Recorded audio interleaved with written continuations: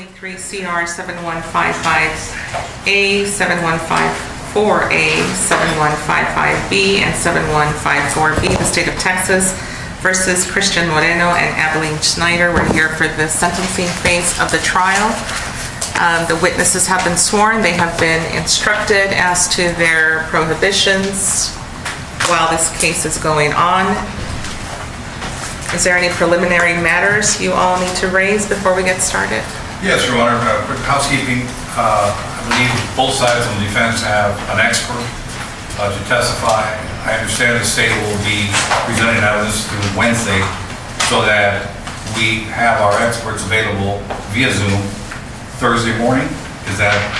So you're going to take up all of Thursday, or is there a chance you could finish by 1:30? Judge, I expect that if everything flows well, and I can't fully predict that, but if it flows well, we expect that by Wednesday afternoonish, we should conclude with the state's case in chief. Okay, have your expert on call for Wednesday afternoon, especially if it's on Zoom. Mine's not available, but I will ask him to make a particular effort, Judge, in the afternoon via Zoom. Yes, he's ordered to. Yes, Your Honor. Anything else? There is one matter briefly judged by the state, and I guess we just wanted to make sure, I'm not remembering if it was shown on the record, whether the defendants were admonished that joining their causes, obviously they're proceeding with their causes joined. The state intends to produce evidence that, for example, might be hearsay to one but not to the other, and essentially by the causes being joined, things like that would be waived, and we just wanted to make sure that everything was kosher and understood. I did admonish them about having unconflicted trials and lawyers, and I believe that they agreed to proceed. Perfect, and that's all we have. All right, does either side wish to make an opening statement? Yes, Judge. You may proceed, State. Yes, Your Honor. Judge, if this case had gone to the guilt, not guilt phase, the state's theme essentially would have been that with ownership comes responsibility, right? The burden of proof and what the state would have had is that these defendants acted in a criminal negligent fashion. As a result of them entering their pleas, that fact is now assumed, essentially. That is an admission, right? So we know that there has been criminal negligence in this case. What the state hopes to prove during the course of this punishment trial, then, is the degree of criminal negligence that was at play in the case. And we expect that by the conclusion of the state's case in chief, the state will have shown evidence beyond a reasonable doubt that this isn't just a mere, one or two incident type of thing, not mere just criminal negligence barely getting over the line. We expect that the evidence is going to show some pretty gross criminal negligence over the course of years, all of which could have been taken into account by a reasonable and prudent person to prevent the very tragic and very graphic death of Ramon Nájera on February 23rd of 2023. Likewise, Judge, the state intends to get into the events that unfolded that day and their relevance towards punishment. In other words, to show just how vicious and aggressive these dogs actually were, the danger that they pose to the community, a danger that the defendants should have known about over the course of these years, as well as the multiple victims that ensued, showing the clear and present danger that these animals presented to the community. And that is why, even from the word go, Judge, when the defendants entered their pleas, the state communicated to the court that we would be seeking the maximum punishment. We believe that the evidence at the conclusion of the punishment phase will show why. Thank you, Judge. Defense, do you wish to make an opening statement? Your Honor, briefly, my client, co-counsel's client have pled guilty. We admit that they were negligent. It's part and parcel of their plea of guilty. However, the evidence will also show, Your Honor, that in mitigation, there's clear evidence that the city of San Antonio had numerous chances to resolve the issue of these dangerous dogs being loose. And instead, ultimately, a week before the fatal incident, negotiated with my client's wife and bartered for the lowest possible amount of money they could make from her to return the dogs after they were spayed and neutered. They were led to believe through communication with her that spaying and neutering would resolve the issue, and the dogs were released again instead of the proper thing, which should have been processing these dogs as dangerous dogs, which they were, a process that would have resulted without question in euthanizing the animals, because it's clear that neither of our clients would have been able to afford the expensive and difficult standards of maintaining a dangerous dog in a special housing facility within their home.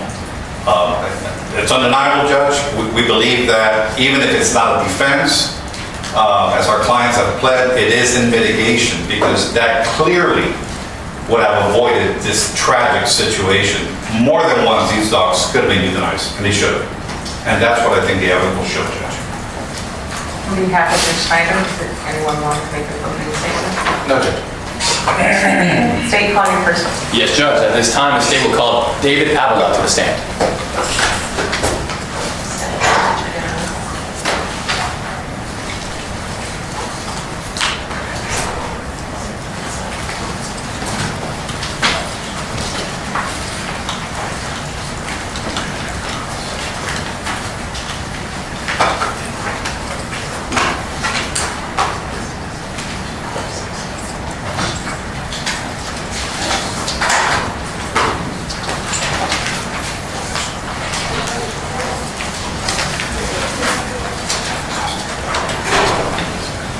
Is there any witnesses in the courtroom that need to be admonished about the rule? On the state side, Judge. Any witnesses in the courtroom? The rule is being invoked.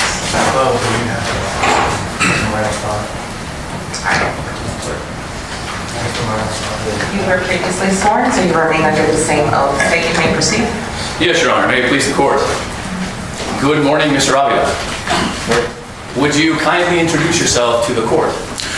Good morning, my name is David Avila. And how old are you, Mr. Avila? I'm now 29 years old. Where do you work? I'm currently working for Hermanos Hunting as a hunting guide. How long have you worked that job? This is my first season with them, starting September 1st. Fair enough. And where did you work previously? Previously, I worked for Brown Coffee Company, downtown San Antonio. How long have you lived in San Antonio, Mr. Avila? 29 years. 29 years, so Yes, sir. your whole life? This is my hometown. Yes, sir. Did you have occasion to live in a neighborhood located on Deborah Street? Yes, sir. And where is Deborah located in relation to the city of San Antonio? Southwest side of San Antonio, along Couples and Highway 90. If you were able to see it on a map, do you think you would be able to recognize this location? Absolutely. May I approach the witness, Your Honor? Yes. David, do you mind if I call you David? Yes, sir. David, would you kindly take a look at State's Exhibit number 1, 2, and 3, and tell me if you recognize what they depict? Yes, I recognize what they depict. Map of San Antonio, general and a drop pin of where Chris Moreno's house is. Okay. On the southwest side of San Antonio. Yeah, that is correct. You recognize all these photographs? Yes, sir. Fair and accurate depictions of the thing that they show? Yes, sir. Changed or altered in any way? No, sir. Fair enough. Your Honor, at this time, the state would offer states 1 and 3 into evidence, holding on to number 2. Any objections to states 1 or 3?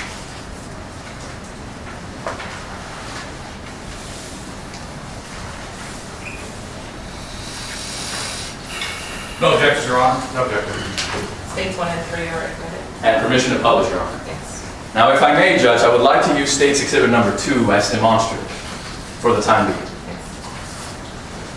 Okay, David, I'm going to put up on the Elmo projector State's Exhibit number 1 admitted into evidence. Can you tell us what we're looking at? Yes, sir. We're looking at a printout of the map of San Antonio. There's a drop pin of where my neighborhood would roughly be in Thompson community. Okay, so by the dropped pin, I'm going to point to a little red dongle near the center left of the image. Is that pin? Yes, sir. And that pin is pointing where? The general location of Deborah Street, Couples, and Highway 90, where my house was. And Then State's Exhibit 3 admitted into evidence. What are we looking at in 3? we're looking at the neighborhood where my house is, directly across from Chris Moreno's home. Does this appear to be like a Google satellite image? Yes, sir. It's parallel at the top of the image. What is that street? Deborah Street. Can you identify where you live on State's Exhibit number 3? Yes, sir. The house with those beautiful oaks north of that pin, that would be my home. May I ask that the witness step down, Judge? David, would you kindly point to where you just described? Yes, sir. So this house here, Yes, sir. surrounded by those beautiful oaks that you mentioned? Absolutely. Okay, so I'm going to point to a house that appears to have a red roof directly, I guess, in front of your house. Whose house is this? That's my neighbor, Miss Belinda. So this is Belinda's house? If I'm not mistaken.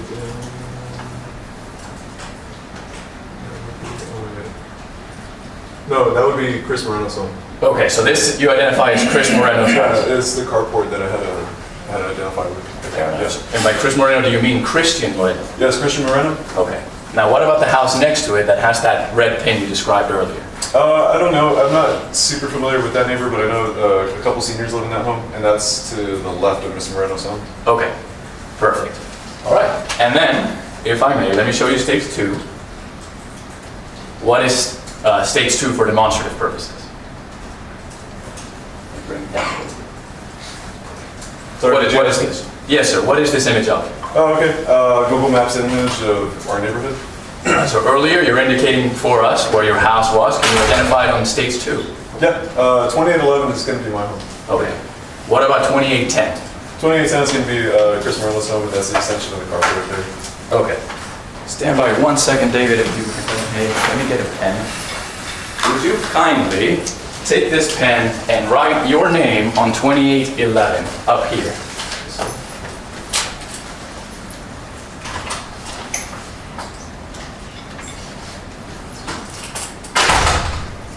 And then do the same thing in 2810, please, to whom that house belongs. So then the best of my ability. Yes, sir, please.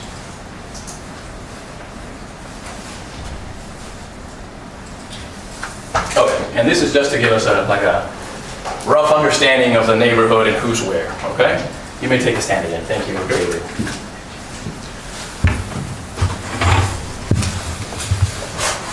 Okay, you told us that you've been living in San Antonio, your hometown, your whole life. 29 years. Yes, sir. Did you always live on Deborah Street? No, sir. When did you start living on Deborah? If I remember correctly, sometime in March 2021. March? Yeah, about that time. Yes, sir. Okay. When you first moved into that house on Deborah, do you recall if Christian Moreno and Abilene Schnieder lived in the house across the street from you? I believe I moved in about a week, maybe 2 weeks after they moved in. Okay, so around the same time they were living there. Yeah, And you recall it being about a week or 2 after you moved in? I think so. Yes, sir. Okay. Now, for the purposes of the record, we're referring to a man named Christian. Are you able to see whether they are present in the courtroom here today? Yeah, I'm looking right at him. And would you kindly point them out and identify them by something they might be wearing? Yeah, that's going to be Chris Moreno with the blue collared shirt, and that's going to be Abilene with the black turtleneck. May the record reflect, Your Honor, that the witness has identified the defendants. The record will so reflect. All right, so now that we know who we're talking about, those are the same people that were living across the street from you on Deborah. Yes, sir. All right, David, while you were living on Deborah Street, can you tell us what kind of neighbors the Christian Moreno and Abilene Schnieder were to you? Starting from the beginning, they just seemed like normal people. They told me they had moved in from Castroville. I didn't really have any major issues with them yet. Trash was already a thing, being in the street. And that's pretty much it in a nutshell, really. So in the beginning, no concern to live next to you? I would say the trash would be just an average concern, because that could happen to anyone, I guess. Fair enough. So tell me about that, David. What about the trash seemed odd to you? Their trash cans would usually overflow, and when they would put it out to the street, the wind would blow it in my direction because the wind gusts would flow in the path of my home, normally. Okay, and this would be happening around 2021? Yeah. Okay. Now you said that at the beginning, it was a normal type of situation. I didn't really know him yet. Fair enough. Did it ever change into something being abnormal? Oh yeah, absolutely.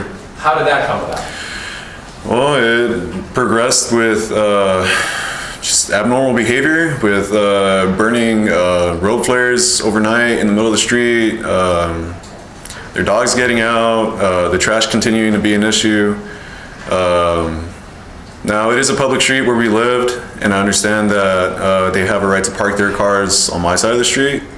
Just the way they would do it, sometimes they would block my driveway, and that, you know, that would grind my gears. So that already began to be a bit of a confrontational kind of a thing. I would always talk to Chris, ask him, like, hey, can you please just pick up your trash? Can you move your vehicles? Like, can we respect the general space between us? So let me pause you there, David. How did Chris and Moreno react when you told them about your wishes regarding cars and traffic? In the beginning, it was like, yeah, sure, like, I'll do that. I'll get that taken care of. Okay. But and then it just became a thing of just like, you know, I don't really care what you're asking me. Fair enough.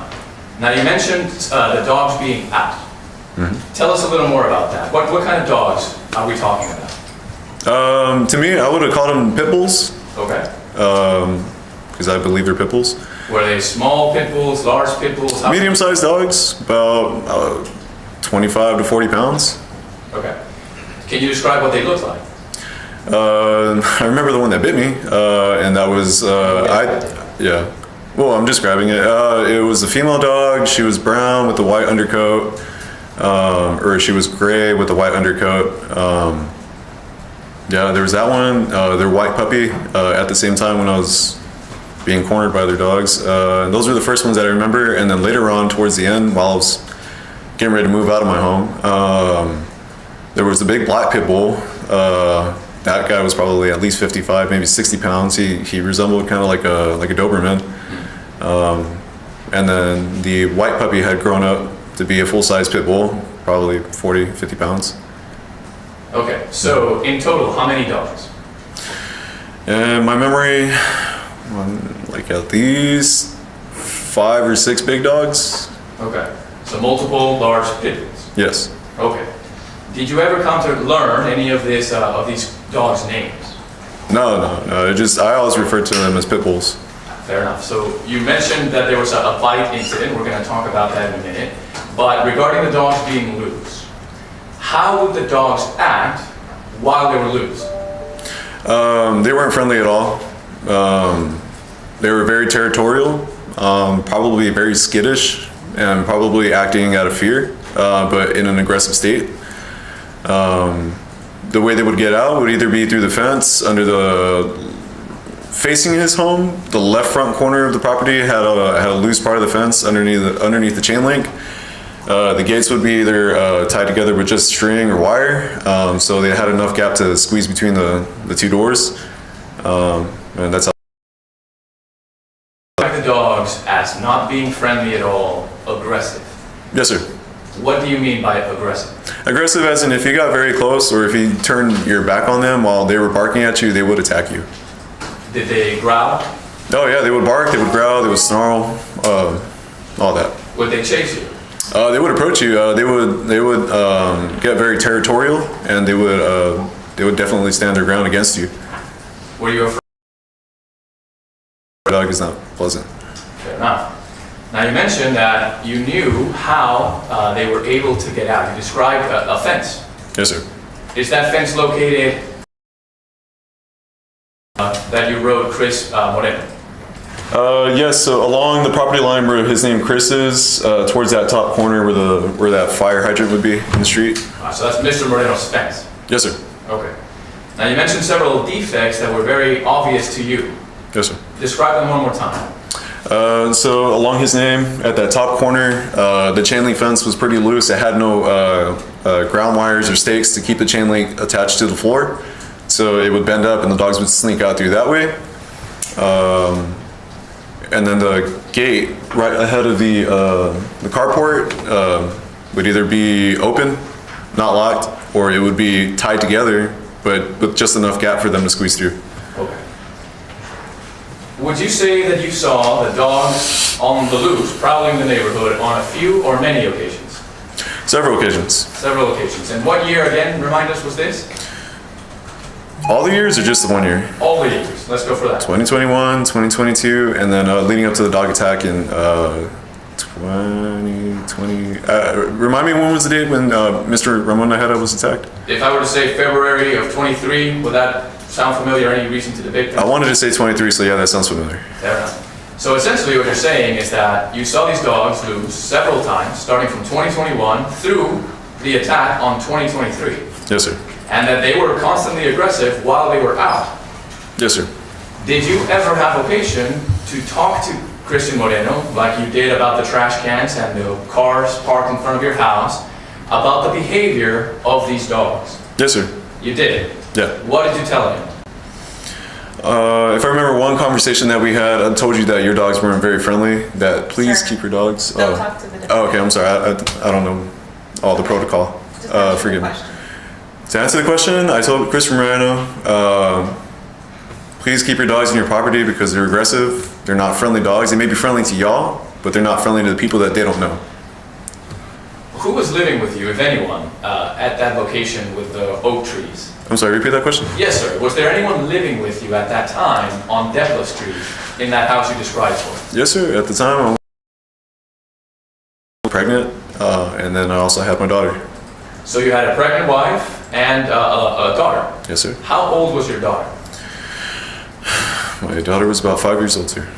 Fair enough. So the behavior of these dogs being loose, did it cause you any concern for the safety of your pregnant wife and your 5-year-old daughter? Yes, sir, because my ex-wife would always tell me that she didn't feel safe coming in and out of the gate, which as a husband really upset me because I wanted my family to feel safe coming in and out of their own home. It also made us feel uncomfortable to let our daughter Sylvia to go out and play because our neighbors weren't very obviously see that. So it made it very hard to enjoy our front yard, which was a very beautiful front yard that I wanted my daughter to do what she wanted to do as a kid, should do. So yeah. Yes, so did you ever communicate those fears for your pregnant wife and your 5-year-old little girl to Christian Moreno or Abilene Schnieder? Not in particular about the concern that they're bothering my family with their negative behavior, but no. About the dogs being loose and being aggressive? Yes, sir, about their dogs, yeah. Okay. Now you mentioned also, David, that you were bitten. Do you remember when that happened? Yes. So September 11th of 2022. Yes, sir. That would have been about a year after you had moved into that property. Yes, sir. And then essentially about a year from Onachia on February of 23rd. Yes, sir. Or of 23, I mean. Okay. Can you describe for us, David, how that event, how you were bitten, what were you doing and what led up to the attack? Sorry, just give me a moment.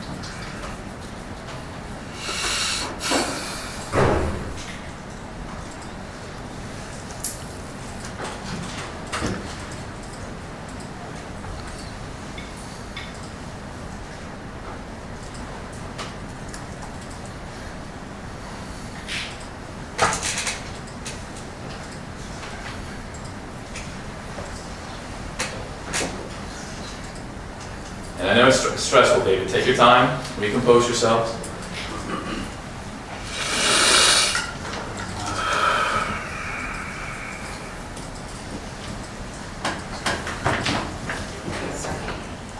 Miss Robin.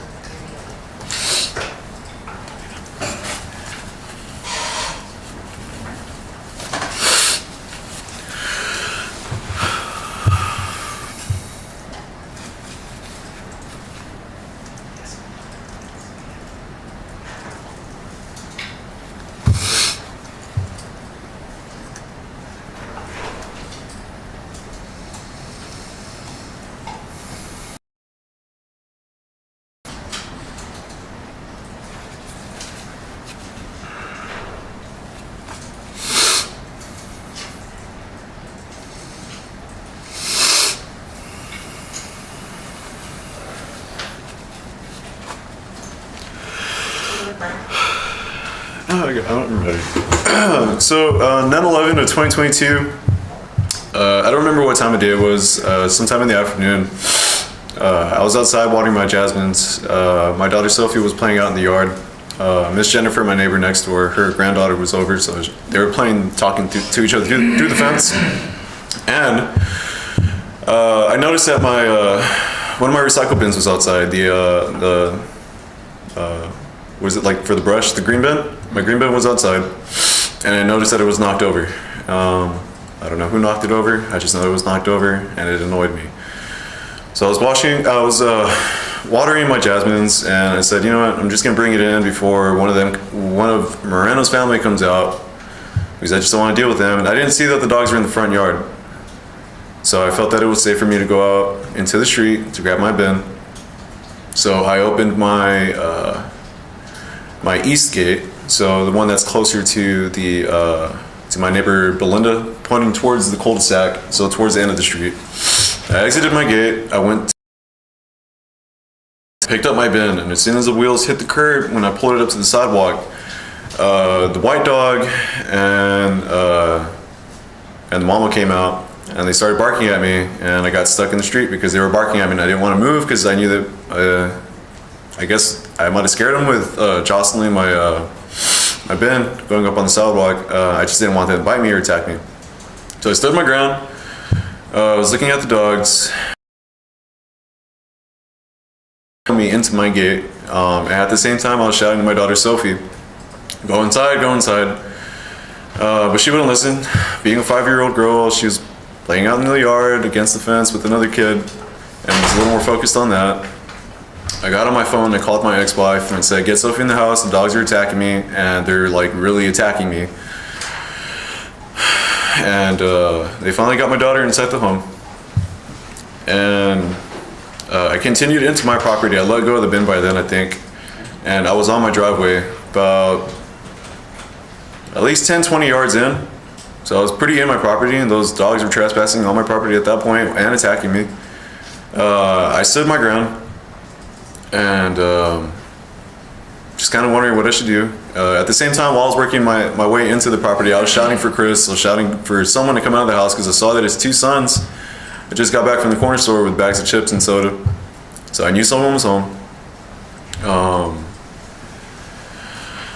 They didn't answer my calls to get your dog. And I was shouting. I didn't call them on my phone. I was calling them, like, shouting. So they didn't answer my calls. And I stood there, and then my neighbor's dog, my neighbor Jennifer has a beagle named Raider. So he heard the commotion, came running down the fence line, and started howling. And the brown dog, the mama at that time that they had, took a snap at me right before they got spooked off by Raider. And then they ran off into the street. I followed them out of my property. I closed my gates. I was shaking. I was really, really upset. And then I called 911. And while I was on the phone with them, I noticed that I had a stream of blood going down my leg, and I thought it was just sweat or water. But then I looked down and I got really upset because I saw blood coming out of my knee.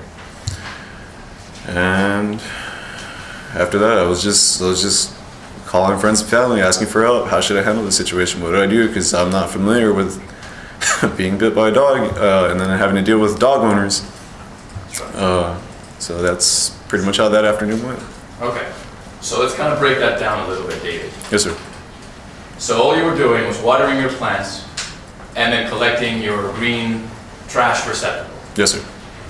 And you told us you didn't notice whether or not the dogs were in the yard at that time. Yes, sir. I scouted the front yard from my yard a little bit just to make sure that the dogs weren't there, because I didn't want them to come out, because they had 2 vehicles parked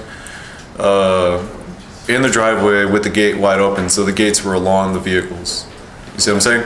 Yes. Yes, sir. So the gate, okay. Now you mentioned earlier, so you didn't see the dogs and you felt it was safe to come out, right? Yes, sir. You told us about the state of the fence in 2021. Now this is 2022. What was the state of the fence at that time? Pretty much the same. No significant changes. Pretty much the same. No major repairs, no replacing of the chain link fence or any posts or rails. In other words, were the dogs able to easily defeat that fence like they could in 2021? Absolutely, sir. Yeah. And as you're bringing in your trash receptacle, while inside of your own driveway, and your 5-year-old girl in the yard, the dogs are attacking you. Yes, sir. Now, when you say attacking, David, what kind of behavior were they exhibiting? An example I would use is like when you use hunting dogs to track down a wild animal like a deer or a pig, they do like kind of like a pinching maneuver. So one dog was to the left corner of me, the other dog was to the right corner of me, like if we were to picture a box where I'm standing. So they had me pinched in. If I gave them my back, they were... So I didn't turn my back with them, and I had to stand my ground with them so that they would calm down enough and to, I guess, just have enough time for that attack emotion to pass. Did you at that time, or immediately before they came after you, do anything aggressive or something they could have perceived as like, oh, this thing is a threat to us? I mentioned that when I picked up my bin, I pulled the bin over the sidewalk, and there are plastic wheels on a little tin rod that's not snug. So when you do that, it makes a jostling noise, and I think that's what they heard, and they reacted. So you and theorize they came that out. sound is what drew attention to you? Yes, sir. Okay. But otherwise, as far as being aggressive towards the dogs, trying to hit them, strike them, yell sir. at them, anything like that? No, sir. Okay. So you mentioned that after the beagle, I forget what his name was, I'm sorry. Raider. Raider the beagle comes into the rescue, howls and barks, and the dogs kind of back away. Yes, sir. And it was at that time that you realized you were bleeding? So when Raider came down, he started howling. Those two dogs started running out of my property because I guess they thought the dog was in my yard. I followed them out of my gate. Once I secured my gate, made sure that my property was secure. That's when I had time to evaluate what just occurred and make sure my daughter was inside and my wife was okay. I was in a state of shock and some kind of like like survival mode kind of feeling. And it was a little after that when I noticed my leg was bleeding. All right, so you did notice that your leg was bleeding? Not immediately. Not immediately, but eventually. Yes, sir. And was that as a result of one of the dogs having bit you? Yes, sir. That was a result of the mama having bit my leg. And the mama was the brown one? Yes, sir. The brown one with the white underbelly. Okay.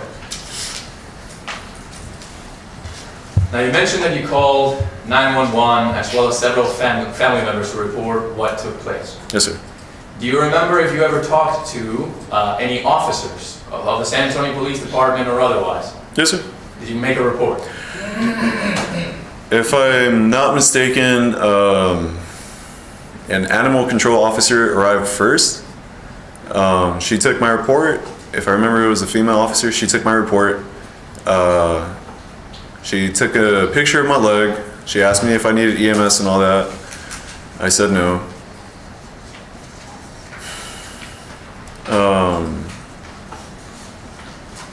I don't remember if she asked me if I don't remember if she asked me if I wanted to press charges or not. I think I asked her if what is the process to press charges, because I was attacked by someone else's animal.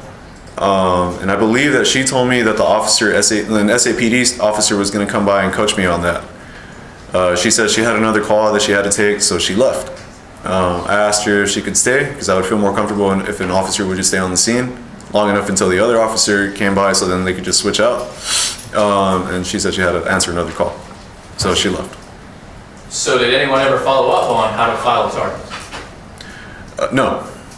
And that's something you wanted to do, though? Yes, that was something I wanted to do. Okay. You said a picture was taken of your leg. I took several pictures, and I think that officer, if I remember correctly, she took a picture. That's right, okay. What about Christian Moreno and Abilene Schnieder? Did you ever make either of them aware that this event had taken place and that one of their dogs had bitten you? Yes, sir. You did? Yes, sir. How did that come about? It didn't yield anything positive. Okay. Do you remember if you recorded one of these interactions with the defendant? Yes, sir, I did. In fact, in talking about recording, were you able to record some of the incidents that you have been describing for us today?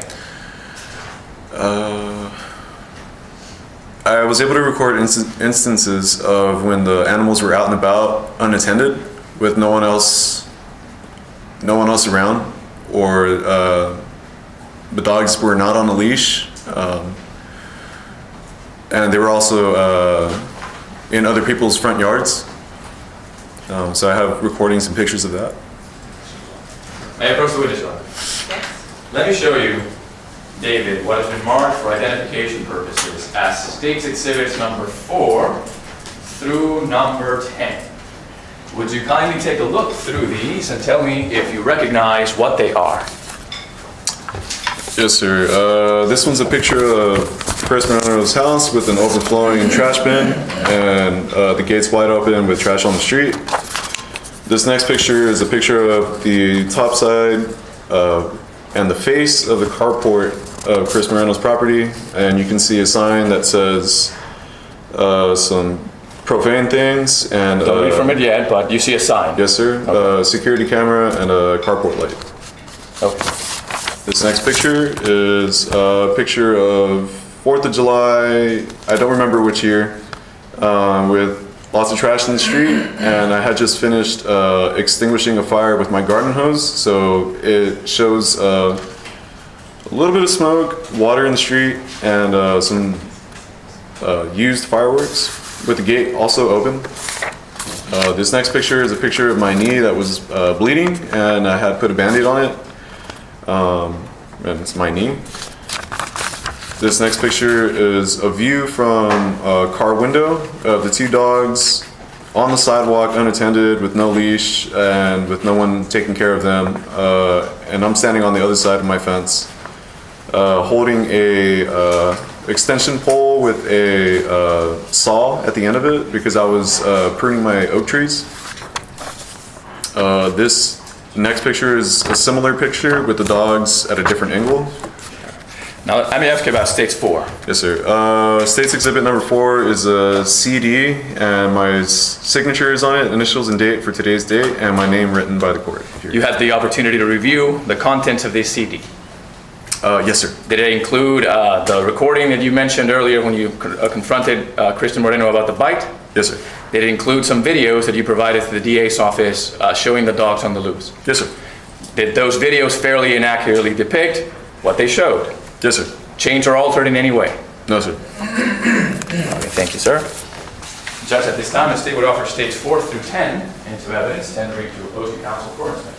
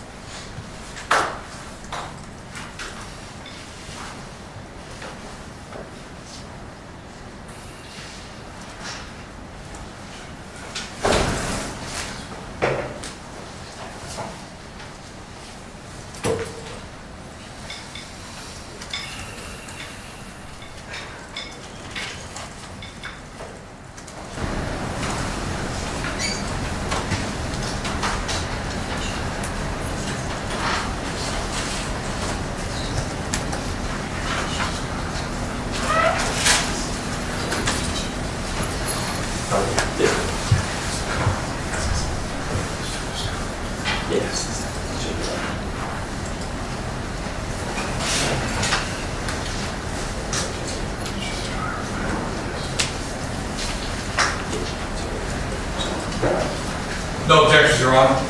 No objection. States 4 through 10 are admitted.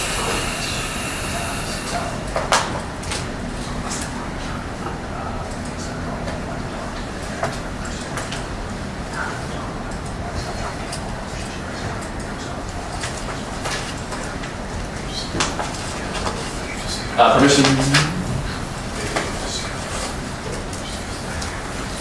There, so you want us, well, let's No no objections to the So you're objecting 4? at this time. So Judge, I believe they're objecting to States 4. They want to see it just to confirm for themselves the contents. I guess if we can do that during a recess, the state can hold off momentarily on that and proceed with these. Objecting to the admission or to the publication? Because I've already admitted. Oh, fair. You all said no objection. Oh, I was not aware that it's the same videos that were introduced before, Judge. I thought it was other days. Have they been provided to the defense counsel in discovery? Yes, Judge, they have. Publish. Keep going. Yes, Judge, okay. David, let's start with, we'll do the CD last. Let's start with State's Exhibit number 5. Let me post this up. Now, earlier during your testimony, you were describing to us some trash receptacles being overflowing. Yes, sir. Is that perceivable in this photograph? Yes, sir. And whose house is that purple house? That is the house that Chris Moreno was living in. Okay, so in other words, that purple house, I'm gonna point to where you drew or wrote the name Chris Moreno. That's 2810 Deborah? Yes, sir. Okay. Can you tell us the status of the gate on this sunny day on 2810 Deborah? It's open. Wide open. Okay, do you remember more or less when this picture was taken? I really don't remember. Okay, would it be fair ballpark figure, 2021, 2022? Yeah, one of those two years. Yes, sir. Fair enough. Let me show you State's Exhibit number 6. What are we seeing here? We see Chris Moreno's carport, and we see a sign attached to that carport. Okay, and can you kind of read out loud what the sign says? I'll do my best. The sign says, "Fuck Yule Cop, comma, CPS, comma, Mayo, or Mayor, comma, Callers, exclamation mark, exclamation mark, exclamation mark, suck a dick." I guess a plus sign. Go to hell, underline. David, if you called animal control or 911 a few or several times regarding these dogs, Yes, sir. Numerous times. was this sign put up after all those calls?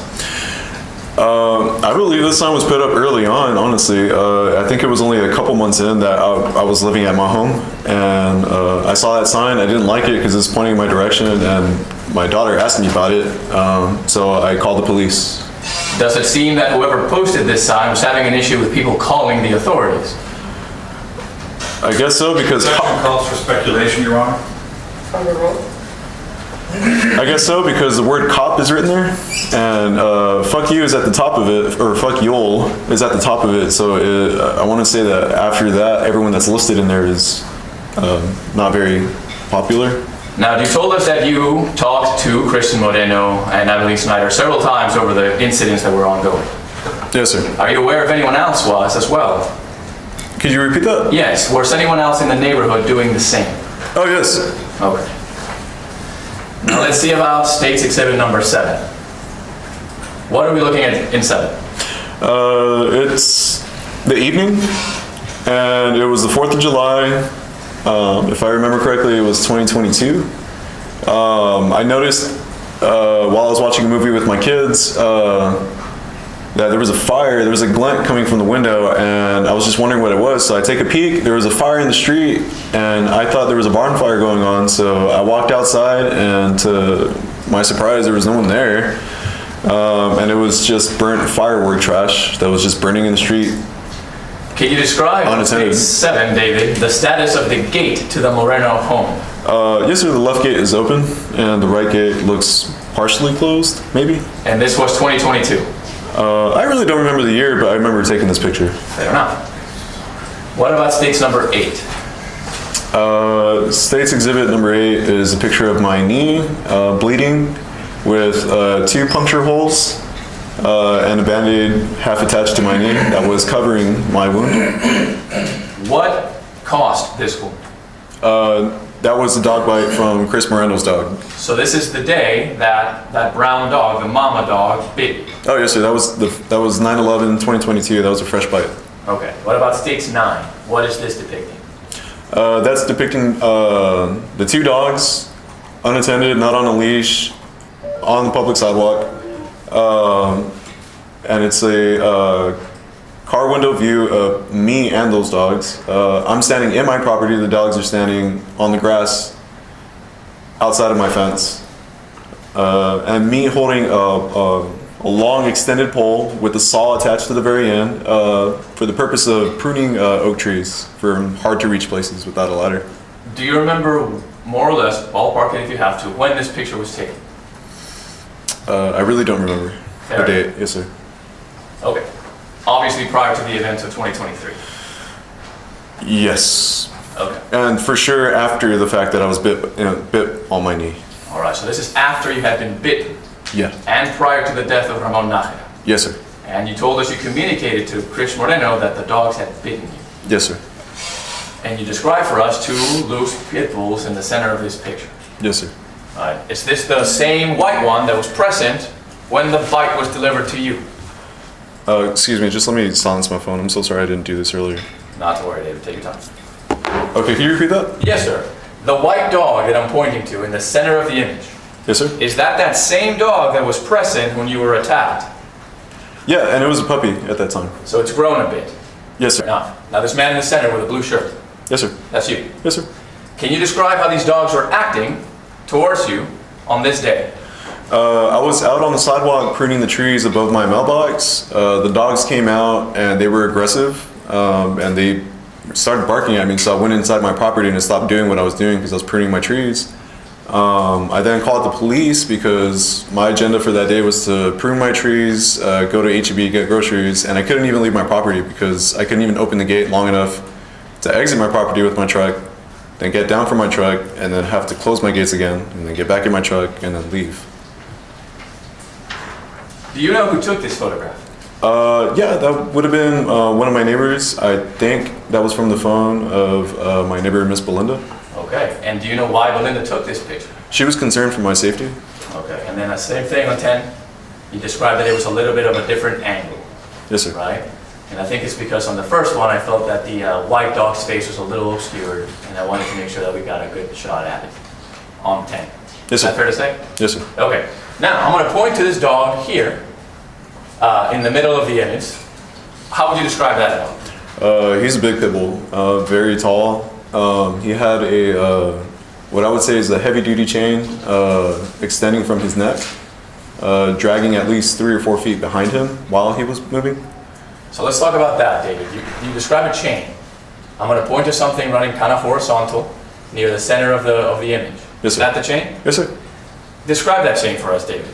I would say that's heavy duty chain that probably could be used to hoist a 4-cylinder engine or something along those lines. Could you guess how much that chain weighed? If I'm gonna generally say that dog is probably maybe 4 feet long, and then it extended maybe another 3 feet past that. So I want to say that's 7 feet of chain. Heavy duty chain. So Yes, that's sir. about 7 feet of it. Get a bit of weight to it, yeah. Did that dog show any sign that weight or that long heavy duty chain was obstructing its movement or impeding it in any way? It was dragging behind him in between his hind legs, and he looks to be like a really strong dog. But I can imagine he could feel the drag of the weight of the chain. And presumably that chain must have been attached to something at some point. I'm not sure. Fair enough. I really don't know. So that, in other words, is it possible this dog defeated whatever that chain was attached to in Objection calls for speculation, Your Honor. Sustained. Never mind, I'll move on. Okay. I believe you also captured a video of this day that is contained in Stage 4. Yes, sir. Okay. Right. Let's publish now. Stage 4.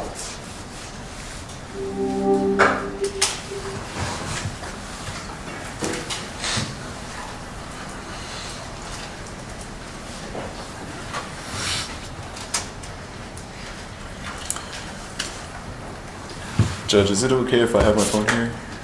Should I turn it off? That's fine. Okay.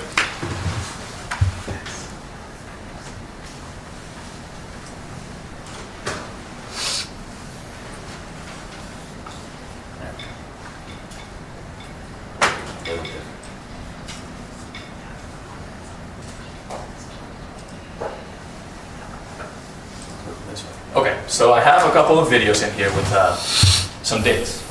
Okay. I guess let's start kind of chronologically. This is May 29, 2021. Let me play that and see if you recognize what it is. What are we looking at on the 529 parentheses 2 on states number 4? We're looking at a white pit bull standing in the street by itself. And who took this video? I did.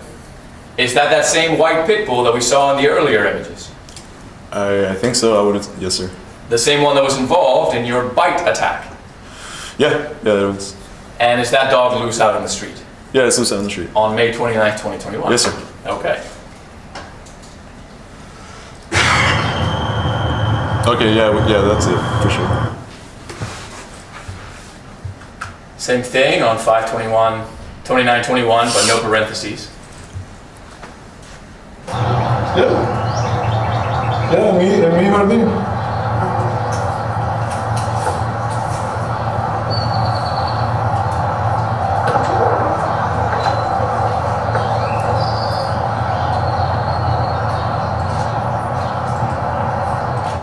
Let me pause there. Where do the pit bulls appear to be in this shot? They're trespassing in that other property next door. So this would be the property, I guess if you're looking at Moreno's house from Deborah, straight on, Yes, sir. the property to the right, Yes, sir, that's correct. and they're in that person's yard. Yes, sir, that is correct. Okay.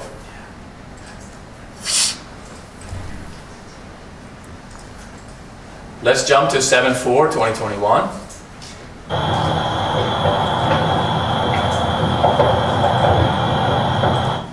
You described for us, David, the photograph, July 4th, essentially, right, 2021, and you described that there was a fire that you had to put out with your water hose. Yes, sir. Is that what we're looking at now? Yes, sir. And again, Mr. David, can you please tell us how the gate appears to be to you in this shot? The gate is open. And this is at night? Yes, sir. Okay. Let's jump ahead to 9/15/21, no parentheses.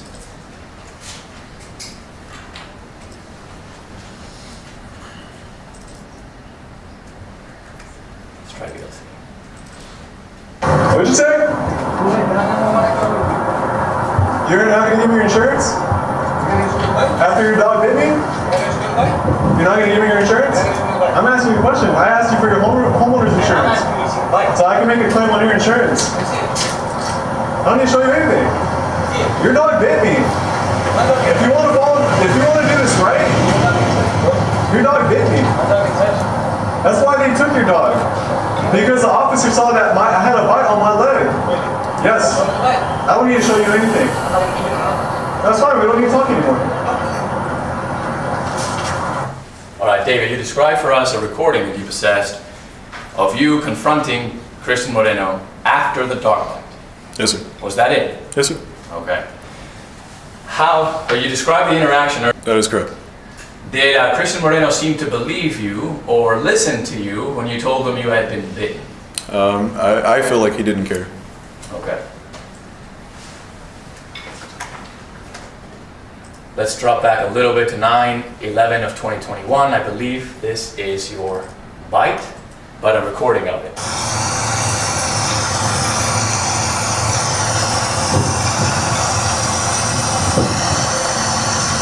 Is that fair to say? Yes, sir. Okay. You can even hear the water hose running because when everything happened, I left the water running. All right, let's do November 6, 2022, without parentheses. Okay.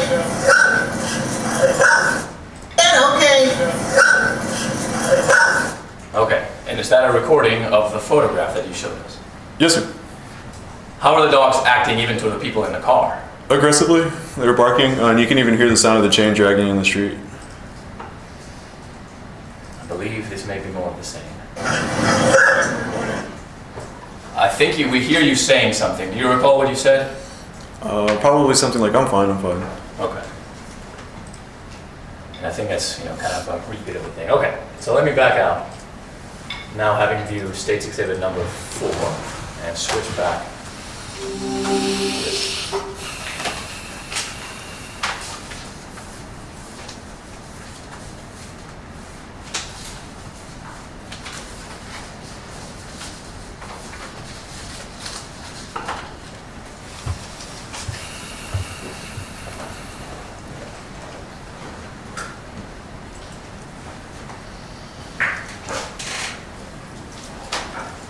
Okay, David, earlier you mentioned that you were aware that other neighbors were also talking to Christian Moreno and Abilene Schnieder about these type of events. How do you know that? Yes, sir. We would have discussions about the whereabouts of the dogs, what time they got out, if they were out or not. We had each other's personal info so we can get in contact with one another, so we can make sure we were all safe. Also to just give you a heads up or a warning if you weren't home and you were heading home, like, hey, the dogs are out, so just please be careful. So it kind of sounds like you guys formed like a sort of neighborhood watch. Yeah, I mean, it's not like that we're strangers. I used to cut that front yard before that fence and those gates were built at the house at 2811 Depot Street when I was a kid, when I was 15, 16 years old. I would go cut the yard there, so they know me from the time that I was a teenager. So you would communicate with each other regarding the whereabouts of the dogs. Why would you do that? Because we cared about each other, and we cared about literally the danger that it was to live on that street while those dogs were there, with dog owners that would not heed to our requests of, hey, just keep your dogs in your property. Were you scared that someone could be seriously hurt or killed? Yes, sir, because that is always a possibility with aggressive dogs. Now let's move on a little bit ahead to the events that unfolded on February 23rd of 2023 when Ramon Nájera tragically lost his life. Do you remember where you were when that happened? Yes, sir.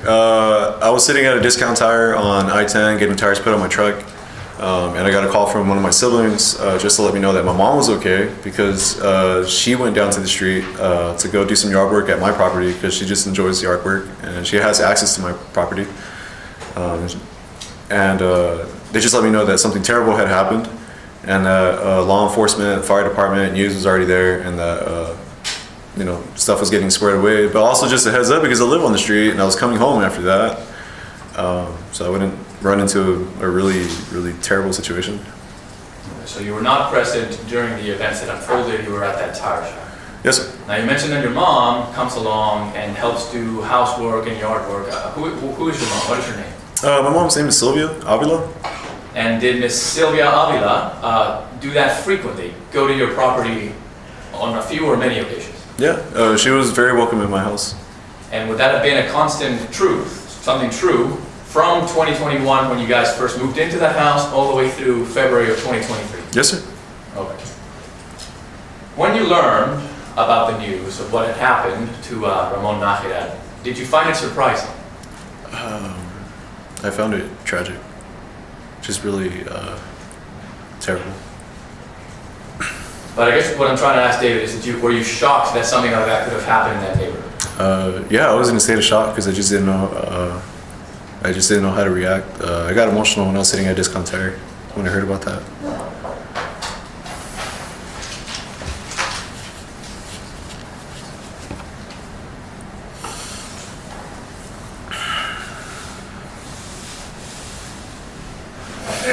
Thank you, David. I think that's all the questions I have for you. At this time, we passed the witness. Okay, we're gonna take a 10-minute break and then we'll get started here. Let me start that, sir. Thank you.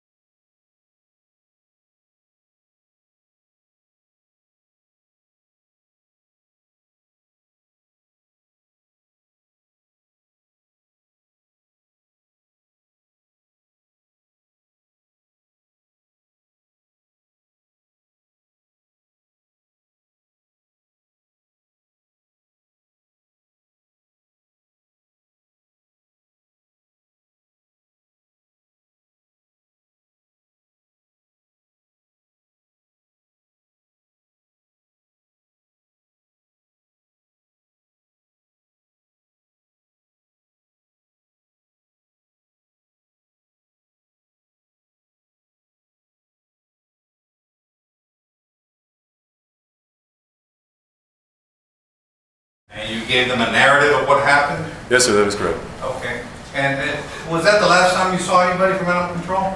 After that officer left that day, another officer came by and I asked him, I've never pressed charges before, so I don't know what the Okay. process is. And he told me that someone else would help me, but no one ever did. Someone else from SAPD? Yeah. Okay. So you were thinking about criminal charges? I really don't know. I just know that I was attacked by a dog and I wanted to press charges because someone has to be accountable for an animal getting loose. Okay. So the no leash law, right? And then I was injured, and it was a traumatic event. Okay. No, I understand. Yes, sir. Did anybody ever talk to you about filling out an affidavit to begin a process to determine if these dogs were dangerous? No, sir. I was not coached on that. I had no idea that I existed. Okay. Had somebody advised you of that, or given you instructions, or explained that you had that option? Would you have followed through and prepared the affidavit? Yes, sir. I would have followed through. I also did my own research after that and learned about the the dangerous dog, where they do the muzzle and the collar and all that. Yeah. Right. And how do you feel about the fact that nobody ever contacted you about that? It was upsetting. I felt like I was just kind of pushed to the side, and like nobody cared about the fact that I was attacked by a dog.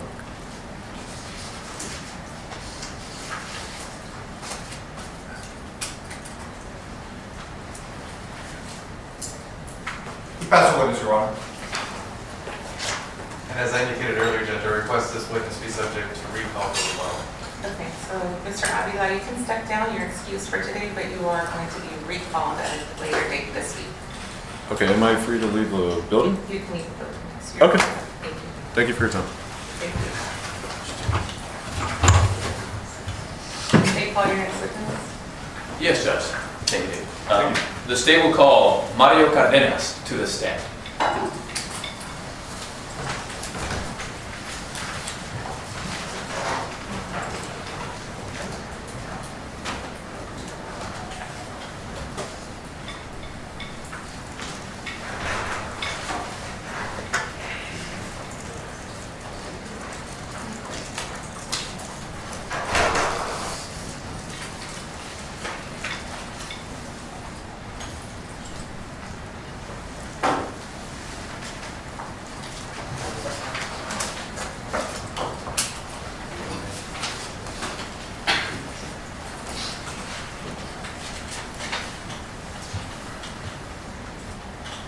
The witness has been sworn, you may proceed. Yes, Judge. May it please the court. Good morning, Mr. Cardenas. Cardona. Oh, I'm Mr. Cardona? Yes, sir. Not Cardenas. Apologies for that. Mario Cardona, right? Sir. Okay, my apologies, sir. Okay, would you kindly introduce yourself to the court, sir? Yes. Mario Cardona Jr., Abby's brother. You said Abby's brother? Yes. Who is Abby? My sister. Would that be Abilene Schnieder? Yes, sir. Okay, so you are her brother, Yes, sir. and that is your relationship to her. Yes, sir. How do you know Christian Moreno? My brother-in-law. Brother-in-law, okay. How old are you, Mr. Cardona? 26. 26, sir. Where do you work? Papados Seafood Kitchen. And how long have you been employed there? At least a year already. Okay. What did you do before that? I was at 54th Street. Okay. So service industry? Yes, sir. Yes, sir. Okay. Have you lived in San Antonio your whole life? Yes, sir. Did you have occasion at some point in time to live in a neighborhood that was located on the southwest side on a street named Deborah? Yes, sir. And how did that come about? At the time, I was going through a lot of things, and they were my only family I had, and they took me in. When you say they, who is they, sir? Abby and Christian Moreno. Okay, so Abby and Christian Moreno, Yeah. the defendants in this case, right, Yes, sir. took you in and allowed you to live in their house on Deborah. Yes, sir. Would that be that purple house on Deborah? Yes, sir. Okay. Do you remember what year you were living in that house? Not the exact year, to be honest. But go back like almost 4 years ago. So 3 or 4 years ago, about that time. Okay. Yes, sir. So 2019, 2020? 2019, 2020. Okay. Just to try to get a, established timeline kind of scenario, okay? How long did you reside with Christian Moreno and Abilene Schnieder during that time? I was there for a good few weeks, I would say. A few weeks. Would you say 2 weeks, 3 weeks, more or less? It was just an on and off. Okay. And this was because you were going through some stuff at the time? Personal, yes, sir. Yes, sir. Okay. While you were living with Christian Moreno and Abilene Schnieder on that house on Deborah, how did they treat you?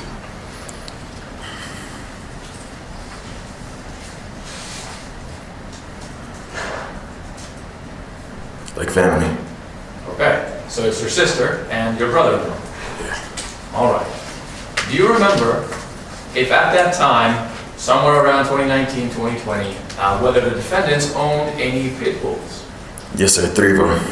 3 pit bulls. Did you come to know their names? Just a female. Her name was Snow. So there was a dog named Snow. What color was Snow? White. White. Were there any other pit bulls? You said 3, right? Yes, sir. Didn't learn their names. Didn't know the other 2. Can you describe them? Brown. I'm gonna say maybe kind of like mid-grown, 21 in human years, but good size.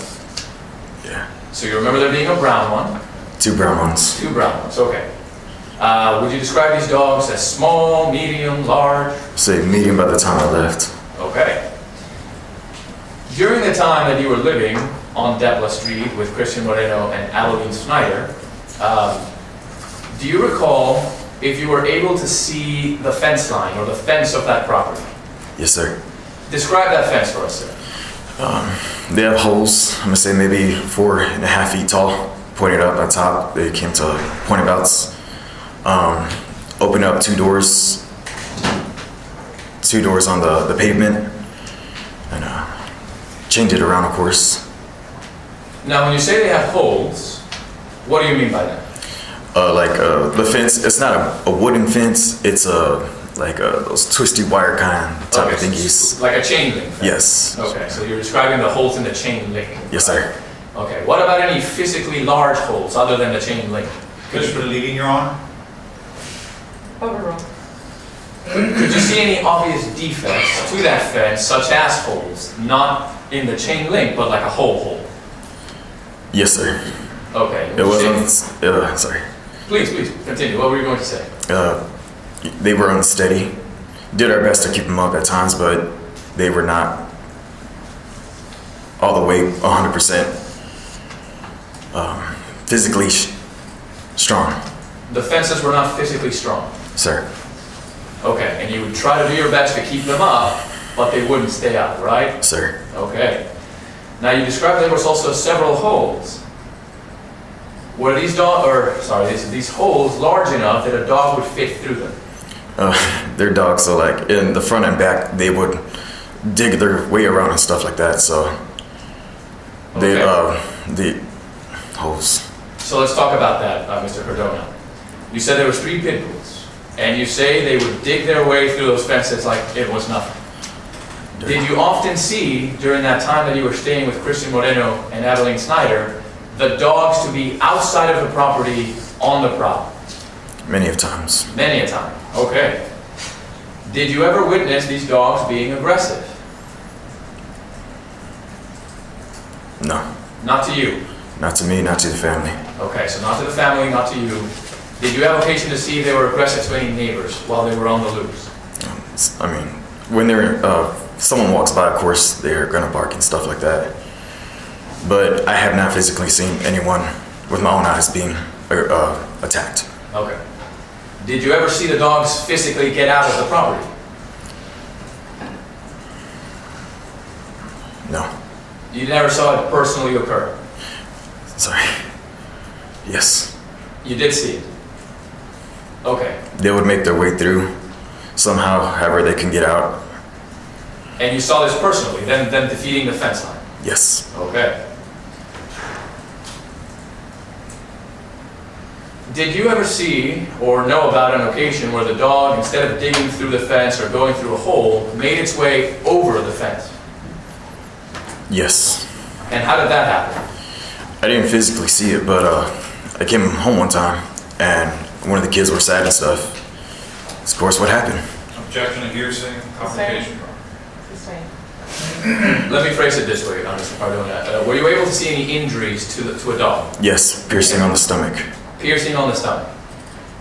Were you able to learn where that injury came from? The fence. Okay. And you described the fence for us earlier. It's a chain link fence. Yes. The top of that chain link fence, does it look like a normal chain link fence where the wires kind of twist up and they're joined together at the top? Yes. And sometimes the wires are pointy. Yes. Is that what caused the injury? Yes, sir. Okay. Is that fence very tall? 4.5 feet high. So about 4 feet, 4.5 feet? Okay. Did you ever see the dogs climbing over the fence? Not personally. Okay. Now, you described 3 dogs being present at the property when you were living. Do you know if either Christian Moreno or Abilene Schnieder bred those dogs? Yes. Yes, you know, or yes, they bred them? I know, and they did. They bred the dogs? Sir. Okay. What would they do with the puppies? Sell them, trade them. Okay, so they were breeding pit bulls, essentially. Yes. Okay.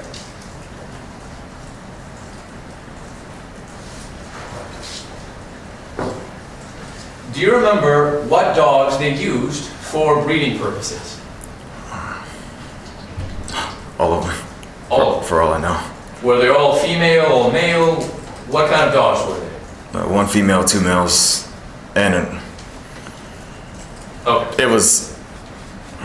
they would use other people's dogs too. Okay. No specific names. Just So they were into breeding pit bulls? Yes. Safe to say. Okay.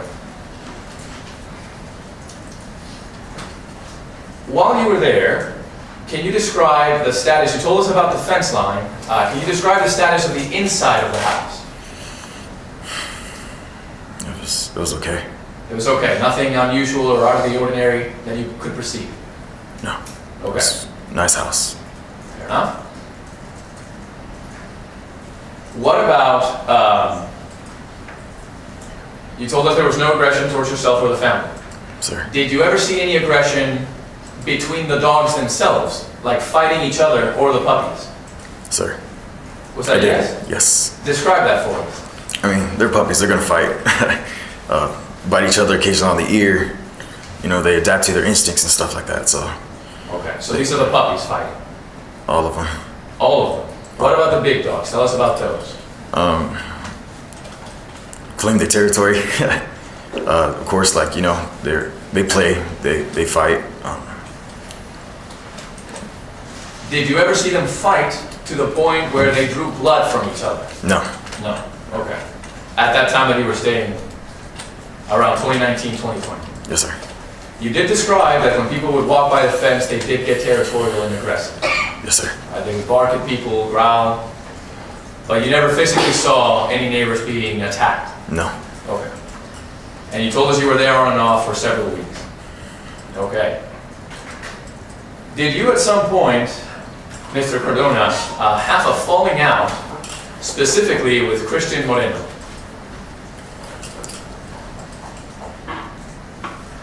Yes. And can you describe for us what happened in that instance? Objection to relevance.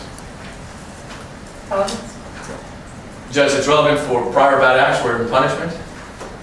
I wouldn't know what that is, Judge. What's about to come out.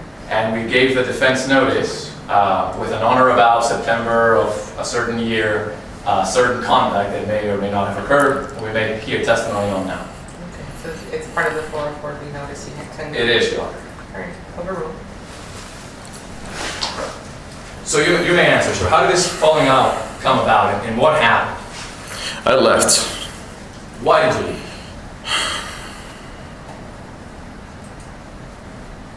I was a victim of being accused of stealing. Okay. So initially, when you were in that house, everything was okay, you were treated like family. But at some point, do you remember when this was? My last day I was there, And a month, a year, anything like that? 3 years. Same 4 months before the accident happened, exactly in September of that year. So 4 months before what accident happened? The dog accident. Aha, so this is 4 months before Ramon Nájera was killed in February Yes. of 23. Yes. Okay. So 4 months prior to that fatal dog attack, you were accused by Christian Moreno of stealing something. Yes. Did you steal something? No. How did he confront you about it? He held a gun to me. He held a gun to you. Was it a real firearm, as far as you Yes. could tell? Yes, it was. And how did he hold it up to you? To my chest. Was he standing close up, far away, At least 3 feet range. and you could clearly see that firearm? Yes, sir. What did you do when he pointed that firearm at you?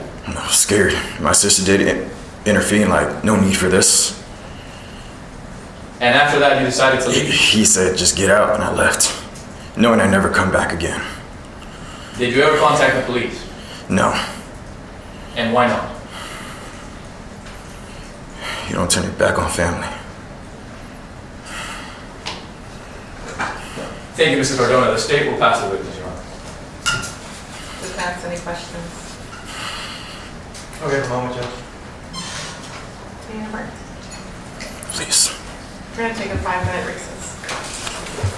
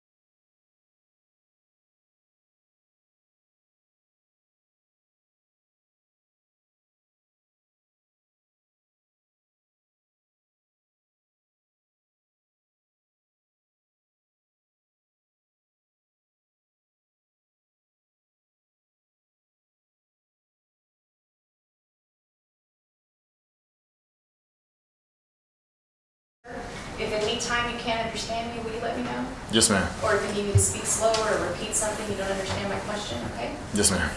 Now, you testified that they accused you of stealing. What did they accuse you of stealing? Money. Money? Money. And who is Natalie Morales to you? My niece. And Serenity Morales? My niece. And they are, at the time that this happened, what, 13 and 14 years old? Around that age. Isn't it true, sir, that the reason you were confronted and asked to leave the home was because the girls had made an outcry that you'd been sexually inappropriate with them? No. That's not what you were told that day? No.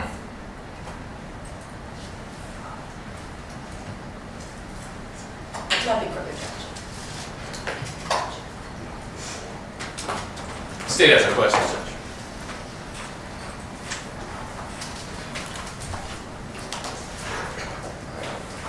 Earlier you said your sister didn't interfere to help when he pointed the gun at you. What did you mean by that? Like she couldn't, she didn't? What happened? She was trying to help me.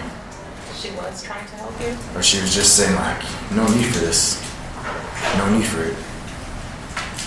What else? After that, everything just calmed down. Told me to get the hell out. I left. Okay. Thank you. I don't have anything else. May he be excused? Yes, Ms. Davis. Yes, sir. Yes. All right. Thank you. You may go down, sir. You may be excused. Call your next witness. Down at the state hall, David Teronis.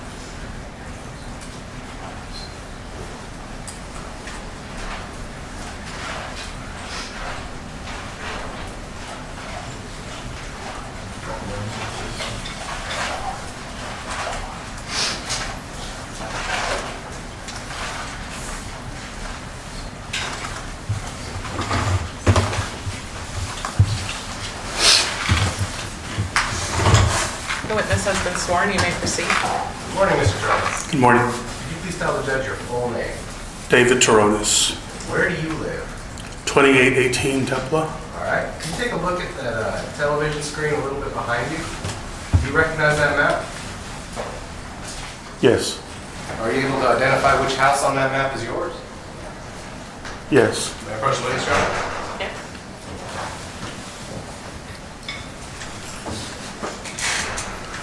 And I can see there's some numbers here to make it even easier. So could you point out to me which of these houses is yours?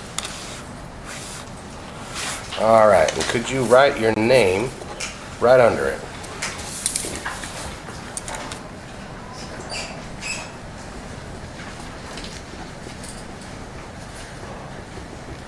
All right, thank you, sir.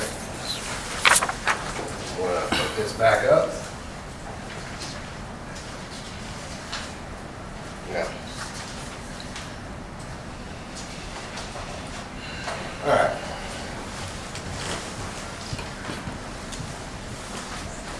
How long have you lived at 2818 Deborah? I inherited the house from my parents, so I was born there, but continuously since 2014. Okay. And who, when you moved in 2014, who were your neighbors on either side of you? The Ramirez's on the right, and I don't remember the last name of the family. It was next to me on the left. Okay. Did the Ramirez's ever move away? No, And then how about on the left? Did those individuals move away? they did. And who moved into that house? A new family. You remember the names of that family? I know the woman by Maria, and that's it. Okay. And did you live, was one of your neighbors there on Depot Street, the individuals we see at the defense table to your right? Yes. Okay, who are they? I've never been presented to them, so I don't know them, but I believe it's last name Moreno and Right. Schneider. Okay, Moreno and Schneider. So where did they live in relation to you? 2 houses down to the right. Okay, so just like we see there on State's Exhibit 2. Yes. All right. And when did they move in? I'm thinking maybe about 2019 or Okay. something around that. I'm not sure. Was it before the pandemic or after? I believe it was before. Okay. And when they moved in, how were they as neighbors? I didn't have any interaction with them, so I couldn't say. Okay. Now, before February of 2023, did you have occasion to notice whether the Morenos had dogs? Yes. How did you come to learn about those dogs? I would see them occasionally and go back to their yard and sometimes on the street, sometimes even in my yard. Okay. So, when was it about you started seeing these dogs?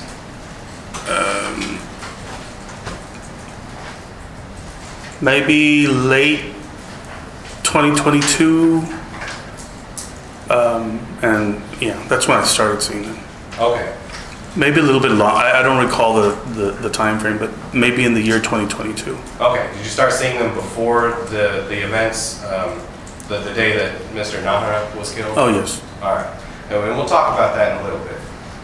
But before then, how often would you see those dogs outside of the Moreno's yard? Often. Yeah. Okay. Once or twice a month? More or less than that? More than once or twice a month. Okay. Once a week? Yeah. That sound about right? But yeah, I would say Okay. And how many dogs did you regularly see? 3 of them. 3 of them? Are you able to describe them? Yes. I believe they were all pit bull or some variation of a pit bull. A black male, a white female, and a kind of brownish female, I think Okay. it was. So white female, brown female, black male. Yes. All right. And did they generally travel together as a pack? When I saw them, no, they were not in a pack. Okay. So they would get out and go around on their own as well. Right. Did you ever see them acting toward either yourself or any of your neighbors in an aggressive way? Yes. Tell me about that. My next door neighbor's yard, they went into the yard and they were growling. Actually, there was 2 that day. They were growling at the neighbor's house, or at the neighbor at his house. And I said, you better be careful because they look like they're about to attack you. And he said, yeah. And then I think he told their children or some kids who were staying at the house. I'm not sure if they were children of theirs or visitors, but he told them, your dogs, you need to get them out of here and control them. So, What was the name of that neighbor? Ernest Ramirez. Ramirez? Okay. And is that the neighbor who lived between you and the Morenos? Correct. All right.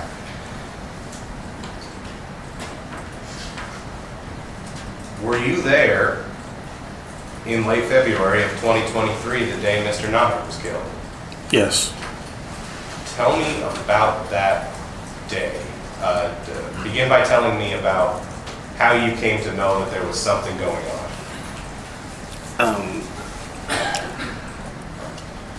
I heard Objection called for hearsay or object to hearsay in Sixth Amendment? You can answer my question, sir. I heard somebody screaming and dogs barking and people yelling at the top of their lungs, and I went outside to see what was going on, and I saw what was going on. What did you see? A man getting bit, completely bloody, Was the man standing or was he on the ground? He was standing, falling to the ground. Do you remember which dog was biting the man? A black dog. Okay. Do you remember the kind of dog? The pit bull I described earlier. All right. Do you remember where on that gentleman's body the dog was biting? All over. His face was just full of blood, and I called the 911 and got the water hose trying to see if I could reach him, but there was another dog closer to me that was biting a woman, which later I recognized as somebody that I knew. I didn't realize it was her. I sprayed water on her so that they wouldn't bite her anymore. They had already bit her, but with that water going on, they left her alone. So the woman, you said you later recognized her. Who was she? Janie, I can't remember her last name, but she's one of my good friend's aunt. Okay. Danny, one of your good friends' aunt. Mm-hmm. Do you remember which dog was biting her? The white one.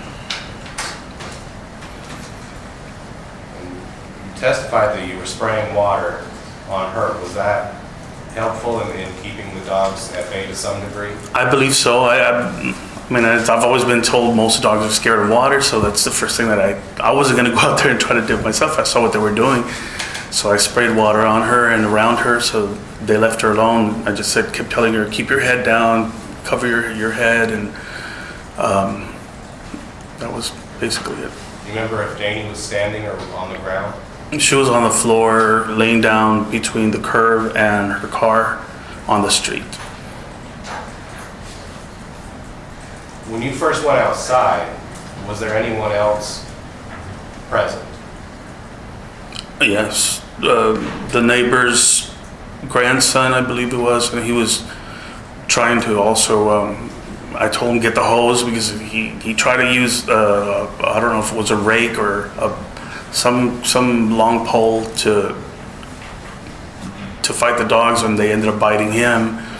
Or the one dog, the black dog, bit him, and then I just told him get the hose, try to see if you could scare him away like I'm doing, and he did that, and but by that time the man was already, Mr. Schnieder was already on the floor, and it was pretty bad. Were there any law enforcement or paramedics or anyone there on the scene yet when you went outside? No. How long, approximately, if you're able to judge, was it before they showed up? It seemed like forever, but it might have been between 7 and 10 minutes by the time the fire crew got there.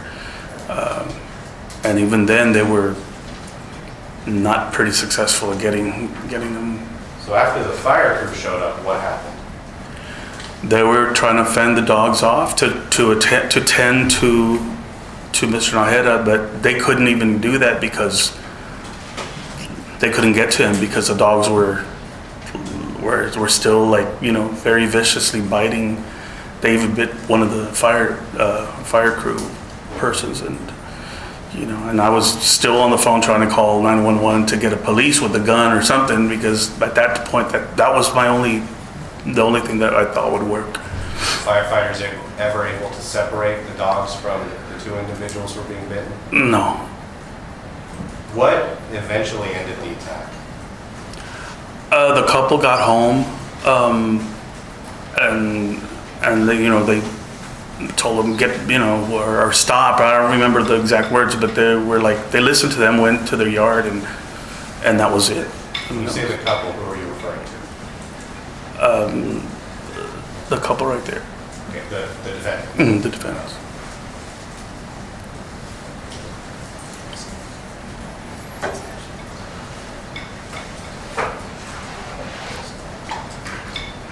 Before this attack, you say that you were pretty familiar with your neighborhood? Yes. Were you able to observe the quality of the fence at the Moreno's house? Yes. Tell me about it. It wasn't very sturdy. It wouldn't have done a good job of holding those kind of dogs. What do you mean by that? It was frail. It didn't seem like it was sturdy enough to hold a dog from being able to get out. Did you observe it to have any holes or visible problems like that? Not holes, it just didn't seem like it was sturdy. I know just from hearsay that there was a hole on the other side. Non-responsive, Your Honor. Sustained? Without getting into what anybody else told you, was the front gate secure? I don't believe it was. And during the attack, I know this was a pretty stressful thing, but were you able to observe any sort of collars or harnesses or chains on those dogs? No. Right. That's the witness, Your Honor.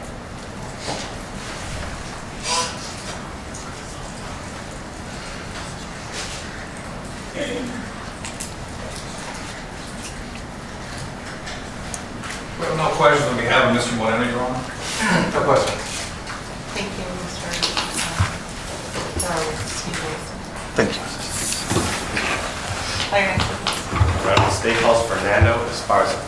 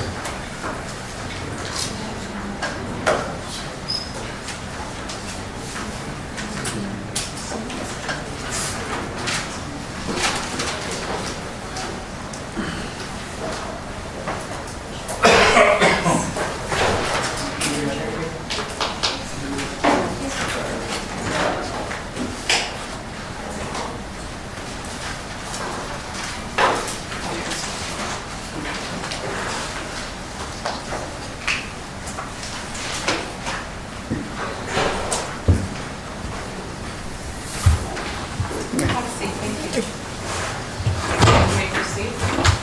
Could you please, Mr. Esparza, could you please tell the judge your full name? Fernando Esparza, Where do you live? 2802 Deborah, 2802 Deborah Street. How long have you lived there? 20-something years. 27 years? 20-something years, is it? Yes, sir.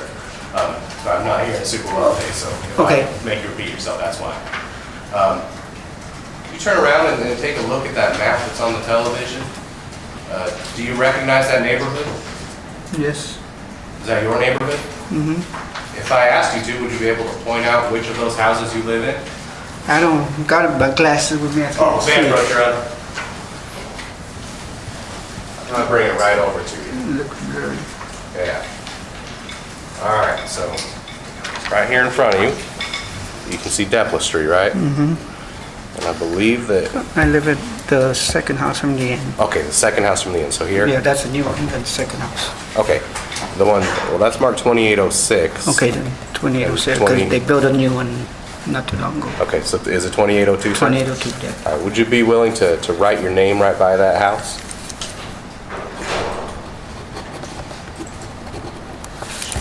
All right.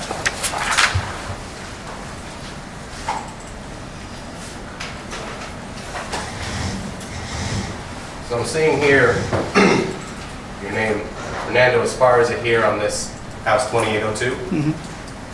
All right, we're on State's Exhibit 3. Is this a satellite picture of the same neighborhood? And I can bring it to you if you know. Yes, that's it. Okay, that's the same here, Gas station. same house here at the end of this cul-de-sac. Okay.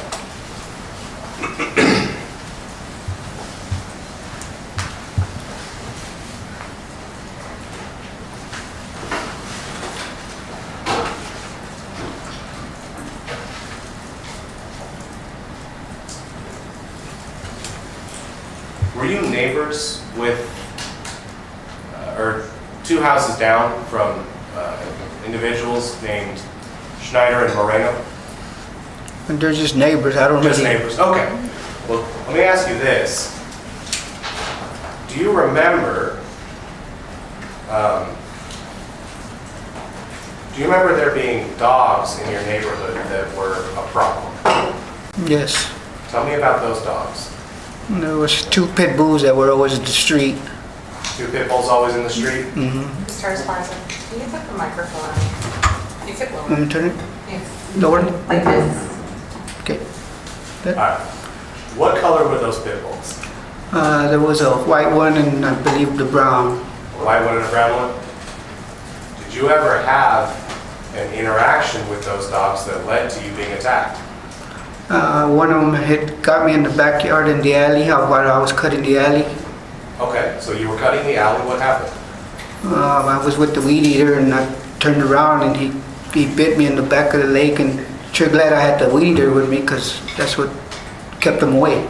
Okay, so after you were bit in the leg, were you able to fight off the dogs with the weed eater? Yes, I turned around with the weed eater. Was that the first time you'd seen those dogs roaming the neighborhood? No, they were always roaming Always roaming? Okay. when I saw. And when you were bit, did you take any pictures of your injuries? Yes, they did. All right. Now, who are they? I don't remember where they came. It's been a while. I can't remember. Were they in city uniforms Yes, with badges? yes, Okay. So you called the police after you were bit right, and said someone came out with badges and they took pictures. right. Do you remember anything else about your interaction with those officers? No. No. Okay. I'm going to show you some photographs, okay? Okay. And without saying what they are, tell me if you recognize these 4 photographs.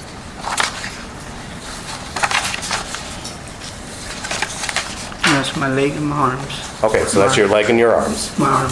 All right, did these photos fairly and accurately depict your leg and your arms after you were bit by those dogs? Yes, sir. The state office states exhibits 11, 12, 13, and 14.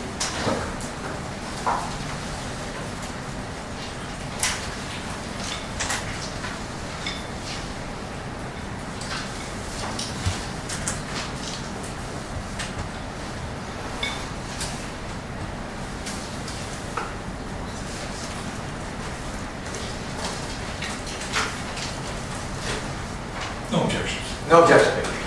May I publish it? Yes. States 11, 12, 13, and 14 are admitted. I'm going to start with states 11, okay?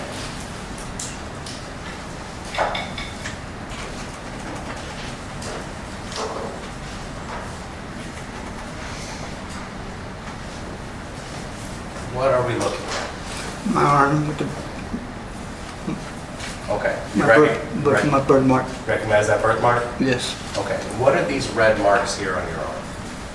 Guess the dog bite.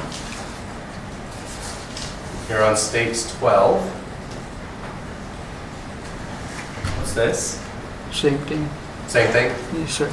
All right. And do you see those same red marks any closer? Mm-hmm. How about states 13? That's my ankle where they bit me. Your ankle where the dogs bit you? Mm-hmm. States 14? Same thing. Same thing. Okay.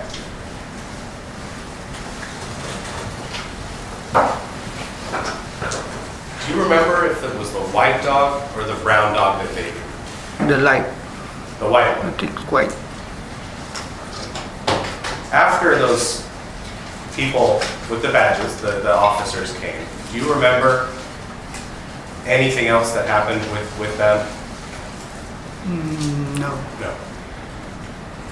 Did you continue? Did you continue to walk in your neighborhood after you were bit? Not without a stick. What do you mean by not without a stick? Well, I knew the dogs were there, and I usually walk a lot. And when you would walk with a stick, were you able to fend off the dogs? I never had to, just went at one time. That was the only times the dog were aggressive to you. Right. Do you remember what years you would see these dogs? No, sir. No. Was it in the last few years? Couple of years, 2, 3 years. 2, 3 years ago? Okay. Did you ever, did you know at the time who owned those dogs? Yes. Who owned them? Well, I just knew they were, what house they were from. I didn't know the people. Sure, which house were they from? He had a tow truck, and he always had the tow truck parked in front, the like third house Their house in up, do you remember, front from me. do you remember what color it was? I don't remember. Do you remember what kind of fence it had? I think they had a 6-foot fence, Was it chain link? chain link, 6-foot. That's the witness, Joe. Mr. Esparza, I'm going to ask you to sit a little bit to your left and pull the microphone up to you, please. Thank you very much. My name is Jorge Aristotelides, attorney for Mr. Christian Moreno, and I have a few questions for you. Okay. You stated that you remember that you were visited by some animal control officers? I had different people coming, yes, I guess, yes. Okay, well, did they have a uniform? Of course, yes, I guess, yes. Okay. Did they ask you what happened with the dogs? Probably, yep, And you told them that you were bit? yes. Okay. Did anybody give you any instructions as to how to fill out a form under oath in order to present a complaint to the city that the dogs were dangerous? Did anybody ever tell you that? I don't remember. Okay.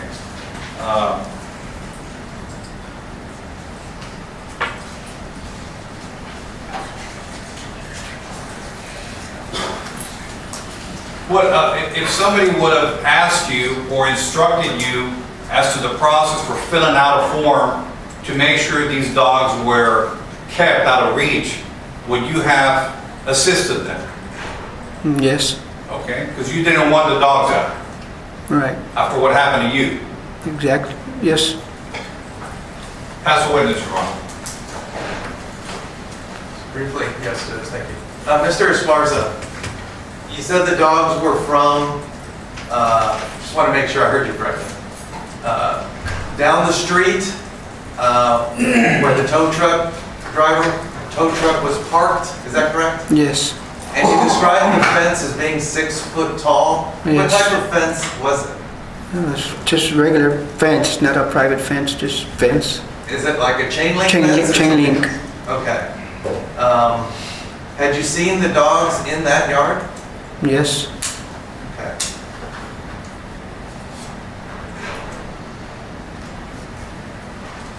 I'll pass the witness.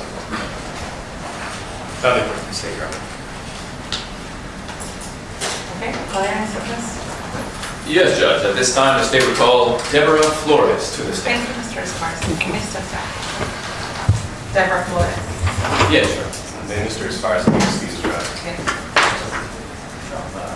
And is this witness excused, Your Honor? Yeah. He's good. Was David Teronis excused as well, Judge? Yes. Perfect. Yes.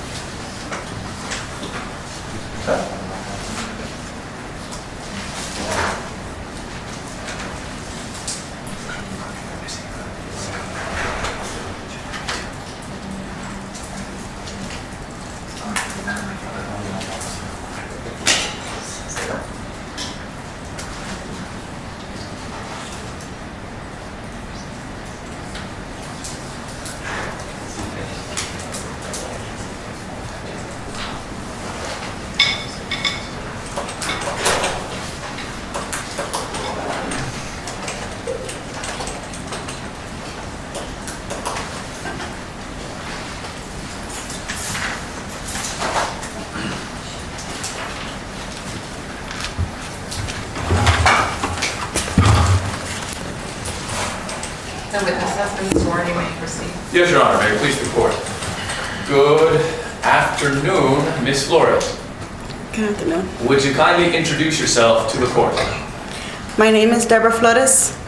And I know this is not a very gentlemanly question to ask, Ms. Flores, but how old are you?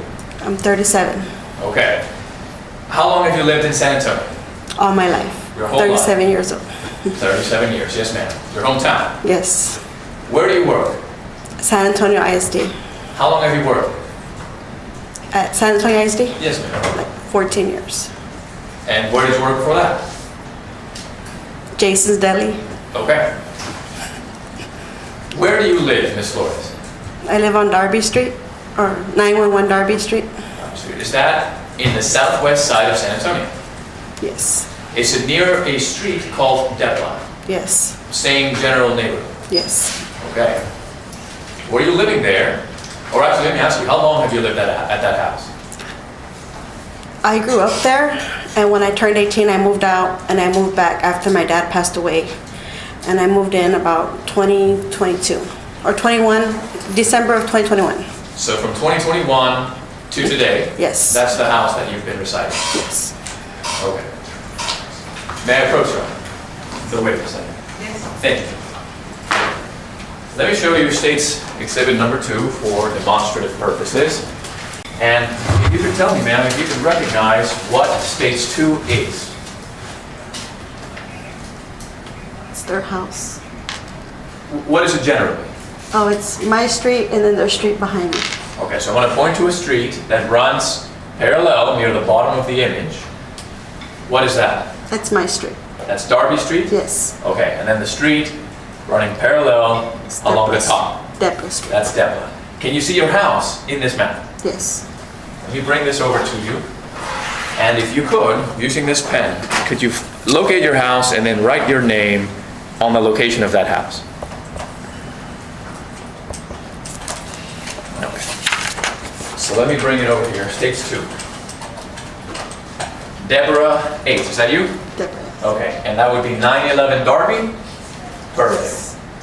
Now, when you were earlier describing the image, you said something about that's their house. Who is the they that you were referring to? Chris Moreno and his wife. Chris Moreno. I'm going to point to a place in the image, labeled 2810 Deborah. Is that it? Yes. Not where the red dot is next to it. That's right, okay. So your house is kind of like backyards with them, Yes, if you will. correct. Okay. Perfect. So now we have a general layout of where you are.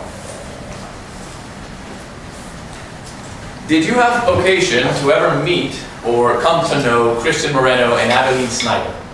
I never knew who they were, only when the dogs came out of the yard and were in my yard. And we approached them saying that their dogs were in our yard.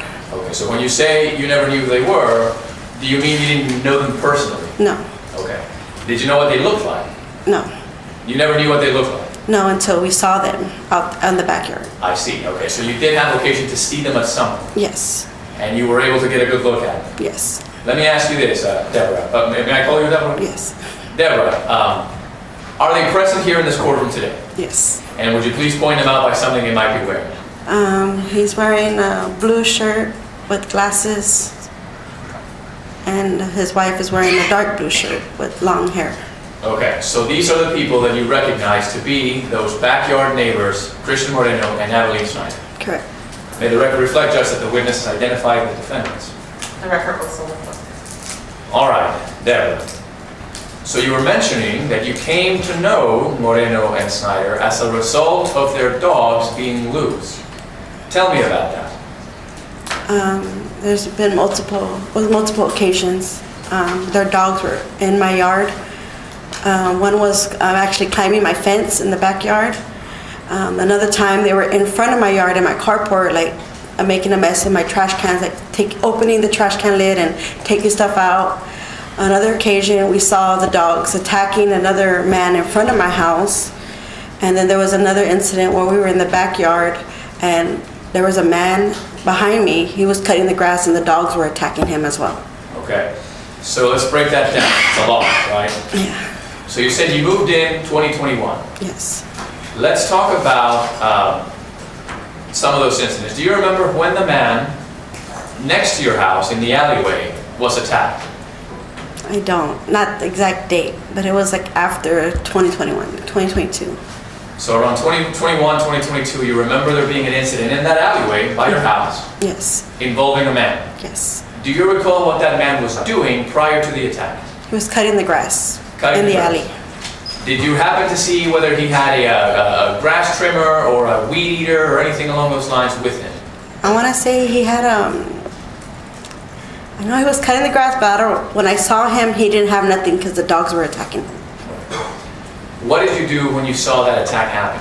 Me and my son ran to the fence, and there was a 2x4 in my backyard, and we started hitting the fence so to make noise to scare the dogs. And we finally just threw the 2x4 over to hit the dog so the dog could run away. Could you see the animals that were attacking that man? Yes, What were they? they were like bulldog or pit bulls. Pit bulls. What color? I want to say one was white, and the other one I don't recall. Okay. Do you remember if the white one or the other one were the one, or was the dog attacking the man? Yes, he was biting him in the leg. Do you know that neighbor that was being attacked? No, I don't. Was he female, male? It was a male. Was he an older gentleman, younger gentleman? He was older, yes. Okay. Now you described for us as well another incident, and you said this one happened in front of your house. Correct. What happened then? We and my son were outside, and we just heard the man start yelling. And by the time we looked, he was on the ground, like biting the dogs because they were biting him. Do you remember if that happened the same day or another day? It was a different day. Do you remember the date of that incident? Yes, it was January. I don't remember the exact date, but it was in 2020. Fair enough. Let me ask you this, Deborah. Is your house equipped with surveillance equipment? Yes, Yes. You have surveillance cameras. correct. Where do these cameras point in relation to your house? There's one on every corner, in the back, and then on the sides facing forward and towards the alley. In reviewing your surveillance camera in preparation for testimony, were you able to identify some of these incidents involving these dogs being loose and these dogs attacking on that surveillance system? Correct. And did you provide those to the state? Correct. Have you had an opportunity to watch those videos since to confirm that they're accurate? Correct. Okay, and we'll talk about that in just a minute, Deborah. You mentioned that you confronted Christian Moreno and Abilene Schnieder about some of the things that were going on regarding these dogs. Yes. How did that happen? When I went to the backyard, he was out there fixing the fence or trying to tie the fence together, and I had told him, "Excuse me," and he kind of like ignored me, or I don't know if he didn't hear me, but I told him again, "Excuse me, your dogs they have been in my yard," and he just looked, and I said, "I'm just letting you know, I am going to protect my house. I have kids, and I have animals as well," and he just seemed like he didn't care. When you saw these dogs in your property, and obviously let alone the attacks, how were they acting? They were aggressive. Very aggressive. Were they aggressive personally towards you? No, just Okay. on video and towards other people that I saw. You said you had children with you at the house. Correct. Were the dogs ever aggressive towards the children? No. Did you have any animals with you? Yes. Were they ever aggressive towards your animals? No, because I never let them outside by themselves, or if we weren't watching them. Were you concerned, based on what you had seen these dogs doing, for the safety of yourself, your dogs, and your children? Yes. And is that something that you communicated to Christian Moreno when you saw him out back? Correct. Yes. And you said that he ignored you. Yes. Do you remember more or less when that took place? It was after. It was before the dog bites. It was when their dogs were in my trash cans, and then the next day the dog was in my yard jumping the back fence. And when you say before the dog bites, before any of them? Yes. Okay.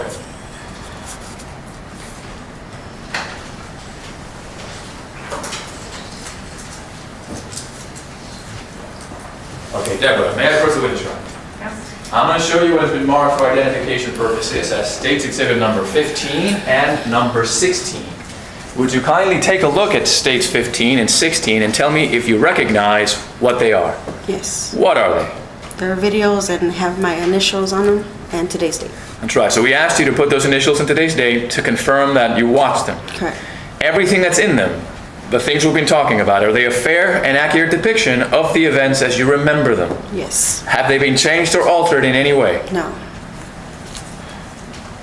Justice, they will offer States Exhibit 15 and 16 into evidence tendering to opposing counsel for inspection.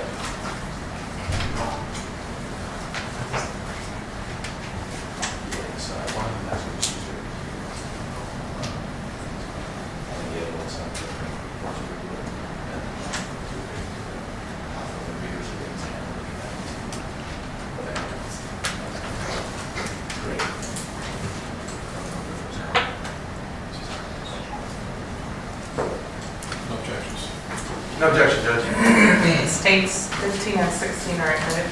And permission to publish, Your Honor. Yes. Okay. So you told us that before the dog bites happened, the dogs had been in your property, fair to say? And that you had told Christian Moreno about these incidents.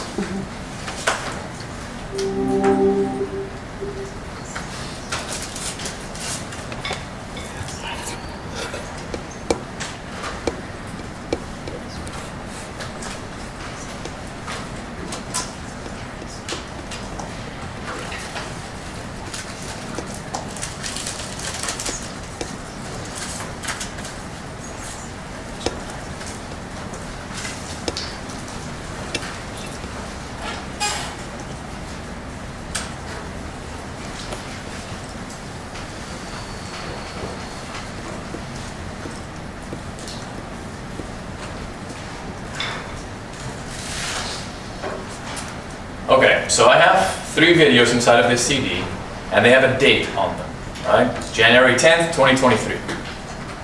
Let's start with January 10th, 2023, parentheses 1. What are we looking at here? Well, that's my carport, and there's 2 dogs just roaming the area, or my carport, and they end up going inside my fence. You can see them open up the fence, and they go inside my gate. Now, is this camera facing towards the front of your house or the back? That's the front. So this is the front of the house? Yes. Okay, On the right side. on the right side. So if we're looking at the map, this is your house here, it would be looking out towards Darby. Yes, on this side. Okay, so out towards Darby. Perfect. So let's let this one play. What are we seeing happening on the video now, Deborah? They're just walking around in my property. And Do you recognize these yeah, dogs? see how the gate opens? They end up going inside the gate. You recognize these dogs? Yes. To whom do these dogs belong? To Christian Moreno. And then at the very top of the screen, we see a date. Yes. What does that date say? January 10th, 2023. So this would have been a month before, roughly, when Ramon Nájera was killed tragically in that dog attack. Yes.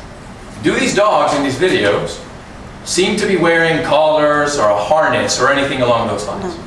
Do they appear to have any ropes or leashes or anything attached to them? No. Let's play number 2.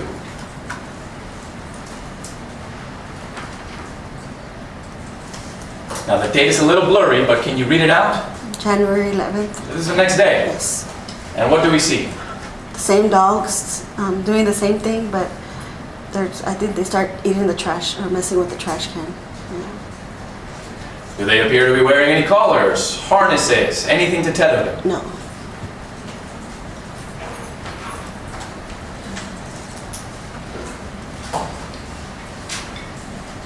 And now we're looking at the one with the 3 in parentheses. Now this one I'm going to try to make full screen. Now. And back it up just a little bit. Okay. So, can we see the date on this one? January 10th. So this is in keeping with the first video in parentheses 1 that we saw. Yes. Is this pointing towards the backyard or the front yard? Backyard. Backyard. And we see something, a dark figure here on the top left. What is that? It's a dog jumping my fence. A dog sort of Or climbing over climbing your the fence, fence, yes. right? Okay, let's watch that.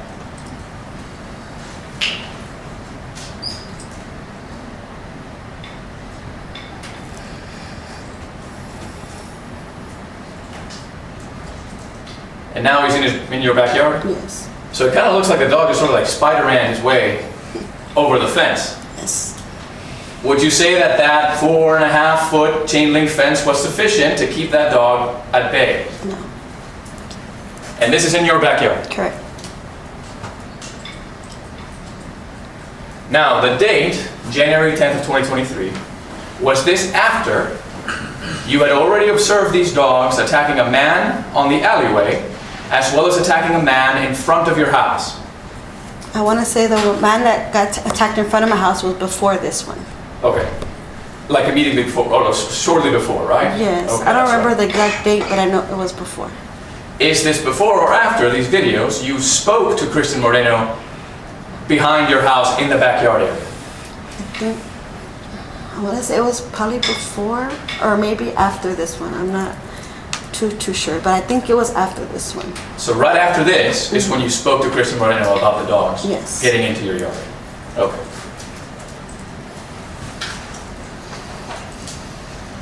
Now, let me pop that one out and jump to the next one.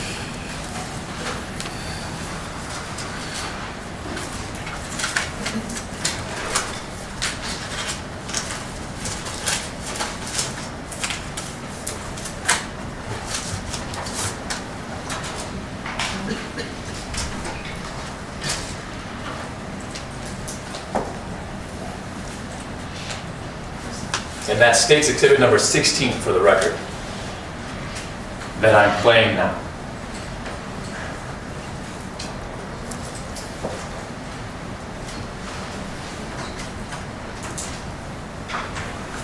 Okay, so similarly, we see two videos on this disc. This one is January 12, 23, and January 2012, or 12, 23, parentheses 1 and 2.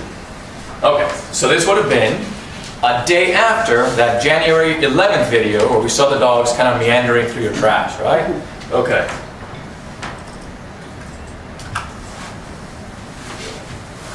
Did they bite you? You know where they live? They live behind me. What is happening in this video, Deborah? When me and my son were outside, the dogs were attacking that man. And by the time I recorded it with my phone, it was like already in. But, Now you asked that man, actually let me ask you this before I ask that question. How would you describe the male individual that we see walking in that street? How would you describe his demeanor? he was in pain. In He pain? needed help. Was he excited or angry? He seemed like he was angry. Okay. Now you asked him a question. What was that question? Did they bite you? What did he say? Yes. And he said, the He dropped an F-bomb, Yes. right? Okay. And then we see two dogs. See if I can pronounce it. Did they bite you? Kind of running around and fleeing at this time, Yes. right? Do you recognize those dogs? Yes. Whose are they? Christian Morenos. Okay. Now this one. Again, let me pause. You mentioned that you had surveillance cameras. Does this camera point towards Darwin? Yes. So it's another front-facing camera. On the left side, yes. We see a young man here, shirtless. Who is that? My son. Okay. And at the top, what's the date? January 12th, 2023. And the time? 1924. So Okay. 7. That's right. So military time, Yes. 7:24 in the afternoon. Okay. Let's watch this one. Now your son appears to be holding something in his hands. What is that? It's an Orby gun. Orby gun. Yes. What is an Orby gun? It's like a BB gun, but instead of BBs, it shoots gel beads. Okay, And it's so- automated. It makes noise when you shoot it. Fair enough. So I'm not gonna lie to you, Deborah. When we first watched this video, we assumed like, who is this guy like holding an assault rifle, right? Like going after these things. So it was a toy gun, essentially. Yes. Why was he brandishing it? He was shooting it because it makes noise, so the dogs are very, I guess they get scared when they make noise. So he was kind of shooting it towards the dogs, and it makes like a loud, like a, I don't know, it's like a fast-paced, like noise. So he was trying to scare them away. Yes. Was it effective? Yes. It seemed to scare them away. But unfortunately, that man had already been hit. Yes. Okay. After witnessing these events, both in the alleyway as well as in front of your house, how did you feel about these dogs? it was kind of scary because it could have happened to, we're closer and it's these people that are not near us, it happened to them and we, we're right near them. It could have been anybody. Did you fear that these dogs might hurt you or your children or your dog? Yes. And is that something that you told Christian Moreno Correct. at some point? Yes. And is that the same day that he kind of laughed and, or I mean, I'm sorry, ignored you? Yes, he just like shrugged his shoulders and he just walked away. Now you mentioned that when you spoke to him in the backyard, he seemed to be repairing the fence? Correct. Tell me again what he was doing specifically. His fence was like, it wasn't level, it was kind of like crooked, so he had like ratchet straps and was trying to, not to ratchet them together so they could stay closed. Was that an effective remedy? No. In fact, we saw that dog climbing over the fence. Yes. The time that you saw the dogs in the surveillance video, as well as on your cell phone video, when you witnessed it, did the dogs, when they attacked that man on January 12th, appear to have any sort of harness, collar, or leash, anything? No.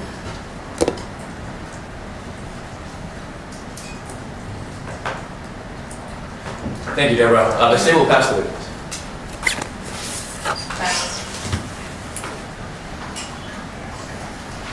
No questions from Mr. Moreno, Your Honor?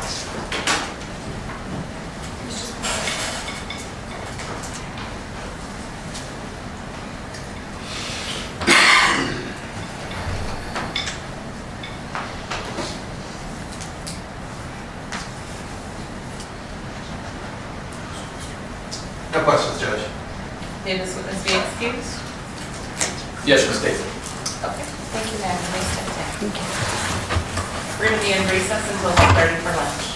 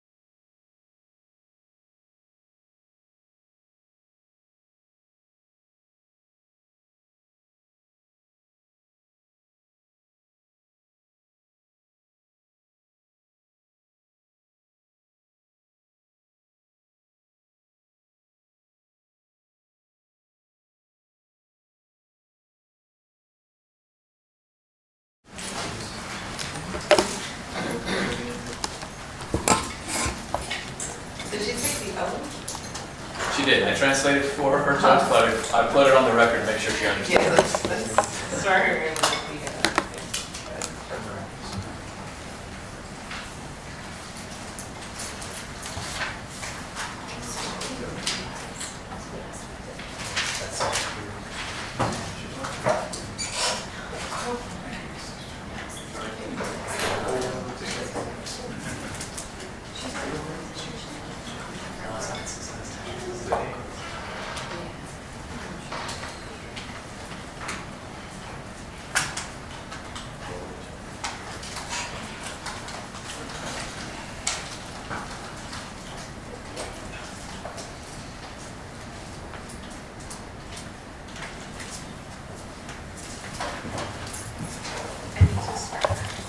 Sí, claro, por favor, pongan los audífonos. Sí.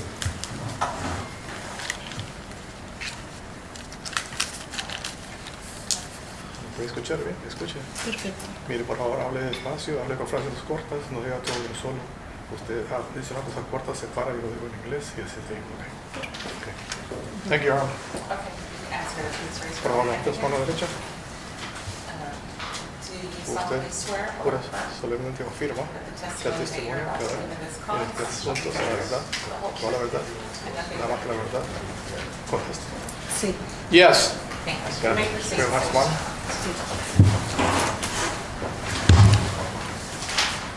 May I proceed, Your Honor? Thank you, Judge. May it please the court. Con la ley del tribunal. Good afternoon, Buenas tardes. Miss Avila. Señorita Ávila. Buenas tardes. Good afternoon. Would you kindly introduce Por favor, yourself to the court? preséntese amablemente ante el juez. Señoría, yo soy la señora Sylvia Avila. Your Honor, I am Mrs. Sylvia Avila.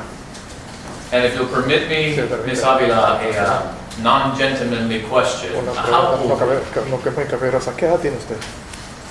60 años. 60 years old. Have you lived in San Antonio your whole life? Toda su vida. Sí. Yes. What do you do for a living? ¿A qué se dedica? ¿Cómo se gana la vida? Ok. Ahorita en el real estate, Okay, right now in real estate. And what did you do before? ¿Y qué hacía antes? en el año del incidente, administraba una empresa de transporte. At the year of the incident, I administered or managed a transportation company. Do you have any children, Miss Avila? ¿Tiene hijos, señorita Ávila? Sí. Yes. Who are your children? ¿Quiénes son sus hijos? ¿Por nombre y edades o cómo? You want the names and ages or what? Yes, names and ages will Okay. Nombres y edades, está bien. Ok, el primero es Alfonso Ávila. The first is Alfonso Avila. Tiene 37 años. He is 37 years old. La segunda es Sylvia Paola Ávila. The second is Sylvia Paola Avila. Tiene 35 años. She is 35 years old. Entonces Cindy Alejandra Ávila And tiene then Cindy 34 años. Alejandra Avila is 34 years old. Blancanelli Ávila Blancanelli Avila tiene 33 años. is 33 years old. Y entonces es David Ávila, And then David Avila, 29 años. 29 years old. Okay, so a pretty extensive Así que tiene una familia bastante family. grande. Sí. Yes. Okay, so specifically talking about David Avila, 29 years old. 29 de edad. He's your son. ¿Él es su hijo? Yes. Yes. Sí. Yes. Do you know where David Avila lives? ¿Dónde vive David Avila? Perdón. I'm sorry. Do you know where ¿Usted sabe David Avila, dónde your son, su hijo David lives? Avila vive? Ahorita vive conmigo. Right now he lives with me. Okay, and is it still in San Antonio? ¿Todavía en San Antonio? Sí. Yes. Do you know where David Avila was living between the years of 2021 and 2023? ¿Y el 2023? Sí. Yes. Where was he living? ¿A dónde vivía él? 2811 Depla, 2811 Depla, San Antonio, Texas, San Antonio, Texas, 78207. 78207. Okay, is that neighborhood Yes, in es Deborah en Depla. located in the southwest side of the city of San Antonio? De la ciudad de San Antonio. Sí. Yes. While your son David was living at that Esa address, dirección. did you have occasion to go visit him at that address? En esa dirección. Sí. Yes. Would you say that you went there frequently, infrequently, ¿Cómo normal? frecuente? Normal. ¿Cómo? Constantemente, frecuentemente. Frequently. Why would you go there? ¿Por qué iba usted ahí? Well, Siempre me ha gustado que el ambiente del vecindario esté limpio. Well, I have always liked that the environment in the neighborhood be clean. Entonces, como el frente de la casa de David es muy grande, entonces me gustaba limpiar toda la calle y todo el frente. So since the front of David's house is very wide, I would like to clean the front of the house and the street. So would you go out there frequently to try to assist him with cleaning and maintaining of the property? Sí. Yes. That's something that you would like to do? ¿A usted le gustaba hacer? Sí. Yes. While you were out there between the years of 2019, 2020 through 2023, did you come to learn who lived in the house directly in front of David's house on Deborah? ¿Quién vivía frente a la casa de mi hijo? Who lived in front of my son's house? Yes. Okay. Okay. Una familia conformada por dos jóvenes. A family made up of 2 young people. Who are those young people? ¿Quiénes son jóvenes? ¿Quiénes eran? A ver, él sí sé que le dicen Chris. Well, let's see. I think they called him Chris. La esposa de él, exactamente no sé cómo se llama. His wife, I don't know exactly what her name is. Pero si la veo, la puedo reconocer. But if I see her, I can recognize her. So you've seen these people before? ¿Usted ha visto esta gente antes? ¿Perdón? I'm sorry? You've seen physically these people, Chris and his wife, before? Chris y su esposa antes.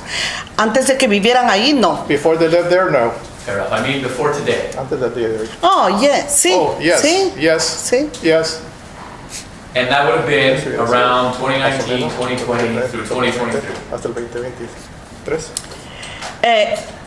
Honestamente, del 2020 al 2023. Honestly, between 2020 and 2023. That's fair, Ms. Avila. Thank you for reminding me. Recordarme eso. Because David didn't move into that house until around that time. Hasta más o menos esa fecha. Sí, pero sí. Yes, but yes. Okay. Yeah. May I Bruce, what is wrong? Sí puede. Let me show you, Ms. Avila, a map. Un mapa. I believe this is State's Exhibit number 2 for demonstrative purposes. Demostrativos.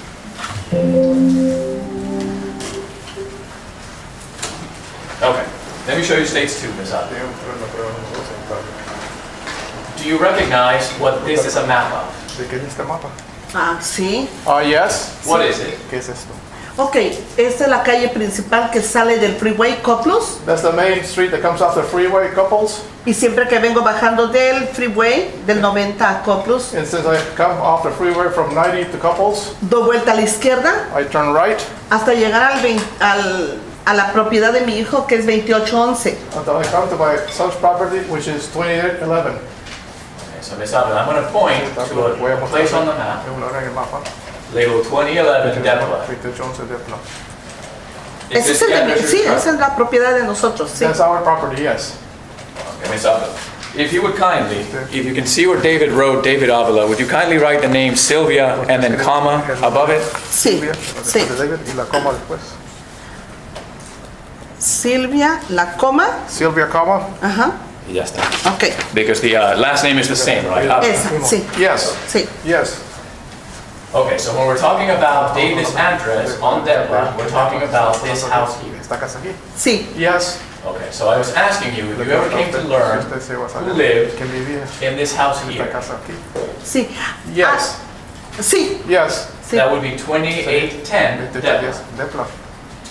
sí. Yes. Who lived here? ¿Quién vivía ahí? Pues Chris, Well, Chris, su esposa his wife, y su familia. and his family. Pero a partir de la fecha que usted menciona, But from the date that you mentioned on, porque antes because before, vivía una familia muy pasiva y muy agradable. because before a very calm and kind family lived there. Okay, so you got to meet the owners Se conoció a los dueños. before Christian Moreno and Abilene Schnieder. Christian Moreno vivieran ahí. Sí, pero nunca interactué con ellos. Yes, but I never had an interaction with them. Okay, Solo saludaba. We just say hello. I understand. Okay. So now that we know the general layout, Ms. Avila, El lugar en que nos hacen esta familia.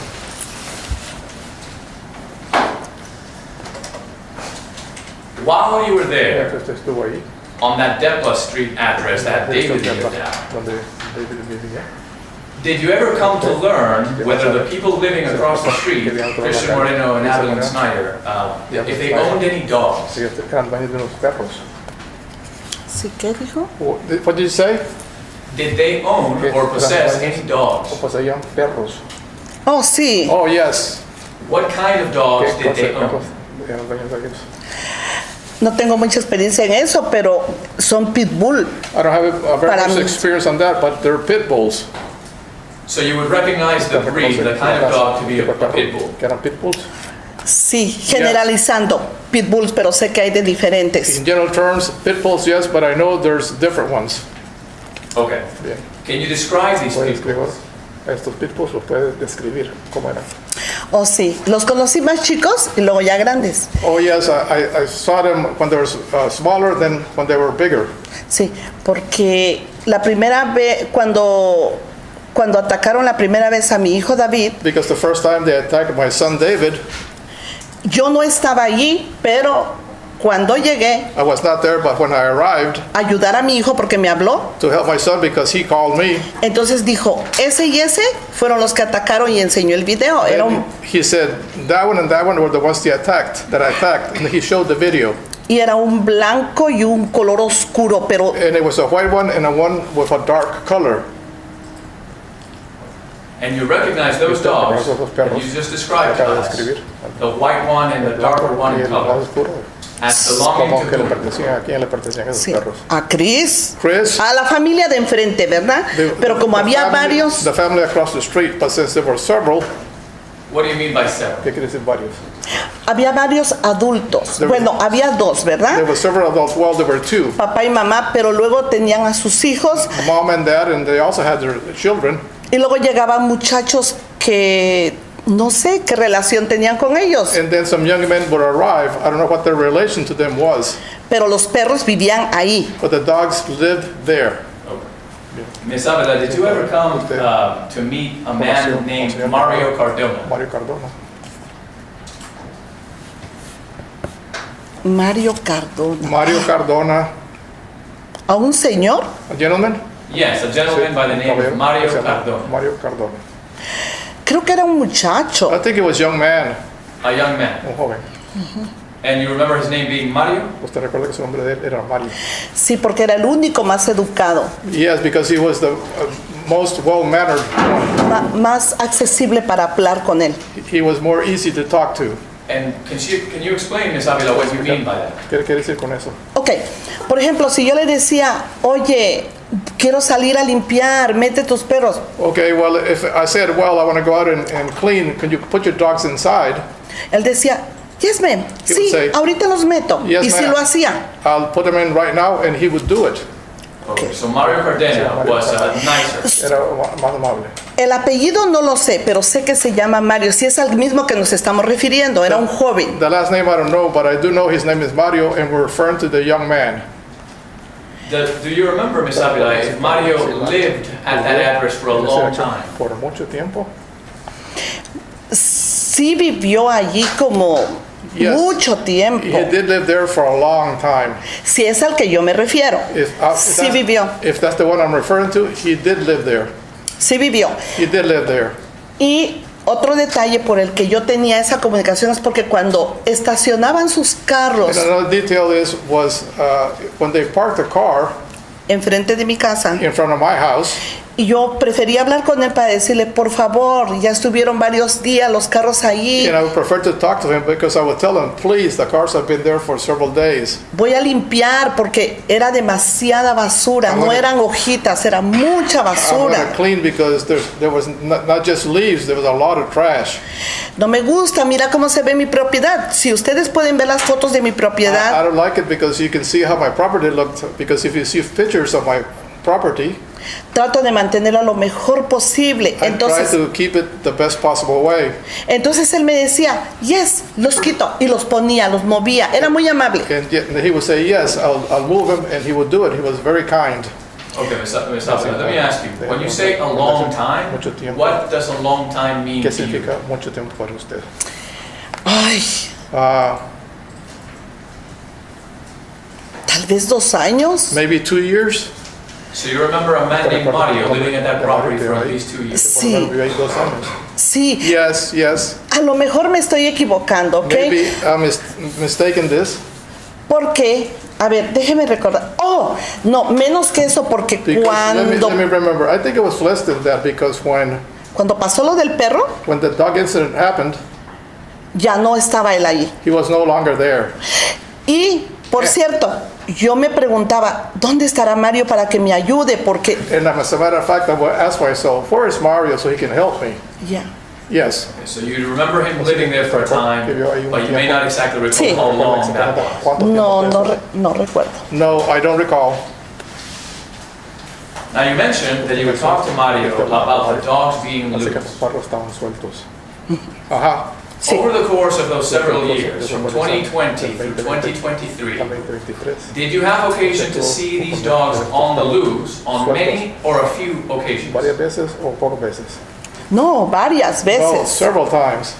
If you had to try to ballpark a figure, Estimar una could you do that? cantidad de veces lo podría hacer. Híjoles. Geez, A ver, let me see. en 2 años, In 2 years, 3 veces, no, 4 times. veces en la semana. 4 times a week. 4 times a week. 4 veces por semana. Sí. Yes. So basically every single time you were there. Casi todas las veces que usted estaba ahí. Sí, Yes. casi siempre. Almost always. And when those dogs were out loose on the street, how were they acting? ¿Cómo actuaban los perros? Agresivos. Aggressive. And what do you mean by ¿Qué quiere aggressive? decir con agresivo? Ok, Okay. no solamente ladran, sino que caminan para atacarte. They do not only bark at you, but they approach you as to attack you. And when you saw these dogs, Miss Avila, on the loose, did they appear to have any sort of collars or harnesses or ropes or anything attached to them? O sogas atadas ahí. Tal vez como adorno sí, Maybe as an ornament, yes, pero no como para que los tuvieran asegurados. but not to be able to secure them. So in your opinion, it didn't look like they were secure. ¿Estaban asegurados? Sí, en mi opinión, no estaban asegurados. In my opinion, they were not secured.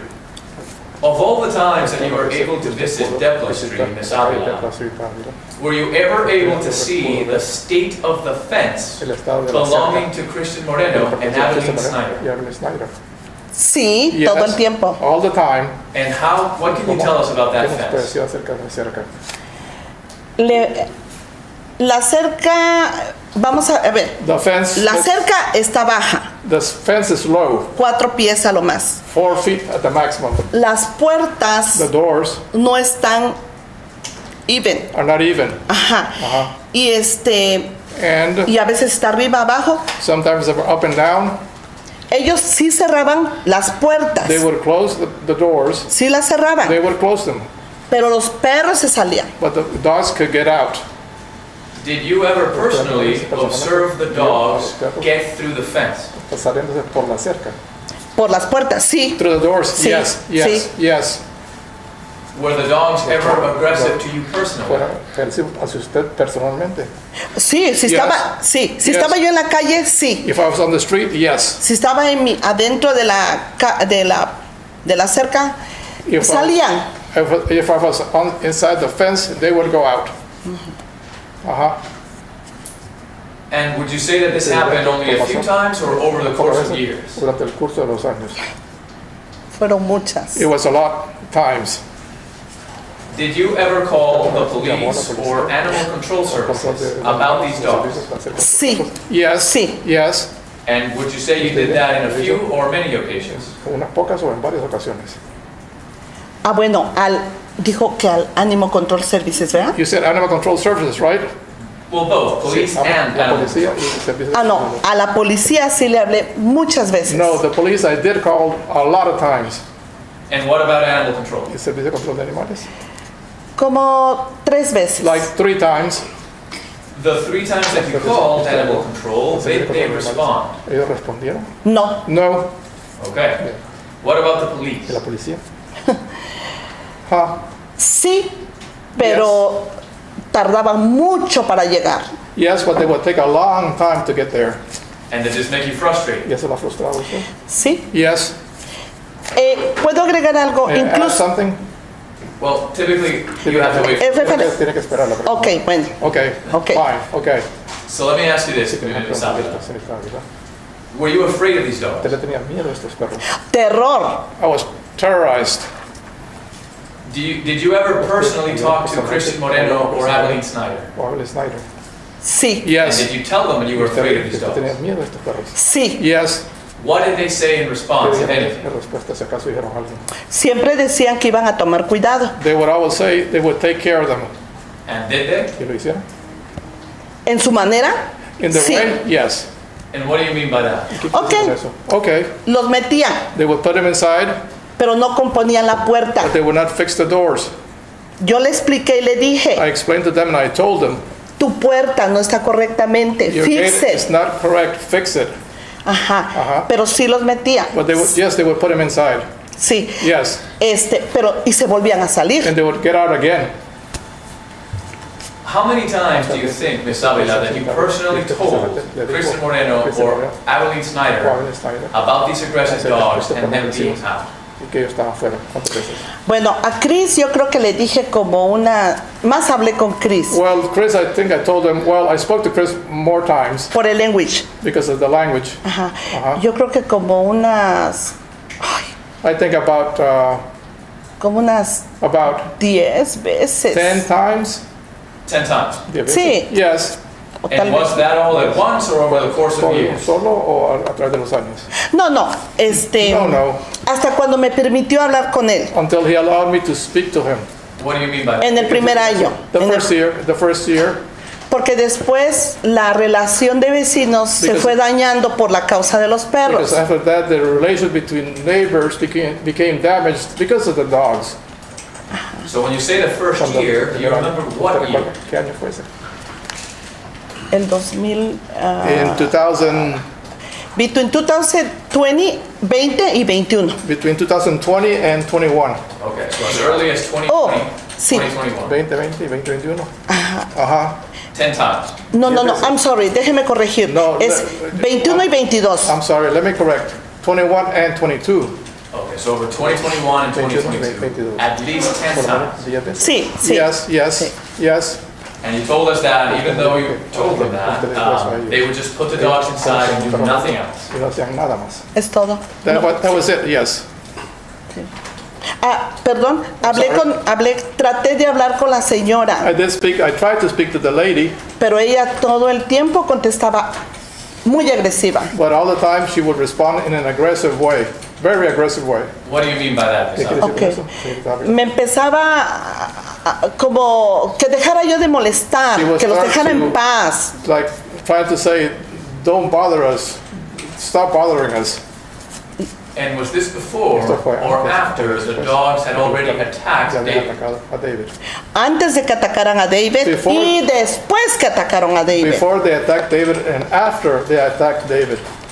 Would you say that after they attacked David, you spoke to them more times than before? Que antes. Sí, Yes. sí. Yes. And would that be because at that time you had a personal fear as a result of what Un happened? temor personal debido a lo que había pasado. Sí, porque ahora ya vi que no eran perros peligrosos y hasta, esta es mi percepción, Because they're entrenados para I matar understood that they were o para morder. They were dangerous dogs and they were trained to attack or to bite. And after having these Esta conversations, conversación, did the dogs continue to be on the loose? estar sueltos. Sí, Yes. y ahora la actitud, después de que mordieron los perros a mi hijo And David, now the attitude after the dogs bit my son David, la actitud de Chris ya cambió. Chris's attitude changed. And is that what you were telling us about earlier, the falling out between neighbors because La of the relación dogs? entre los vecinos se estropeó. Sí, ya cambió porque ahora se reía, Yes, nomás se it reía. changed, but because they laughed and they just laughed.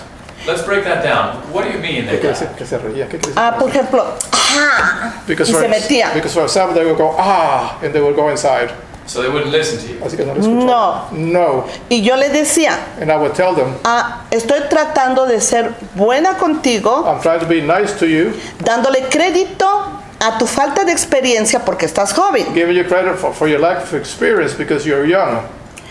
pero tú no me estás apoyando en esto. But you are not supporting me in this. Voy a hablar a la I'm policía. gonna call the police. Llámales. Call the police. Call them.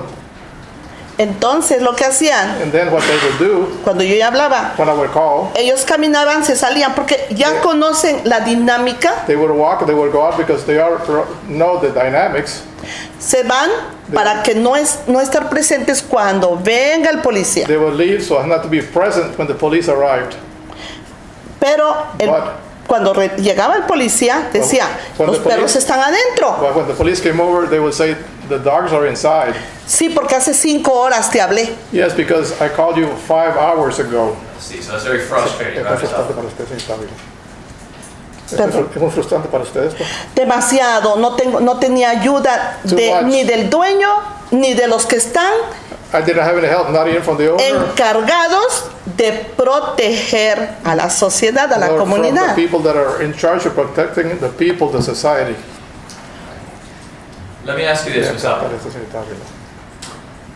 When the incident, the dog attack that happened in February of 2023, Del 2023. where were you at that time? ¿Dónde estaba usted en ese momento? Cuando empezó el ataque, yo no estaba. When the attack started, I was not there. Era un viernes, It was a 24 Friday. de febrero. February the 24th. Where were you? ¿Dónde estaba? Yo venía saliendo de mi casa. I was coming out of my house. Yo vivo entre el 151 por allá. I live around 151, around there. Entonces me toma tiempo para llegar. So it takes me time to get there. Yo hubiera estado ahí porque yo tengo una agenda muy I would apretada. have been there, but I have a very busy agenda. Entonces yo debía de haber estado ahí 30 minutos antes de lo que yo llegué en ese So momento. I should have been there 30 minutes before So the you were time I planning, arrived at that time. Porque lo hacía cada viernes. Because I did that every Friday. so that very Friday you were planning on going. ¿Usted planeaba ir ahí? Sí, every Yes, Friday. Every Friday. Y ellos lo saben. And they know that. And something caused you to be delayed and you were 30 minutes behind. Que llegar tarde. Otra emergencia de familia en México. Another family emergency in Mexico. Did you ever arrive that day at the neighborhood? Sí, Al vecindario. sí, cuando Yes. llegué, When I cuando arrived. llegué y di la curva a la izquierda When I arrived and turned left, y veo los bomberos, el carro de los and I bomberos, see the firefighter's truck. no, y mucha gente aquí entrando la yarda, And la other calle. people coming into the yard, the street. Y les dije, paré mi carro. And I said, I stopped my car, I parked it, Y le dije, ¿qué pasó? and I asked, Dijo, what's going on? me dijeron, los perros. They told me, the dogs. Y que me perdone la familia de la persona que aquí falta, pero dije, And the family of the person that's missing here, pardon me, but I said, finally, ok, finalmente nos van a hacer caso. finally they're going to pay attention to us. That was going to be my next question. Why did you feel Perdón, ¿Por qué se sintió así? perdón. I'm sorry, ¿Perdón? I'm sorry. Why did you feel that way? ¿Por qué se sintió de esa manera? Porque sentí que ahora sí Because I felt that this time, alguien nos iba a apoyar, a ayudar en ese problema. somebody was going to support us, help us with this problem. Were you surprised in any way with what had taken place? No, No, no estaba sorprendida. I was ¿Por not qué? surprised. Why? Cualquier incidente como esos es un shock. Because an incident like this, that's a shock. Yo estaba en shock, I was in pero no shock. estaba sorprendida. I was not surprised. Porque eso se esperaba. Because that was what was Solo- supposed to happen. Solamente se necesitaba tiempo. All you needed was time. ¿Por qué? Porque los animales eran muy agresivos Because the animals are very aggressive y los dueños negligentes. and the owners are negligent. I see. So when you're telling this court, Ms. Avila, you said you were not No surprised está sorprendida. because you believed it was a matter of time, not a matter of Asunto if. de tiempo. 9 días. Sí, Yes, sí. yes. I see. Okay. Did you witness the attack? Fue testigo del ataque. Cuando solamente estaba el señor, ya se habían llevado a la señora. When the gentleman was still there, they had already taken the lady. Cuando el señor estaba acabando de morir. When the gentleman was already dying. Cuando nadie lo podía ayudar. When nobody could help him. Y vi el video, And I están saw the video. arrancando los They were pedazos. tearing off pieces. Todos dicen, ¿por qué no ayudaste? Everybody's saying, why did you not help him? ¿Cómo? How? Si ya al fireman ya le había roto el pantalón y mordido. Said the man had his pants ripped off and he had bitten him. Y querían que nos bajáramos o yo me bajara. And they ¿Cómo? wanted me to get out and how? Pero es horrible, But it's es horrible. horrible. It's horrible. Were you afraid, Miss Avila? ¿Tiene miedo usted, señorita Ávila? Obvio, ahora sí más terror. Now even more. Mira. Terror. Ya no estaban los perros, See, the dogs were not there anymore. los siguientes, pero todavía sentías But I still eso, felt ese miedo, esos fear. recuerdos. Cuando yo le llamaba a la policía, por favor, voy a bajar de mi troca, quiero entrar a la casa de mi I hijo. remember that when I called the police, I would say, please, I'm going to get out of the truck. I want to go inside my son's house. So let's talk about that, Miss Ahora Avila. vamos a hacer caso de la- You remember trying to get out of your truck to go visit David, and you were not able to do so. Why? Sí, porque estaban los perros. Because the Mira, dogs were there. mira, esta es la dinámica. Entras Look, a la izquierda, te This is estacionas en la the- derecha. This is the, you park on the left, No, en the right, en la on the right. derecha.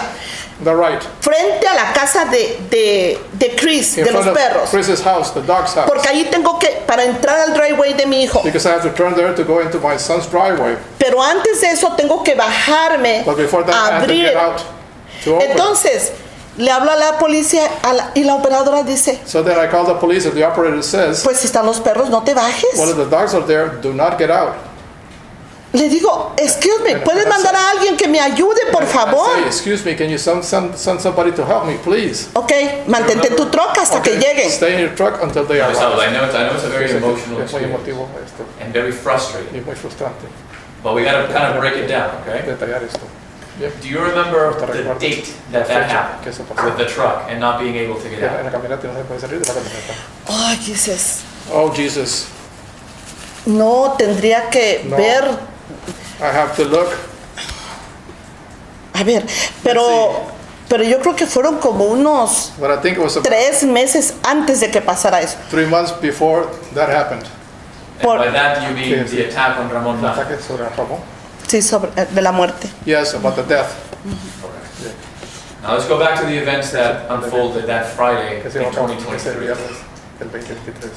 You said that the dogs were no longer outside when you Estaban got afuera there. cuando usted llegó ahí. El día del ataque, The day of the attack, Yeah. todavía estaba mordiendo al they Señor. were still biting the man. Nadie nos podía controlar. Nobody could Right, so you control them. witnessed that. Ahí estaba yo I was estaba there. allí. I was there. Did at any point in time, Hubo un momento did you see Usted vio Christian Moreno and Abilene Schnieder arrive? llegar ahí. Sí, Yes, sí. yes. What happened when they ¿Qué arrived? pasó cuando llegaron? Ok, Okay. eso es lo más triste. That's the sad part of it. Ellos venían caminando en el sidewalk They were walking on the sidewalk. de la calle para allá. No From sé the si porque street no towards les there. dejaron entrar con el carro I o don't no know. sé. I don't know if they did not allow them to come in with a car or I don't know.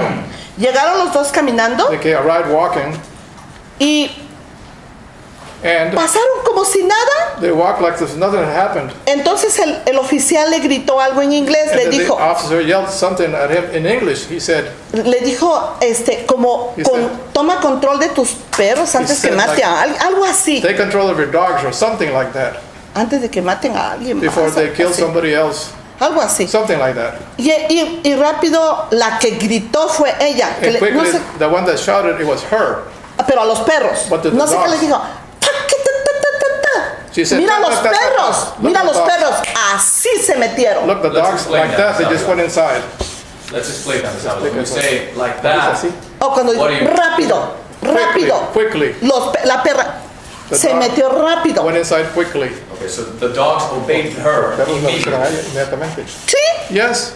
pero nunca voltearon a ver el cuerpo. Oh, But ¿qué they hicieron? never turned over to see the body. Oh, what did you do? Nada. Nothing. Did you, Miss Avila, try to talk to them at all that day? En ese momento. Yo estaba hasta allá lejos tomando video I was far away taking a video. y yo le dije, Chris, pero yo estaba llorando, I said, impactada. Le Chris, dije, I told Chris, but I was crying. I was in the shock. y le dije, Chris, And I told him, Chris, mira, tú no tienes sentimientos. Y It dijo, looks- "Ah, ¿qué?" you don't have any palabras. sentiments. And Me he said dijo a bad curse word. que me quitara de ahí, pero con malas palabras. He told me to get away from there, but for a bad word.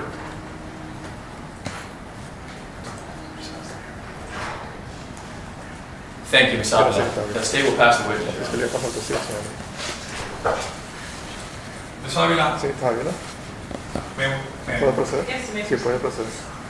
Ms. Avila, my name is Jorge Aristoteles, Mi nombre es Jorge the attorney Aristóteles. for Mr. Christian Moreno. Yo soy Cristian Moreno. Good afternoon. Buenas tardes. Buenas tardes. Good afternoon. I want to ask you some questions. You Usted testified that atestiguó you que made usted many attempts to try hizo and reach muchos somebody intentos para conectarse con to alguien, para remedy the situation of the la dogs situación being de que loose. los perros estaban fuera.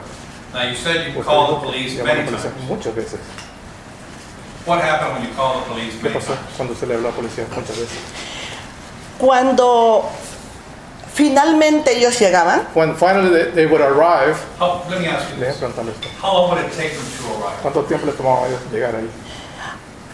lo mínimo The minimum fueron como 1 hora was like 1 hour, y lo máximo 5 o 6 horas. and the maximum was 5 to 6 hours. And when they did arrive, did you ever make contact ¿Se with them? comunicó con ellos? Sí, hablaba con ellos I would speak to them. y luego él iba y hablaba con quien estuviera en casa, pero él me decía, vete para allá. And then he would go and speak to whoever was at home, and he'd say, go over there. You also Usted called también animal llamó control. a hablar control de animales. Sí, Yes. How did you find out about them? ¿Cómo se dio cuenta acerca de ellos? From porque en una de las llamadas because at one of the calls a la operadora que me asistió con la policía, to the operator who helped me with the police, yo como que pobrecita, yo estaba muy frustrada y le dije, ¿cuándo nos van a ayudar? I told her, well, for her, because I was very frustrated, and I asked, when are you going to help us? Y ella me dijo, primero cálmate And she told me, first calm down, y estás llamando al número incorrecto. and you're calling the wrong number. Dice, marca el 311 She said, dial 311, y ahí te van a decir cuál es el número, ahí te van a dirigir al control de and animales. then they will give you the number, they will direct you to the animal control. Pero ya habían pasado muchas cosas, But a lot of things had already happened, ya habían atacado a mi hijo. and they had attacked my son. Did you call the number? ¿Usted llamó al número? Sí. Yes. Who did you talk to? ¿Con quién habló? Ay, Uh, disculpe la respuesta, no I'm es sorry ironía, about pero the answer. It's not ironic, alguien contestó ahí, but somebody answered there, pero no tengo un nombre. but I do not have a name. Sé que es error mío, lo I know reconozco. it's my mistake, I recognize that. No tengo un nombre, I don't have a name. ni siquiera me acuerdo el día exacto, pero ellos deben tener I registradas don't las even llamadas. recall the exact date, but they must have a log of the calls. So you Sí. spoke to someone. ¿Usted habló con alguien? En la oficina de los animales. At the animal Animal office? control. Sí, control de animales. Sí, alguien, era una mujer, pero Yes, somebody was a lady. Did you explain the situation Con la to them? situación a esa persona. sí, Yes, sí. yes. What, if anything, did they tell ¿Qué you? le dijeron a that usted, si phone call? acaso? Le dijeron a usted con esa llamada. Que iban a mandar a alguien. That they were going to send somebody. Did they tell you where they were to send someone? Le dijeron, ¿a dónde iban a mandar a alguien? Allí a la dirección que yo les estaba dando al 2810 de Pla. To the address I was given, 2810, the plaque. Were you within, Usted estaba dentro de... could you see ¿Usted podía ver? Sí, Yes. if anybody arrived, would Sí. you have been able to see? sí, sí. Yes, yes, Sí. yes, yes. Y no, I think the question, if you could translate my question. I did. I'm sorry. You're very fast. He did. Okay. So did anybody arrive? Llegó. en una vez sí, One solamente time? en una vez, Yes, just one time only, pero no en ese día. but not that day. Okay. Tardó como It took like 2 días, 2 algo days, así. something like that. So 2 days later, 2 somebody días showed después up. alguien llegó. How many times did you call them? ¿Cuántas veces Animal usted control. le hablaba a ellos? If you remember. ¿Cuántos animales que usted recuerde? Como 3 nada más. Like 3 times only? And the other 2 times that you called, did anything happen? ¿Algo pasó? No, No, no, no, no. no. How did you feel about that? ¿Cómo se sintió usted acerca de eso? Como ya les dije a ellos, Like I porque ya already hablé told them. directamente con el director de ahí. Because I spoke directly to the director of that place. Muy frustrada, Very frustrated, decepcionada, disappointed. pero But es una opinión muy personal. it's my personal opinion, very personal. Eso no quita la culpa del sentido común del adulto. That Ojo, does por not take favor. away the guilt of the common sense. Todos of the adult. tenemos sentido común, tengo la responsabilidad. Todo lo que We all have common sense. I have the responsibility de los dueños del perro. that belongs to the owners of the dogs. Sin embargo, yo les dije a ellos, However, I did tell them, ¿por qué no han hecho seguimiento a esto? ¿Por why, qué? why have you not done a follow-up on this? Why? Ellos dijeron, They said, hemos hecho lo que dice los guidelines, we have done what the guidelines say. ajá, pero hasta ahí. What? No podemos hacer más Up to that point, we cannot do anything else porque no hay más leyes fuertes. because there are no other strong laws. Comentaron que había una propuesta de ley. They said there was a law proposal, No, una propuesta de ley. one proposal, De ley referente a esta situación de esos perros referring peligrosos. to the situation of these dogs that are Y le dangerous. dije, ¿y qué pasó? And I asked them what happened. Dijo, por el COVID They said because of COVID, se paró. that was stopped. So que ellos dicen, So they're saying no podemos hacer lo que la ley no nos dice que hagamos. we can't do what the law does not say we can do. Dijo, ¿me entiendes? Bueno, desde ese punto entiendo Do you correctamente. understand? And from that point on, I do understand correctly. Pero vuelvo a repetir, But repeat again, eso no le quita la responsabilidad a los dueños del perro. that does not take Sentido away, común. that does take away the responsibility of the dog's owner. Common sense. Exacto. Exactly. Did anybody at Animal Control explain to you what they could have done? I'm sorry, would you please repeat? Did anybody with Animal Control explain to you what they could have done? ¿Pudieron haber hecho ellos? ¿Cómo?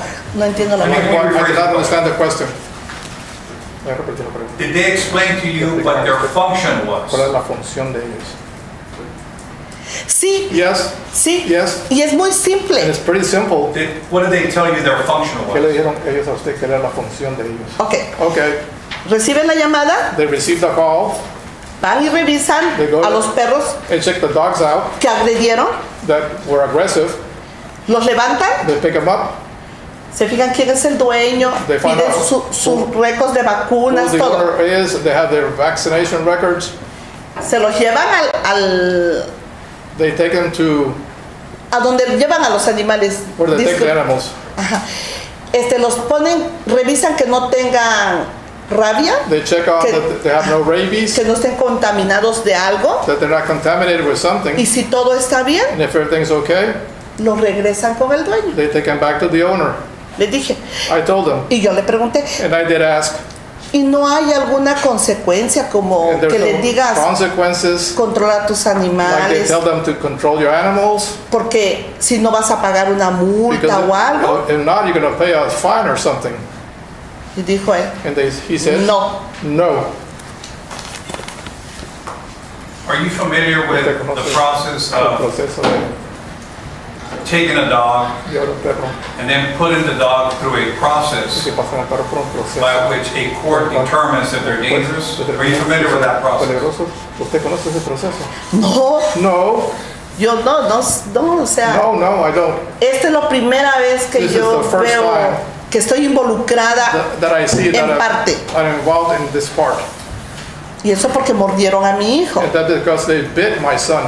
Y tenía mis dos nietas ahí, tenía pánico. And I had my two grandchildren with me there, so I was in a panic.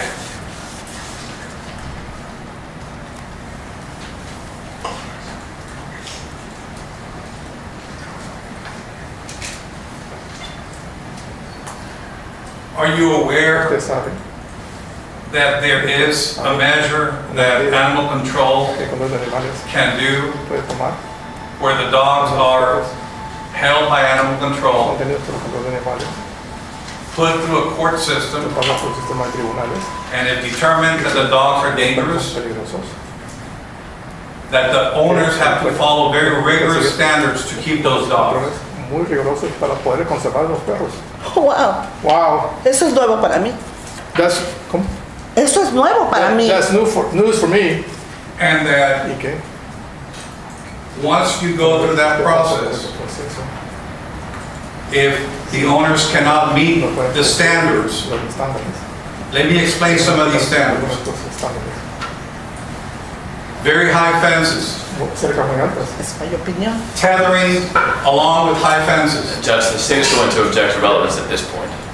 Cuerdas junto con las cercas altas. A contained fence Una cerca que within dentro the house fence. de la cerca de la casa. Concrete floors to keep dogs from burrowing under the floor. Por bajo la tierra. $100,000 insurance $1,000 de seguro. that the owners have to pay to keep those dangerous dogs, Para esos perros peligrosos. among other requirements. Were you aware of any of that? ¿Conocí algunos de estos? No, ninguno. Ahora yo le pregunto a usted. Now let me ask you. Okay. Okay. Si toda esa ley está contenida ya, aprobada por el Congreso estatal o federal, This law is already contained ¿por qué no la hicieron and funcionar? approved by the Congress, state or federal. Why did they not make it work? That's a very good Es question. una buena pregunta. Okay. ¿Por qué no la hicieron? ¿Por qué se cortó allí? Why did it get cut off there? ¿Por qué? Why? ¿Acaso esta familia recibe favores, tiene privilegios? Well, does this family have any privilege? Do they receive favors? Y le voy a decir algo que le dije a Mr. McManus. And I tell you something I told my brothers. En una de las diálogos, discusiones In one of the dialogues, talks, que ya llegaban a ese nivel con Chris, that they came to that level with el Chris, dueño de los perros, the dog owner, él dijo he said que su tío era sheriff. that his uncle was a sheriff. So, yo se lo dije a Mr. McManus y dijo, I told Mr. McManus, y dijo él, no, He said, no, nadie no. está sobre y fuera de la ley. nobody's above or out of the law. I think she was referring Okay. to men the first time, not Hermanos. McManus es el director, ¿cómo? Police chief. El jefe de policía. McManus is the police chief. Yo hablé con él directamente, gracias a Dios él habla perfectamente I spoke to español. him directly. Thank God he speaks perfect Spanish. Sí. Y yo le dije, bueno, ok, si hay leyes tan reforzadas como las que usted acaba de And I told him, describir, if you have such strong laws that you just described, sí, entonces So me why- mintieron a mí, el departamento de animales me mintió, they el director. They lied to me. The Department of Animal lied to me. The director lied to me. You spoke to the director. Habló con- Sí, Yes. y fue en el último meeting que tuvimos con ellos, en donde llegaron los de That defensa was- de los That was animales. the last meeting we had with them when the animal defense came over. Ajá. Ajá. Y luego, cuando ya terminó, ahí en el hall, ahí estaban los, ¿cómo se llaman? And then when it was over in the hallway, they were there. What do you call them? Los medios de The comunicación. media was there. Ajá. Y yo estaba hablando con él, le digo, bueno, And I was speaking to him, and I said, well, ¿por qué permitieron que pasara? Estamos Why- haciendo nuestro trabajo. why did you allow this to happen? And he said, well, No. we're doing our work now. Y yo le comenté todo lo que usted acaba de decir. No hablo inglés, and pero I told gracias them- a Dios puedo pensar. And I told him everything I told you. I don't speak English, but thank God I can think. Entonces le dije, bueno, cercas más altas, And I- que and I estén said- amarrados o que no lleguen 10 pies al And frente de I la said- calle. un momentito, and I said, taller fence, that they be tethered, that they can't get close to the fence, 10 pies para allá. 10 feet inside. Multas más elevadas. Higher fines, Que tengan un entrenamiento. that they have some training. Ok, yo soy I am administradora de una compañía de transporte. I manage a transportation company, Es 18 wheelers. Y 18 tenemos entrenamiento and we have training para cómo prevenir. how to prevent. ¿Cómo prevenir? How to prevent. No cómo arreglar. Not Y to después fix. de eso arreglar. Prevenir We can fix un that. accidente. To prevent an accident. Digo, So- en este caso, o sea, So in this case, why? ¿Por qué? Why? Pero ¿sabe qué? but you know what? Otro punto. Another point. Yo sé que no estamos aquí en una reunión de concilio, pero I think we're not here in a meeting to talk about this. tienen abandonado el West Side. Hay muchos perros. So I had the west side in Muchos. complete abandonment. There's a lot of dogs, lots. Como le comentaba, tengo unas casas de renta. Like I told you before, I have some Okay. rent houses, okay? Fairfield y New Laredo es New Laredo Highway.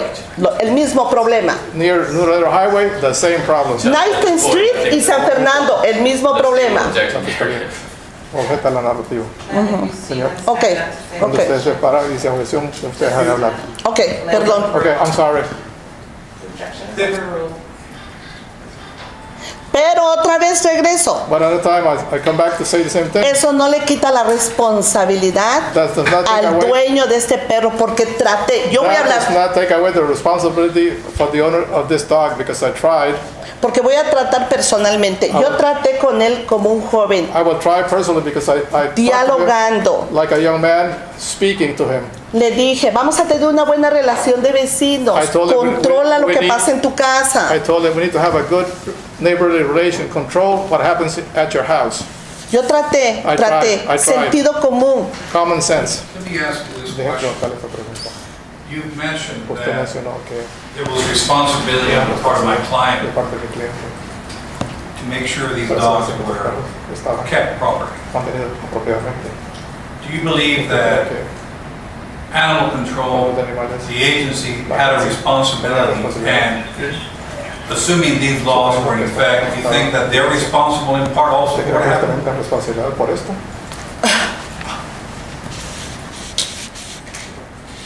¿En dónde empieza la responsabilidad? Where Primero, does responsibility start?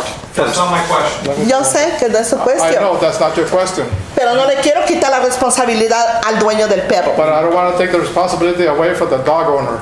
We've already discussed Ya it. hablamos de eso.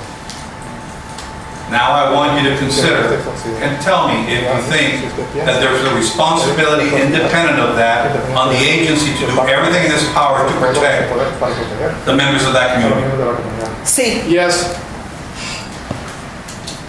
You mentioned that you felt that the agencies were complacent and neglectful of the area in general. del área en general. You mentioned the west side. El lado oeste. Can you sí, elaborate on that? sí. ¿Puedes dar más detalles sobre esto? Es un tema muy profundo y no quiero entrar como en política. That's a very deep subject and I don't want to go into politics. Just tell us how you feel, ¿Cómo man. se siente, señora? Que al West Side lo tienen abandonado. The west side is abandoned. You pass the witness. Somos testigos. Any questions on behalf of Ms. Schneider? Yes, Your Honor. Good afternoon, ma'am. My name is Meredith Chacon. I'll be asking you a few questions. If you need me to repeat anything, Si please te let quieres me quitar, know. por favor, vamos a ver, ¿está bien? Sí, Yes.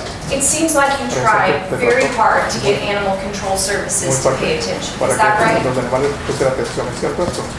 perdón, perdón. I'm sorry. It seems like you tried really hard to get animal control services to do something here. Hacer que Would that los be animales correct? hicieran algo. ¿Sería correcto esto? Decir esto. Sí, Yes. cuando mordió a mi hijo. When he bit my son. And would it surprise you that at a previous hearing, the Director of Animal Control Services said they couldn't do anything to destroy this dog because no one would step forward to fill out an affidavit? Nadie se presentaba para llenar una aplicación. ¿Cómo? What? Yes. Would it surprise you ¿Se sorprendería usted that eso? that was the ¿Que ese es el testimony? testimonio que debe ver? A ver, que What? nadie se presentó. Nobody would step forward No one would step forward to fill out an para affidavit. llenar un formulario, una declaración jurada. Did you fill out an affidavit? ¿Usted llenó una declaración jurada? No porque nadie nos dijo que ese era el seguimiento. No, because nobody told us that was the follow-up. That's right. Porque otra vez, Right. porque otra Because vez another time, nos sentimos que we felt un poco de discriminación. We felt a bit of- Debieron de habernos dicho. we felt a bit of discrimination. They should have told us. Yes. I- No nos informaron, They yo did no not let us sé. know. I don't know. And they didn't offer you the opportunity to do an affidavit, did Ofrecieron usted they? la oportunidad para que usted llenara la declaración jurada en este caso. En ese tiempo, At that time, Yeah, when your y son. cuando mi hijo, when my son, no, ni a No. mi hijo ni a mí. nor No, my son, nor me. No, no. no. El mencionado affidavit, right? The mentioned affidavit, right? Yes, they. Ajá, sí, The no, only way- no. No, no, No, no. nadie. No, nobody. So when they Así que testified in cuando ya court, testificaron en el tribunal, that no one would step forward, that wasn't true, was it? Because you would have stepped forward if someone had asked you to procedido si file. alguien le había pedido eso, ¿cierto? Claro que sí. Of course, yes. Sí. Yes. Se trataba de arreglar un problema y que no hubiera una muerte, que no llegara esto, que no llegaran ellos a enfrentar la cárcel, que no llegáramos a esto, ellos a perder a su familiar, ¿no? They were trying to fix a problem. We do not have to get this. So somebody will lose their life. Somebody will go to jail. No, no. And are there other dogs dogs on Deborah Street? En esa calle Depla hay otros perros. Ya los recogieron. They already picked them up. Okay, but there were other dogs Pero on había Deborah otros Street? perros en Depla. Over the course of the 2 En el years curso that de you estos were 2 there? años. ¿Usted ve? Sí, Yes. pero sí, Yes, pero no son agresivos. but they're not aggressive. Ajá. Ellos saben que había 2 grandotes blancos, They know that there were 2 big ones, white ones, pero no eran but agresivos. they were not aggressive. Ellos entraban, andaban en el barrio. No They eran would come in estos, and they would walk around the neighborhood. They were not. pero estos perros estaban muy But agresivos. these dogs were very aggressive. And would it surprise you the people at Animal Control Services told my client that if she got the dogs fixed, if she allowed them to fix the dogs, spay and neuter them, Los perros, that they could return home? que después llegaron a regresar a su casa. Ridiculous. Thank you, nothing further, Your Honor. ¿Cómo castrando unos perros le vas a quitar lo bravo? Come on, neuter or spaying a dog, would that take away the aggressive part of it? No. No sé, ¿verdad? I don't know. Creo. I don't think so. Do you have any other questions? You know, No, there's no further questions. no creo. Silva, thank you so much. Silva, muchas gracias. Se retira. Se puede retirar, gracias. Stay call your next witness. Your Honor, the state calls Evad Rodriguez.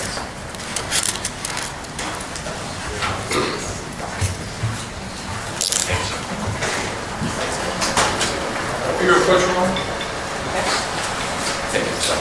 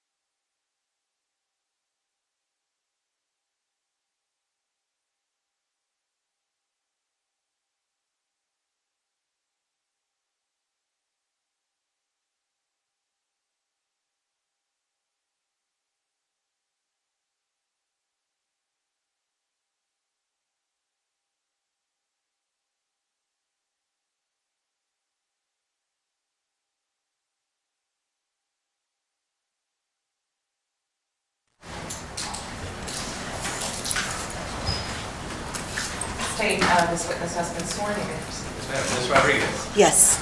please introduce yourself to the court. Evad Rodriguez, And where do you live? 2806 Depla. All right.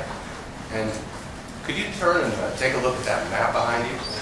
Do you recognize what that map shows? What does that map show? Our street? Are you able to identify which of those houses is yours? Would it help if I brought it closer to you? Yes, please. Yeah, approach it. Yeah. Thank you.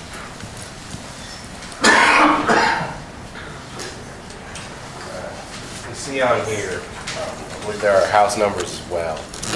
Marked on here. Guess it would help. Yes, ma'am. Yes, sir. All right, well, could you write your name next to the house that you live in? Wherever you think it'll Okay. it'll fit. All right, thank you, ma'am.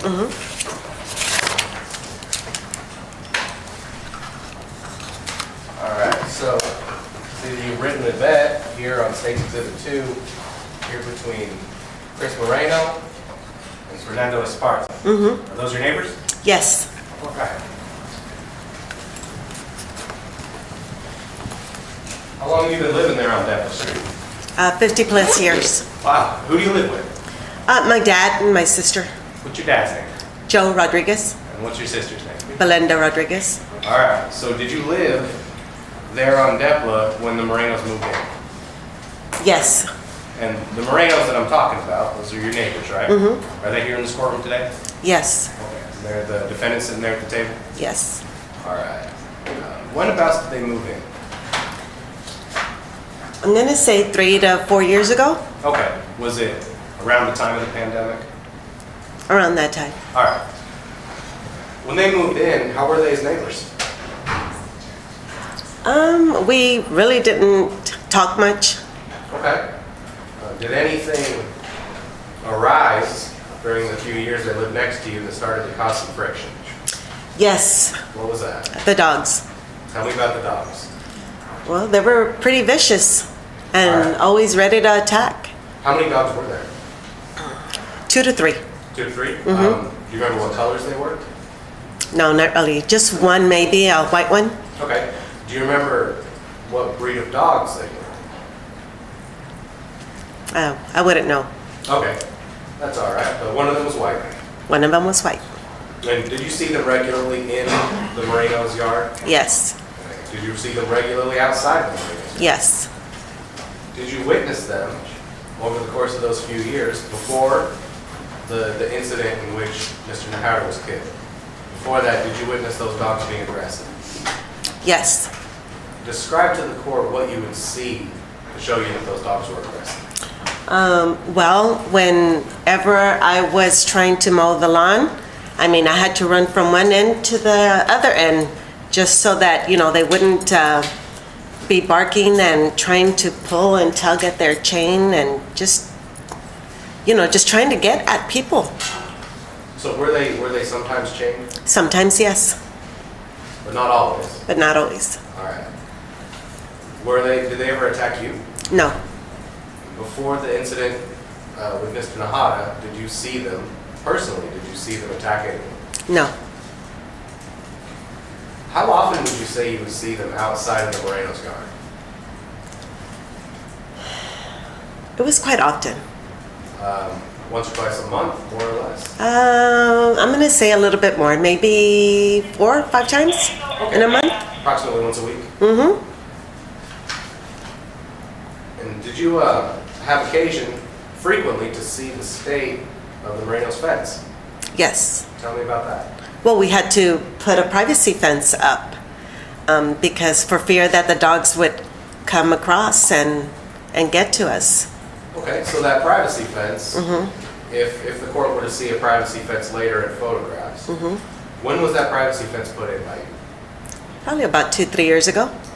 Was it, as you testified, in response to those dogs? Yes.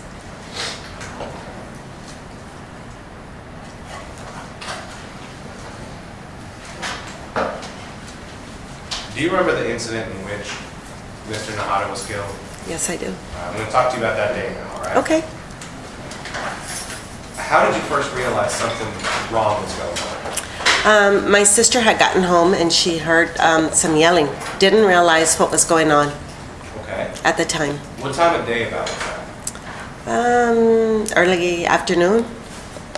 After your sister heard that yelling, what did you and her do?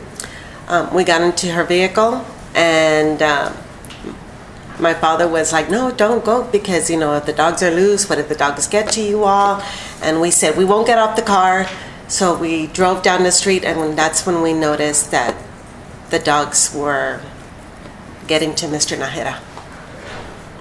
Tell the court what you saw when you arrived on that scene. Bloody dogs, and they were tugging and pulling at his clothes and his arm. He couldn't yell anymore.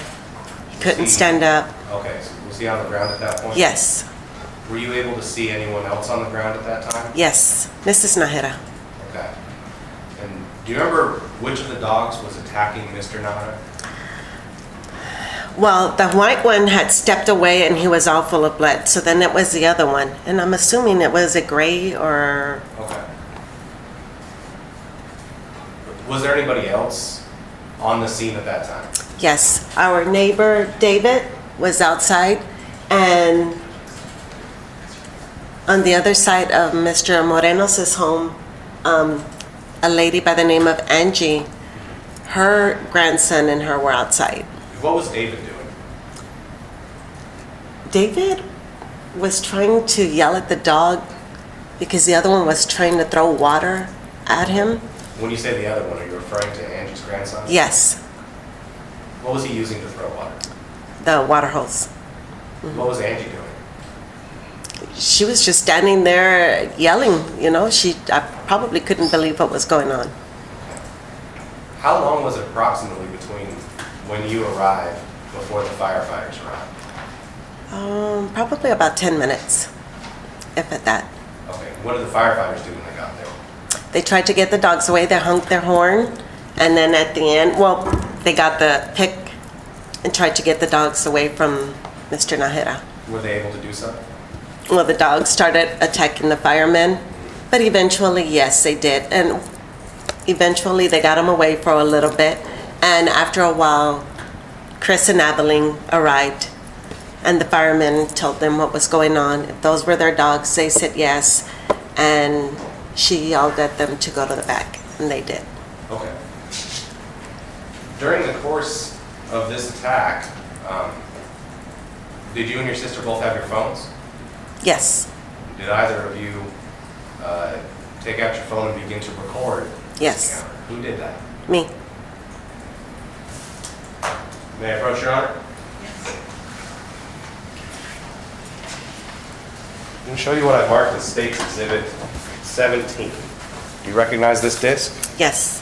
What's on it? The attack of the dog on Mr. Nahera. And I believe there are 3 separate video files on this disc, correct? All right. And have you personally reviewed these Yes. contents? How do you know it's the same disc?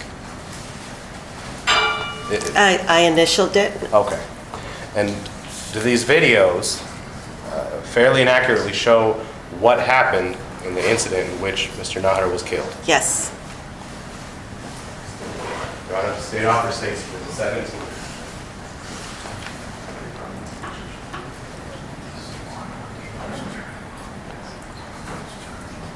Your approach, Your Honor.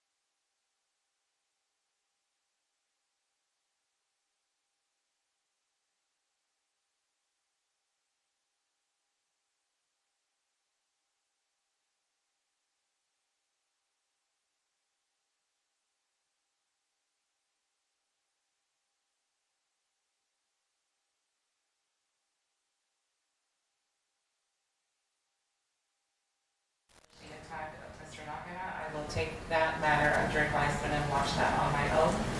But you can publish the other non-gruesome videos.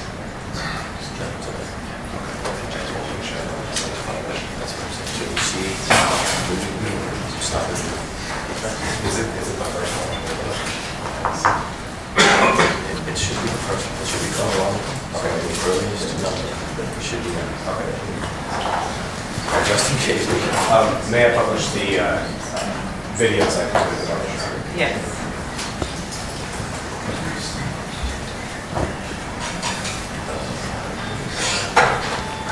This is extra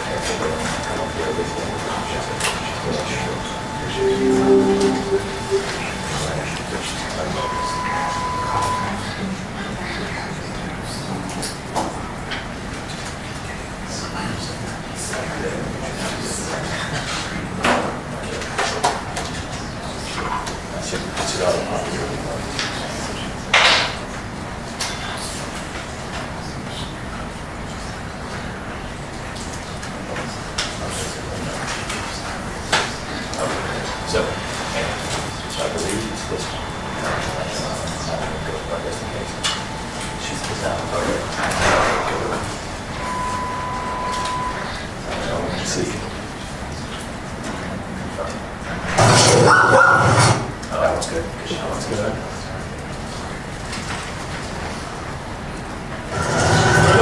Can you take them inside?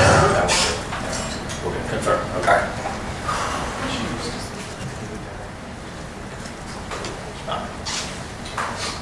All right.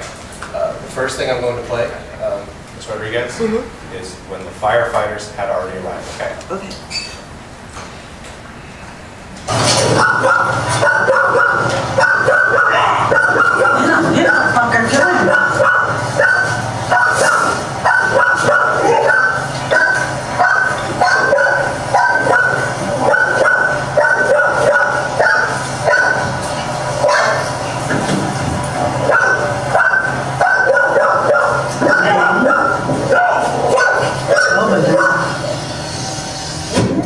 I don't know, maybe we should leave already.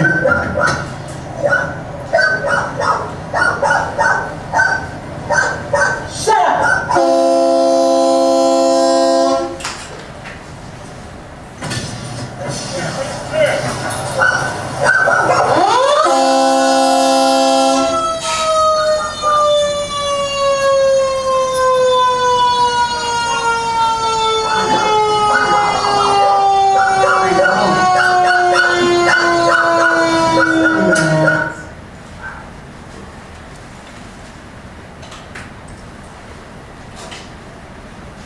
And this should be when the defendants arrive.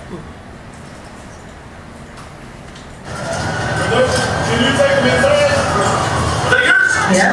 Get them away from us. These are bit me. Possibly killed another person. Get back now! Gonna move.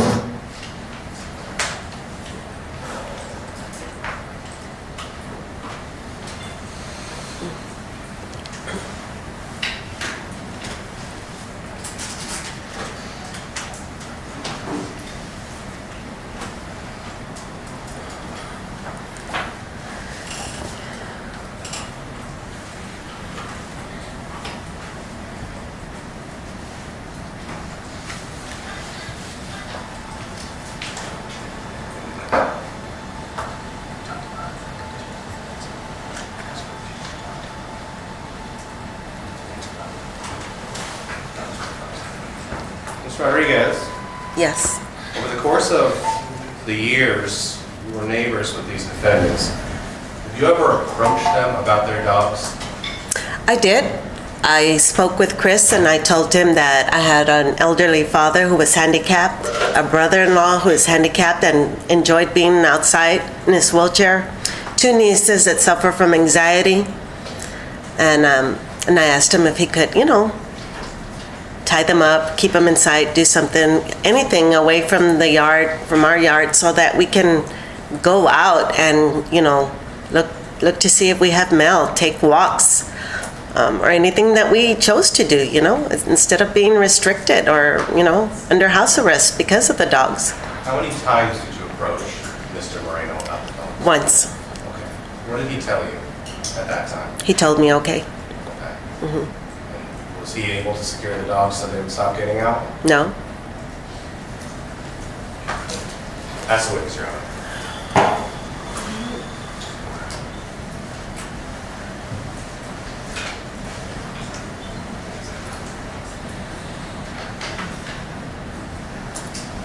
Pass the witness, Your Honor. No questions, Judge. Thank you, Ms. Rodriguez, you may step in. Thank you. May Ms. Rodriguez be excused, Your Honor. Yes.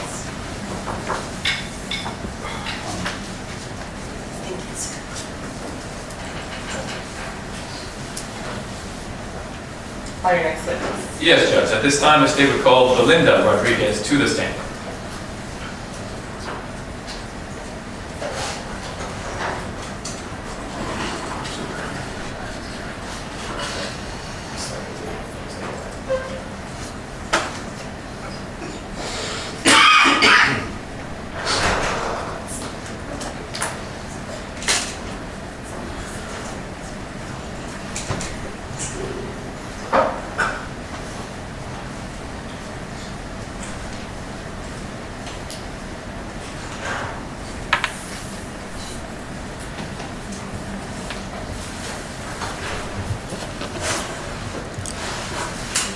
The witness has been sworn and you proceed. Yes, Your Honor. May it please the court.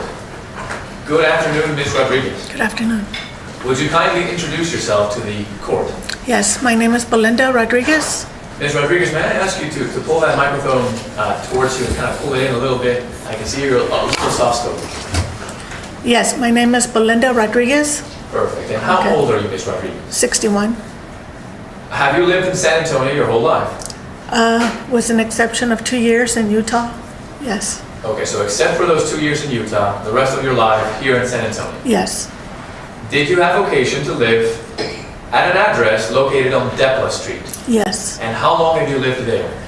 I grew up in that house, and then I moved back to that house about 2005. Okay, so there was a period of time that you moved away from Deborah, maybe for that 2 years that you were in Utah. Right. And then you came right back to your childhood home on Deborah, and you've lived there ever since. Right. Okay. What do you do for a living? I was a nurse. You were a nurse? Yes. And are you retired now? Yes. Okay. All right. May I address the witness, John? Yes. Ms. Rodriguez, let me switch over to the projection device, and I'm going to show you a map that is for identification purposes and for purposes of demonstration. State's Exhibit number 2. Do you recognize this map? Yes. What is it? Well, it's Couples Road, Darby, the street where I live on. Okay, and is this a fair and accurate depiction by Google Maps of the area that you live in? Yes. You recognize this? Yes. Oh, okay, excuse me. Let me bring it closer to you. And I believe that your sister may have already written her name where you guys live. Yes. Would that be 2802 Deborah? 2806. 06, I'm sorry. It's the one over next to it. I'm sorry. So right here, right? Yes. Let me grab my pen really quickly, Ms. Rodriguez. And if I could ask you to write your name right under your sister's name at that address. Okay. And just so we're all clear, you told us it was 2806 Deborah. This house here? Yes. Okay. Who lives at 2810 Deborah? Chris Moreno. Okay, so he's your next door neighbor. Yes. Okay. I'm gonna leave that up there for now, just so we have a general sense of where everybody is and what the neighborhood looks like. Okay, Ms. Rodriguez, you told us that you've lived there since 2005. Yes. Do you remember when Christian Moreno and Abilene Schnieder moved into their property? I don't remember the exact date, but I know it has to be about maybe 4 or 5 years ago. So 4 or 5 years ago, that would put it around 2019, 2020. Yes. Fair to say? Yes. Okay, so to your recollection, around 2019, 2020, Moreno and Schnieder moved in. Yes. Did you know who lived there before? Yes, Mike Medina and Amy Medina. Okay, so when the Medinas moved out, is when Moreno and Schnieder came in. Yes. Okay. What kind of neighbors were the Morenos or Moreno and Schnieder to you? Not very friendly. So not very friendly neighbors. Right. Did you have occasion to speak to them often? I didn't. I didn't speak to them very often at all. Okay, but you know what they look like. Yes. Are they present in the courtroom today? I do not see, well, yeah, I do see them. No. Okay, so you've had a chance to look around. Yes. Do you recognize them today? Yes, I do. And they're here present? Yes. Would you kindly describe them by something they might be wearing? Chris is wearing a blue shirt and Abilene is wearing a black blouse. Okay, thank you, Ms. Rodriguez. May the record reflect just that the witness has identified the defendants. The record will so reflect. All right, Ms. Rodriguez. During the time that you lived on Deborah, specifically after Christian Moreno and Abilene Schnieder moved in, did you come to learn whether or not they owned any dogs? Yes. What kind of dogs did they own? Well, pit bulls. Could you describe these pit bulls? A white one, a brown one, mean, aggressive dogs. And I know there was 3 or 4 dogs. 3 or 4 dogs total? Yes. Okay, and you described one as being brown, maybe black, and then the white one? Yes. Okay. You described them as being aggressive.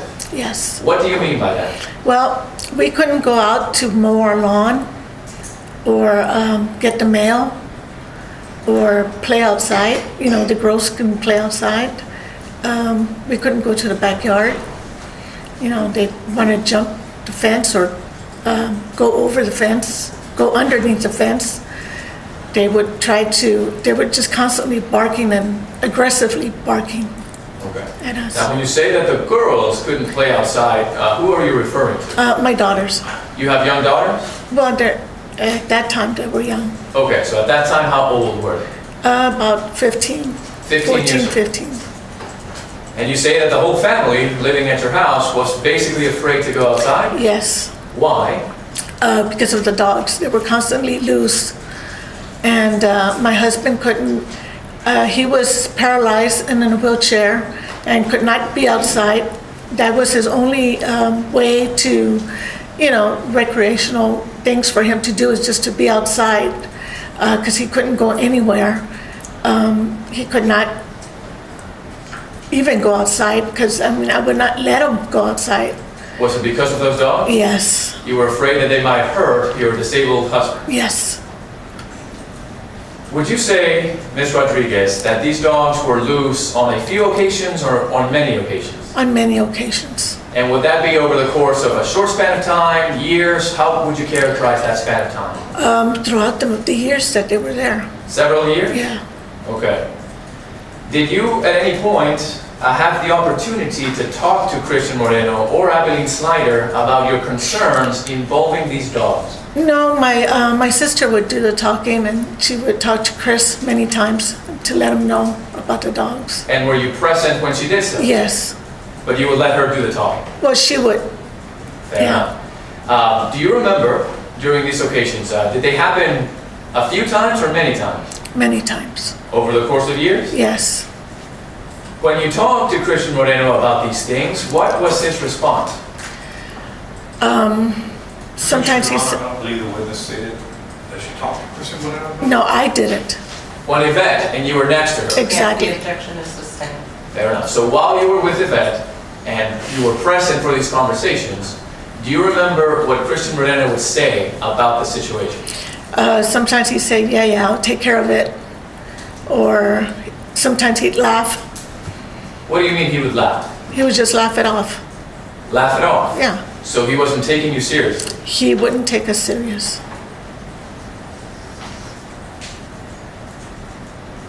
Were the dogs ever personally aggressive towards you? Yes, And did you have occasion to call either 911 or animal control services? I did many times. Both or just one or the other? Both. Both. Did San Antonio Police Department or the Animal Control Services respond to these calls? Animal Control Services never came by. They Okay. never came by, and when they did, it was seldom, and they would just pass by.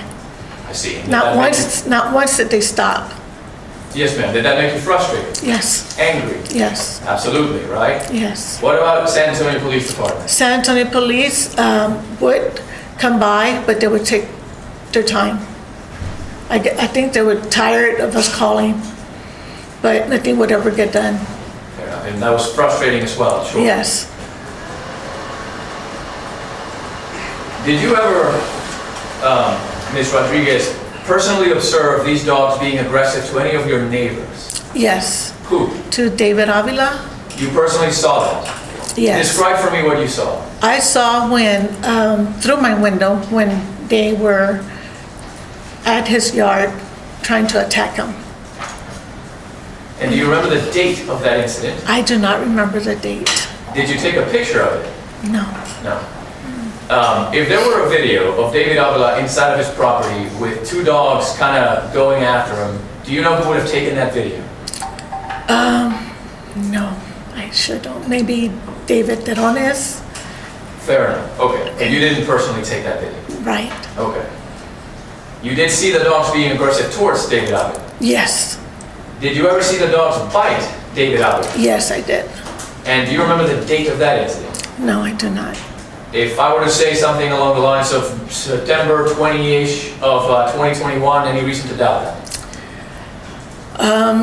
Maybe 2021, but I don't remember the month or day. Fair enough, not to worry, but you witnessed that event. Yes. What happened when you saw that?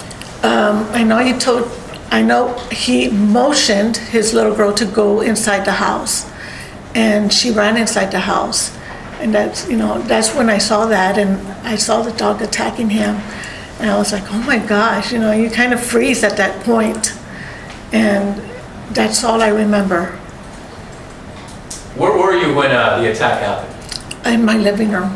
So you were looking out the window perhaps? Yes. Okay. Did you witness the dogs being aggressive towards anyone else? No. Okay. Did you or Evad, in your presence, ever tell Christian Moreno or Abilene Schnieder about what happened to David? No. Okay. I did not.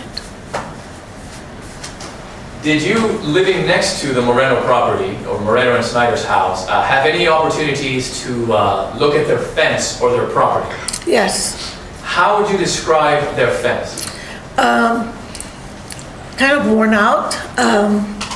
When the dogs kind of want to push it down and it's slaying over.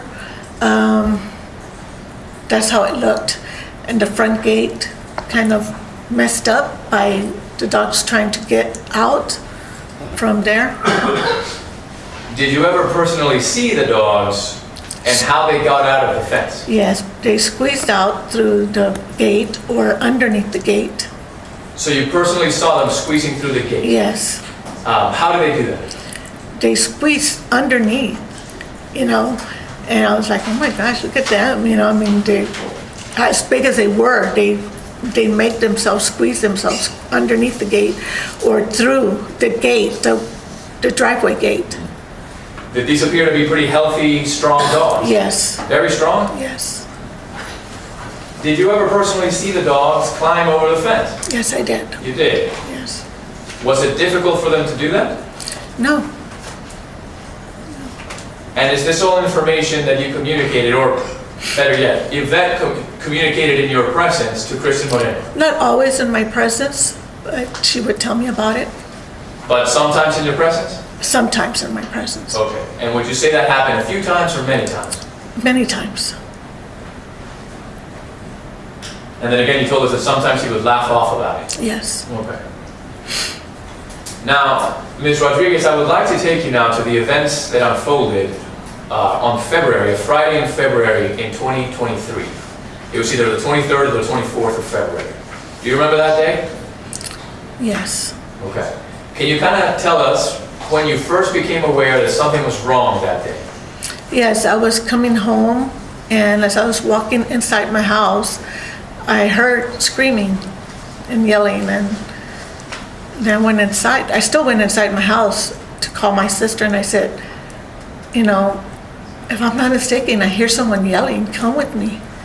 So I still had the keys in my hand, and she says, she looked up to the far end of the gate where the driveway is, and she says, oh my gosh.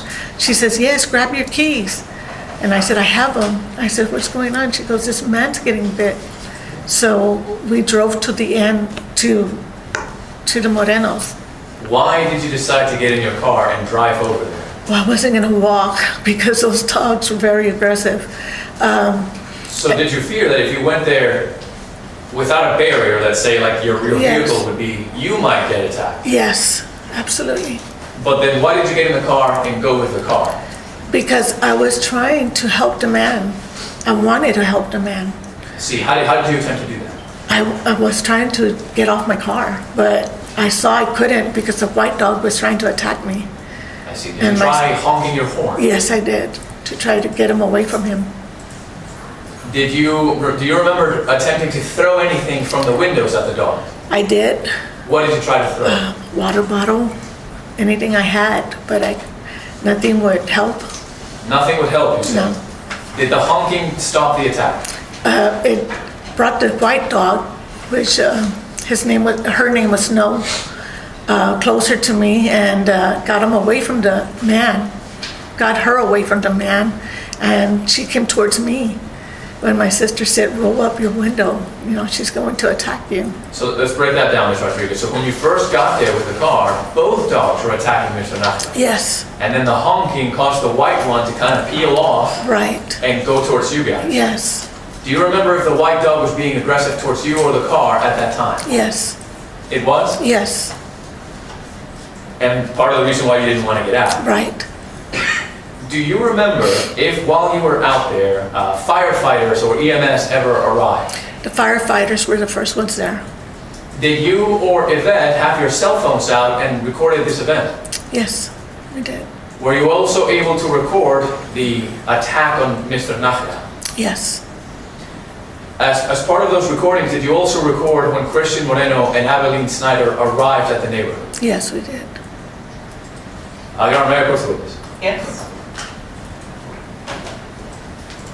And Judge, just like my cohort, Mr. Van Steven just published, the state intends to produce 17 again, not the attack itself, but the two videos. One more time. Why are we duplicating that? There's something that I would like to discuss with the witness regarding the dogs. And Judge, the state will be highly careful not to publish the material.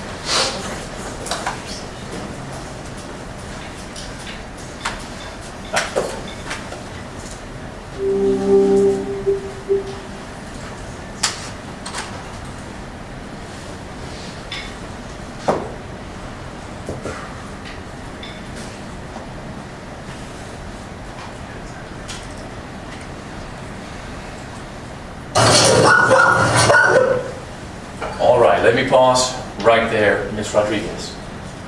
Is this the video that we just discussed? Yes. When the firefighters had arrived? How many firefighters do you see? 3. Now you see a dog here that appears to be grabbing on to the fireman's pole. Yes. Or spike tool or whatever that may be. And the firefighter appears to be on top of the car. Yes. Do you know the name of this dog? I do not. Okay, so that's not Snow. No. Okay. Now we hear a dog barking, and we're going to talk about that in a moment. Get the fucker, get him.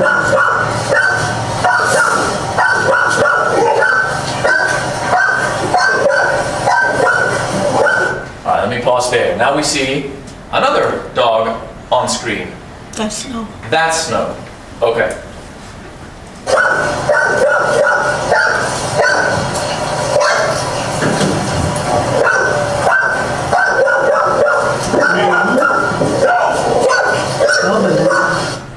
All right, Ms. Rodriguez, based on what we can see on this video and your recollection of that day, Did either of these dogs appear to have any sort of collars, harnesses, ropes, leashes, anything along those lines on their bodies? No, not that I know of. I'm sorry, ma'am? No, not that I know of. I didn't see any. I don't know, maybe we should leave already.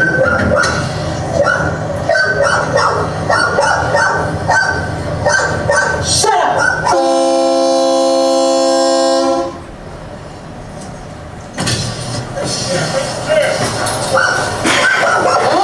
All right, let's pause there. Now, a moment ago, Ms. Rodriguez, the dog that you identified as Snow, was she inside or outside of the Moreno fence? Outside. And where does she appear to be now? Inside. So somehow, while being off screen, she was able to go back inside. And maybe as a result of that loud blaring horn, I don't know if it was firefighters or EMS, might have scared it away. Can we see, well actually tell me what you can see about the fence, if anything. Well, it's loose. You know, there's an opening there. And I think that's where she went into. Now, Ms. Rodriguez, you told us that on several occasions throughout the years, you were able to see the dogs physically squeeze their way through the fence's gate. Right. Is this the gate that we're talking about? Yes. So this is where they would squeeze through? Right. Did you see it being like this previous times? Yes. With the same gap in between? Yes. Okay. Now, in this video, we also see that the black dog still appears to be outside of the fence. Let's keep an eye on that while we continue to play.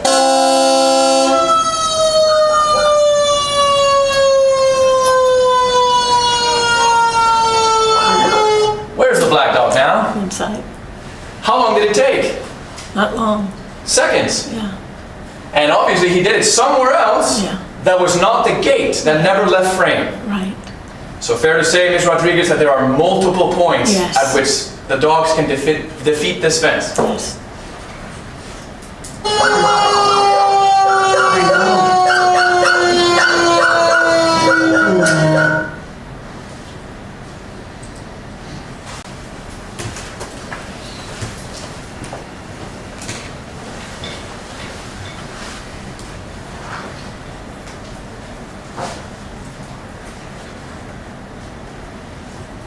Okay, so another video on this CD, Ms. Rodriguez, you described that you were also able to record when Christian Moreno and Abilene Schnieder arrived.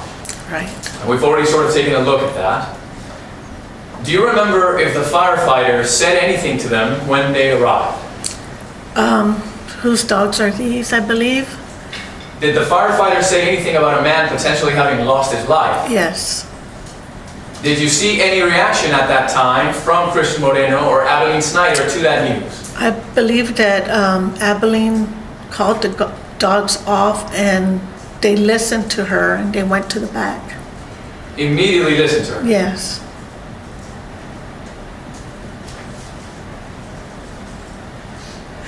Did you ever hear Christian Moreno or Abilene Schnieder inquire of those firefighters or any of the people present there what took place or how the man was doing or anything along those lines? No. Thank you, Ms. Rodriguez. We'll pass the witness.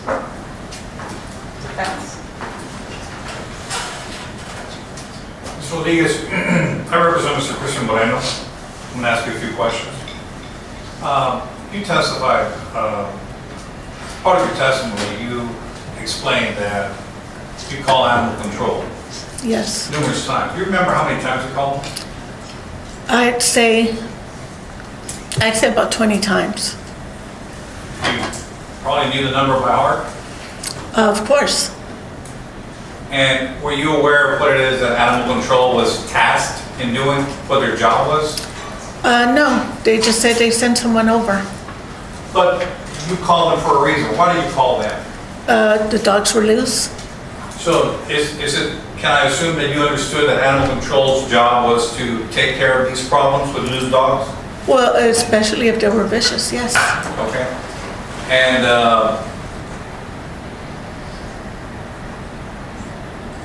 they just didn't show up.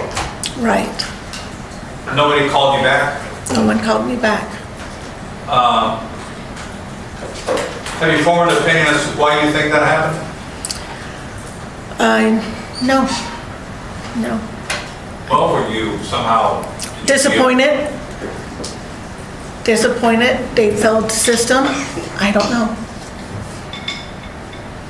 Did you feel that maybe they weren't too worried about it to come by? I feel that, yeah, that they just let us down, you know?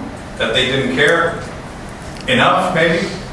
Maybe, you know, maybe there was numerous calls before for that same particular area. I have no idea why they didn't show up, but they didn't. And that aggravated us. You called 20 times at least. At least, I'm gonna say more or less 20 times. Who did you speak to? Did you eventually get to know who you were talking to? No, there was always a different person. You don't get the same person all the time. Did they give you a case number or report or anything like that? No, they did not.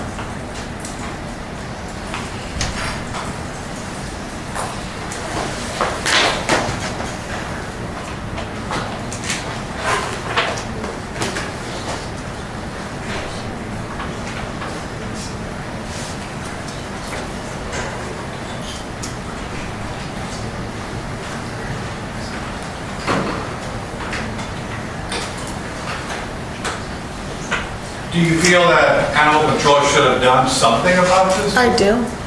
Like what? Well, first of all, they should have shown up.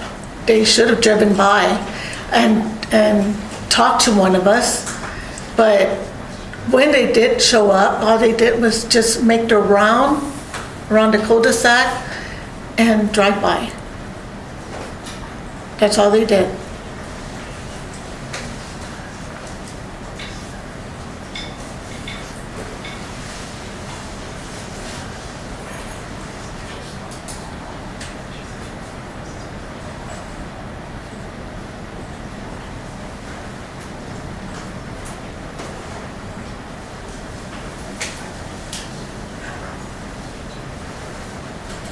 Pass a witness, Your Honor. The day of the incident, when you were in the truck, it was a truck, right? SUV. An SUV, filming, and you were with your sister, correct? Yes. How long did y'all stay? We stayed through the entire ordeal. Through the entire ordeal. So when the firefighters arrived, once the dogs were back in the house, did you stay? Yes. We drove back to the house, but we were outside. But you were no longer right there in the... Exactly. In the vicinity. So if Abilene had a discussion with the firefighters, you weren't right there with her? Right. You were in your truck in the back of your house? Back in my house, but not in the truck. Nothing further. Yeah, no further questions. The stage judge. Okay, thank you, Ms. Rodriguez. You may second. Thank you. Let's take a 15-minute break. How many more witnesses?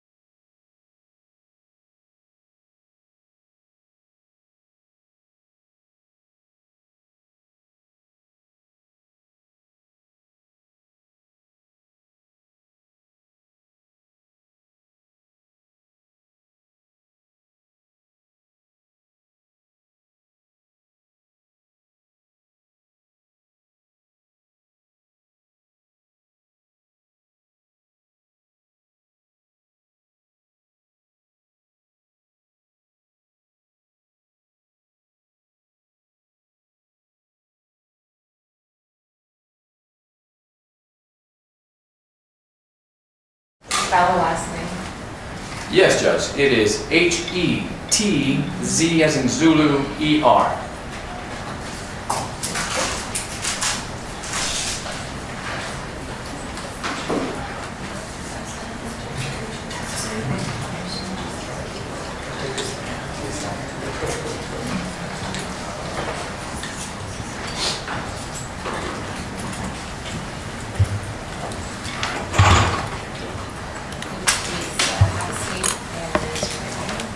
Do you solemnly swear or affirm that the testimony that you're about to give in this call shall be the truth, the whole truth, and nothing but the truth, so help you? I do. You may proceed. Yes, Your Honor. If it may please the court. Good afternoon, Deputy Hetzer. Hello. Would you kindly introduce yourself to the court? I'm Deputy Michael Hetzer. I work with the Medina County Sheriff's Office. Are you a certified peace officer? Yes, sir. What sort of training and experience have you achieved in order to become a certified peace officer? I attended the academy at San Antonio College, obtained my basic peace officer's license in 2012. Since then, I have obtained a advanced peace officer certification, and that's where I hold it today. And as a peace officer, is it something that you have to keep recertifying every period of time? Yes, sir. That would be through TCO, right? Correct. Are you up to date on that? Yes, sir. Were you a peace officer on or about November 14th of 2022? Yes, sir. And were you still employed by the Medina County Sheriff's Office? Yes, I was.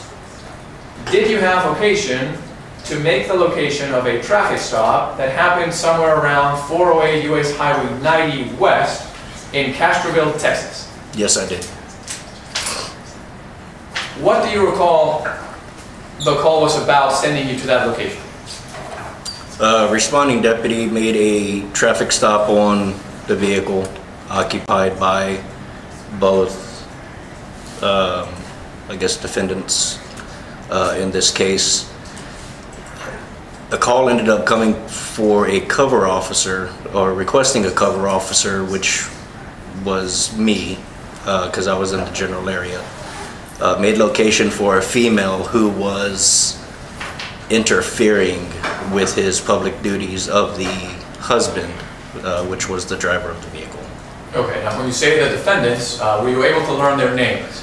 I don't recall the husband's name, but I do remember hers, because she's the one that I specifically dealt with in keeping her away from the responding deputy and the husband. Okay, what were you able to learn the female suspect's name was? Her name was Abilene Schnieder.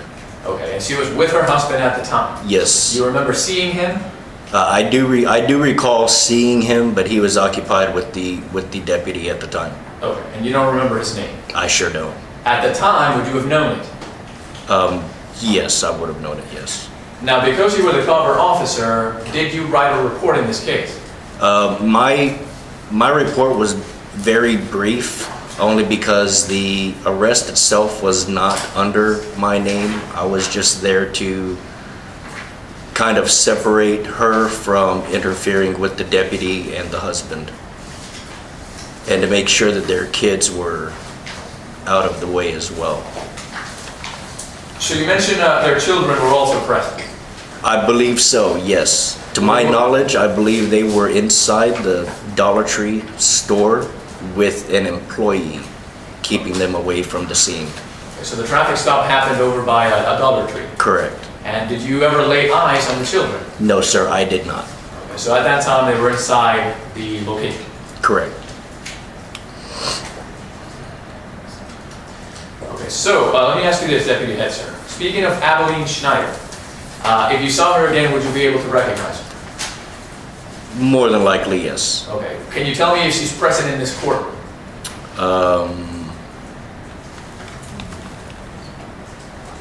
Yes, it would be this female right over here. And you pointed at someone, could you describe something she might be wearing? Black hair, black shirt, black pants, black shoes. Okay, and may the record reflect that the witness identified the defendant. The record will forward one. Do you see the man that was with her during the traffic stop? Only by identifying her. This would be more than likely her husband. Again, I did not directly deal with him in particular, so I don't want to make that assumption that this is the gentleman here. Fair enough. So you don't recall enough of his features to No, sir, I sure positively don't. say. Perfect. Okay. Now you remember being called out to assist involving the female Abilene Schnieder. Why? While the responding deputy that initially made the traffic stop was trying to pull him out of the vehicle, I believe he had a certain cause or probable cause to believe that there may be narcotics on his person and or inside that vehicle. In his attempt to search that vehicle, she became irate, stating that he could not search the vehicle and so forth, saying that she did not want him touching her husband or interfering with her husband. She was worried about the kids and them being inside, and that's why I was called out there. Okay. When you made the location, were you able to establish contact with Abilene Schnieder? I did make contact with Abilene, yes. And how would you describe her demeanor? At first, it was fairly calm and collective until I tried to talk to her for a little bit. Not much was really gained out of the conversation. I guess she glanced over again, saw that the deputy was pulling narcotics, possibly either off of the person or from inside of the vehicle, and she started to become a little irate again. That is when I placed her in handcuffs and detained her, attempted to bring her back to my marked patrol unit. At that time, she stated that she was not going to go into the back of the unit. I stated that she was. She stated that she was claustrophobic, and I said it didn't matter, you're not going to be directly out here right now. At that moment, that is when I placed her in the back of my patrol vehicle for maybe 5 minutes, 10 minutes tops. That is when I believe one of her relatives had shown up to pick up the kids. Okay. So let's back up just a little bit, Deputy Head, sir. You recall that the reporting officer, Deputy Delgado, may have discovered something that Correct. caused Abilene to become irate, you said. She was being unruly, yes. Can you describe that behavior? Saying that it was, I can't remember the exact words that were used, to be honest with you. Paraphrase it if you can, Deputy.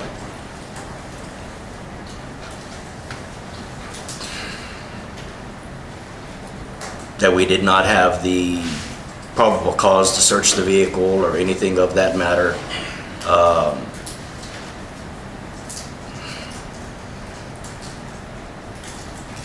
Let me ask it more specifically, Deputy. Sure. Do you remember if she said anything about any of her relatives? She did state that either it was a relative of hers or a relative of her husband's that was either SAPD or Bexar County, stating that they were going to have our FN badge for making that stop and doing what we were doing. We did not entertain the idea of, who that family member was. We just kind of put it behind, us, as she continued to state the same thing that, that we were going to get in trouble, we were going to get fired, she was going to have our badge and everything else. So essentially claiming that because of the contact that she had with that law enforcement relative of some capacity, Correct. y'all were going to get your badges taken from you. Yes.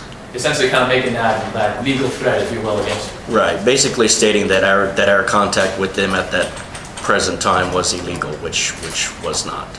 Do you know if Abilene Schnieder was placed under the arrest that day? Yes, Abilene was placed under arrest. Why? During the course of the search of the vehicle, it was found that there was a purse which was in her possession. It was found in the passenger seat of the vehicle, to my recollection. It obtained some identifying information in there, possibly credit cards, debit cards, IDs, checkbook, and a purse that did not belong to her. Upon asking her where she got the purse from, I believe she stated it was either one of her relatives or one of her friends. Upon making contact with that said individual, it was confirmed that she was not given authorization to be in possession of that stuff. So at that time, she was ultimately arrested and charged with possession of identifying information.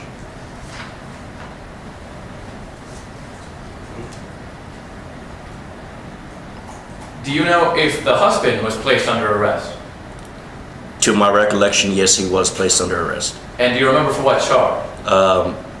He was found in possession of narcotics. Now, I don't know exactly what narcotics were found or which paraphernalia was found, but it was narcotics related, yes. And this would have been in Medina County? Correct. Thank you, Deputy. We passed this.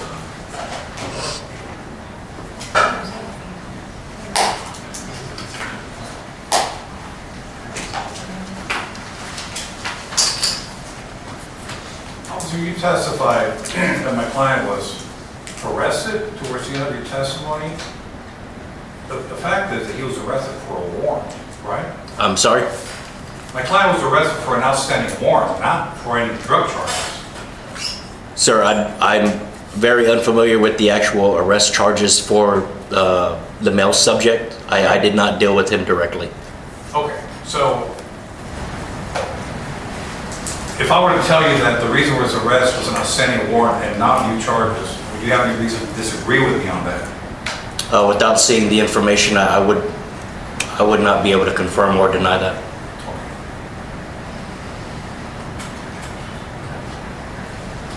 We pass the witness, Your Honor. I just have a couple questions, Judge, but first, is there a police report you'd like to turn over?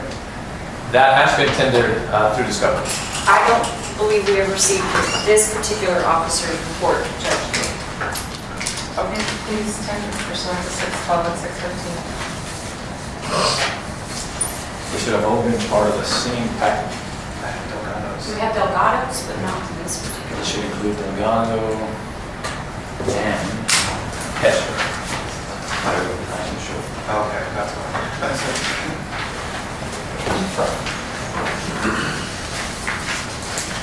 And for the record, Judge, I believe that is page 15. Does it say the one? It says page 14 of 14. Page 14 of the same packet that included the Officer Delgado's report. May I approach the witness room? Yes.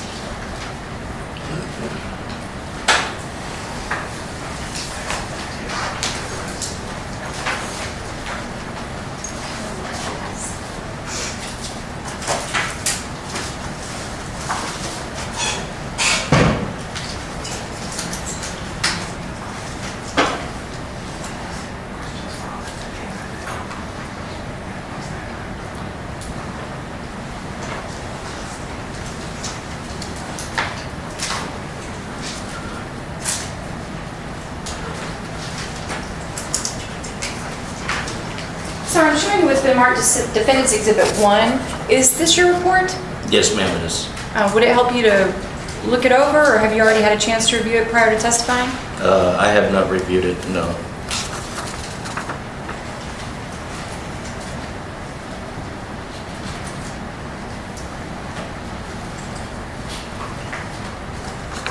That is correct. Can you tell me where in your report you mentioned that Abilene Schnieder was irate? It is not written in the report. Where in your report do you mention that Abilene Schnieder was threatening you with people that she knew in law enforcement? It is not there in the report. And where in the report does it say that there was any narcotics found in their possession? It is not there in the report. Pass it on, Your Honor. And no further questions for this witness, Your Honor. And then he's to be excused. Yes, Mr. State. Yes, Your Honor. Call your next witness. Your Honor, the state calls Clifford King.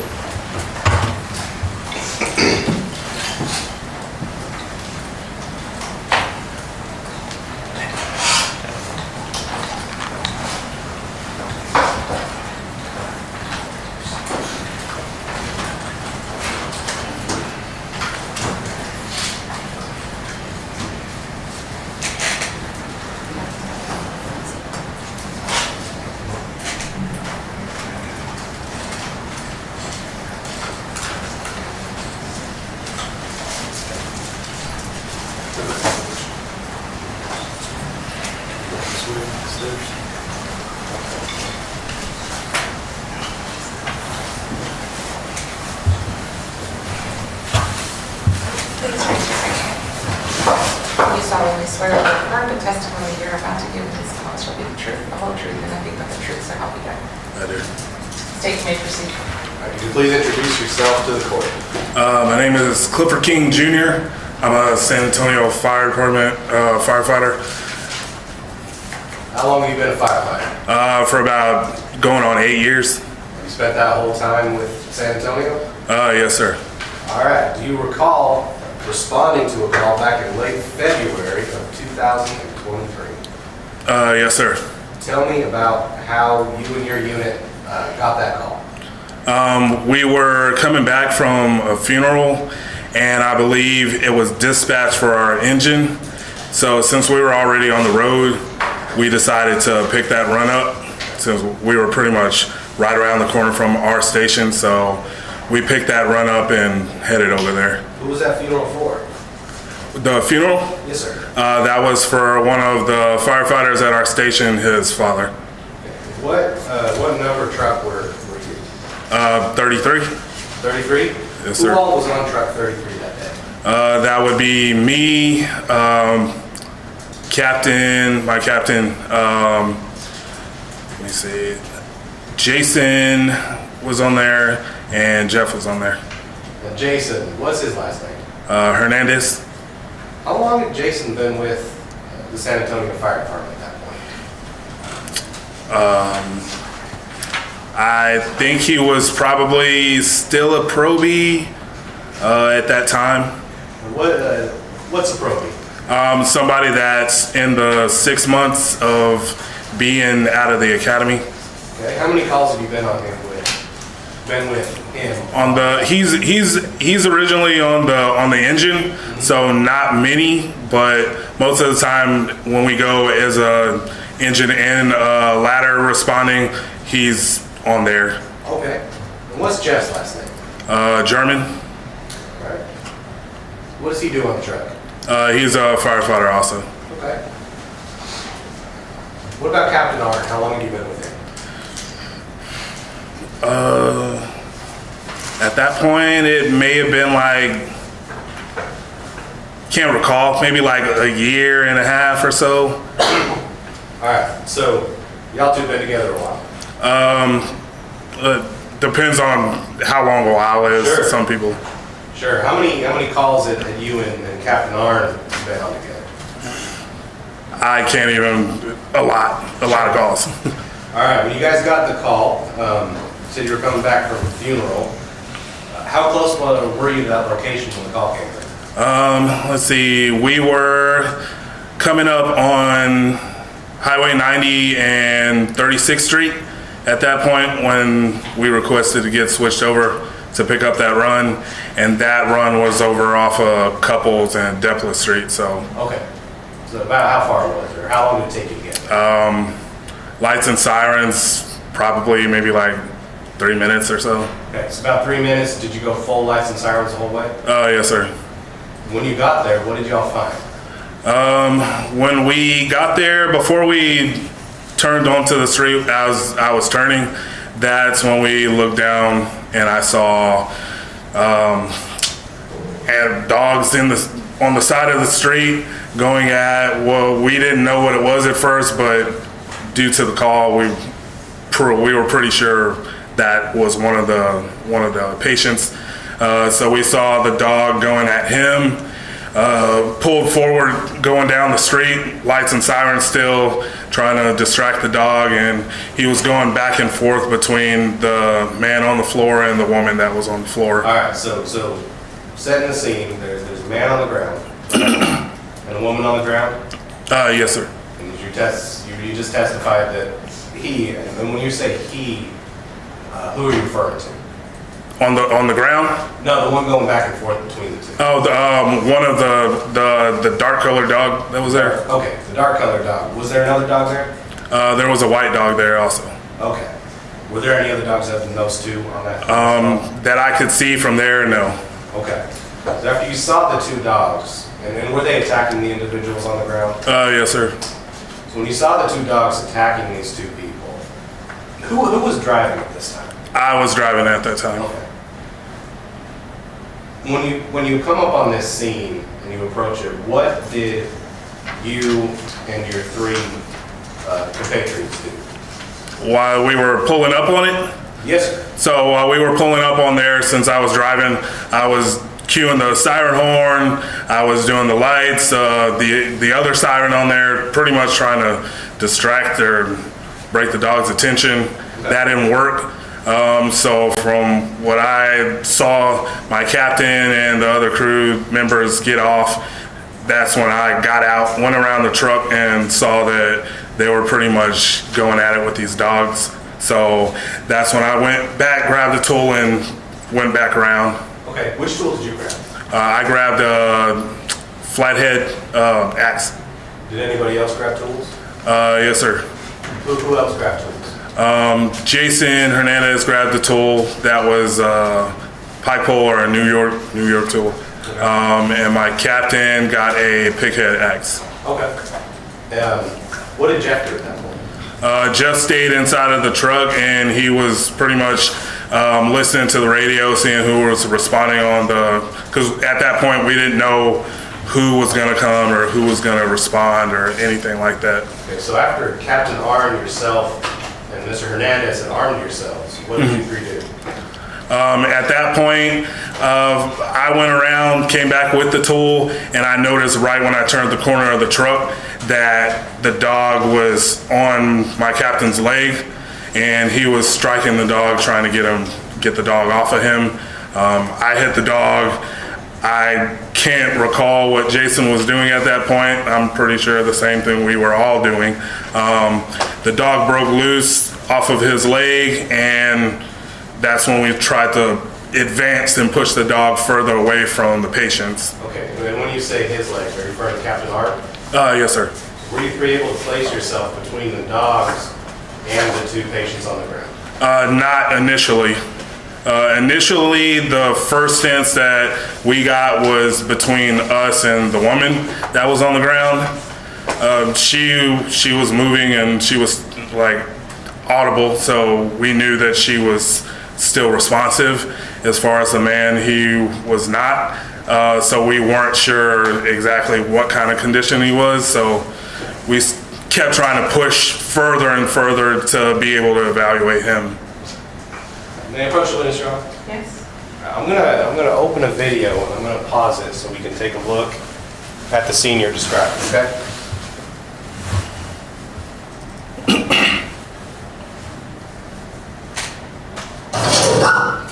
All right, so right here, you see this scene. Who do we see on top of that red Toyota? That is Jason. Okay. And the tool he's using, that sort of spear-looking tool, what is that? That is a pike pole or a New York tool that's same design. Okay. And then who is this in the middle here? That is my captain. Had he already been bitten at this point? Yes, sir. All right, and over here finally on the left side, who is that? That is me. Okay. And you described 2 patients. Yes, sir. Where, in relation to this shot, was the female patient? The female patient was on that back side, the back tire of the side that we're standing on. So immediately behind this red Toyota? Yes. Where was the male patient at this time? He was... we'll play forward a little bit. Okay.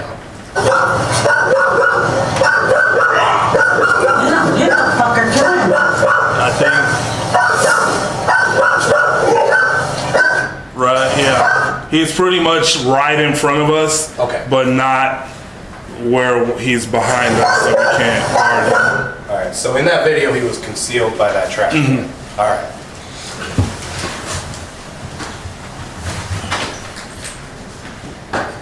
We saw in that video the 2 different dogs, the dark and the white one. Yes, sir.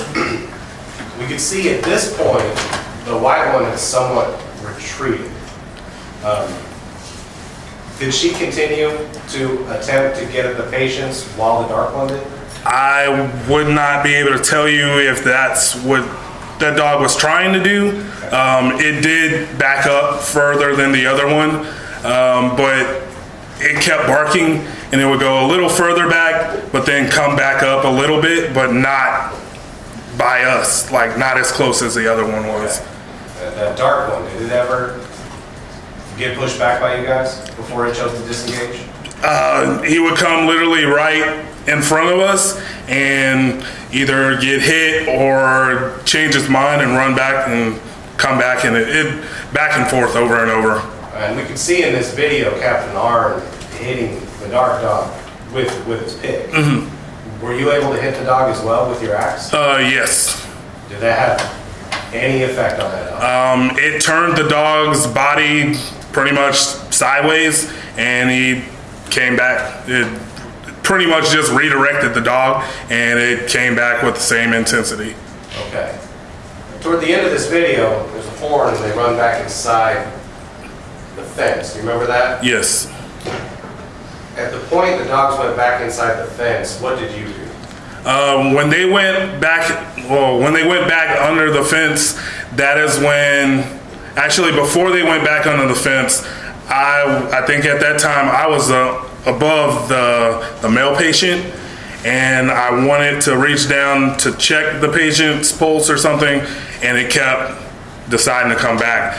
The horn came in, and that's when the dog somehow decided to go back under the fence, and that is when I went towards the fence with them. And was that horn from your truck or was it from EMS? That was from our truck. Okay. So after the dog went under the fence, what did you do? I went over to the fence. The other people handled patient care, and I went towards the fence because I weren't sure if they went under it, they can easily come back out of it. So Captain Arn and Hernandez were treating the patients at that point. Yes, and I believe Jeff Jarman, he got out and assisted with the patient care. And what did you do to contain those dogs within the fence? I stood at the fence, and every time that they decided to attempt to climb over the fence, I struck the dog, and it would go down and keep trying to go over the fence. Was it both dogs trying to go over the fence or just the dark? At that point, from what I remember, it was just the dark one. Okay.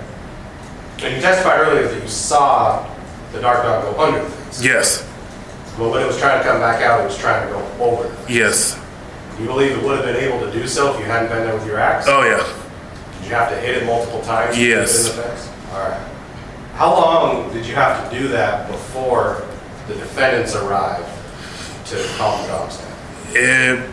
I couldn't tell you a time frame, but it was a while. Probably, I can't even give you a number. I don't want to be wrong and tell you, but it felt like a long time. Did other units arrive in the meantime? I believe they were already staged down the street. Okay, and then were those EMS units? Yes, sir. Did the defendants arrive before the police did?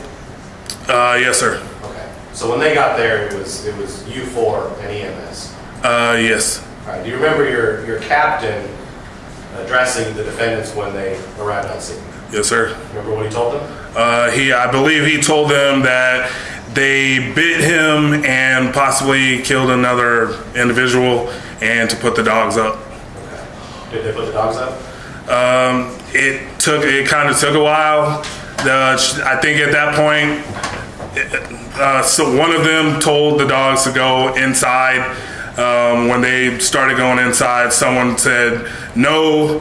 I don't know why. And then they kind of coordinated how they were going to put the dogs inside, and they eventually went in. After they went in, what did you do once the dogs were no longer a threat? Once the dogs were no longer a threat and they were in there, I went to go check to see where else I could help out. Did you find a place to help out? Oh yeah, I didn't even know there was another person that got bit by the dogs. It was also, I believe, the person that was spraying water on the dogs, trying to help us out when we were there too. Okay, so was that a neighbor of the defendants? Someone at another house. Where did he get bit? I think one of his arms. And you testified that Captain Arn got bit? Yes, sir. Where did he get bit? On his legs. Were you and Hernandez bit? No, sir. Pass the witness, John.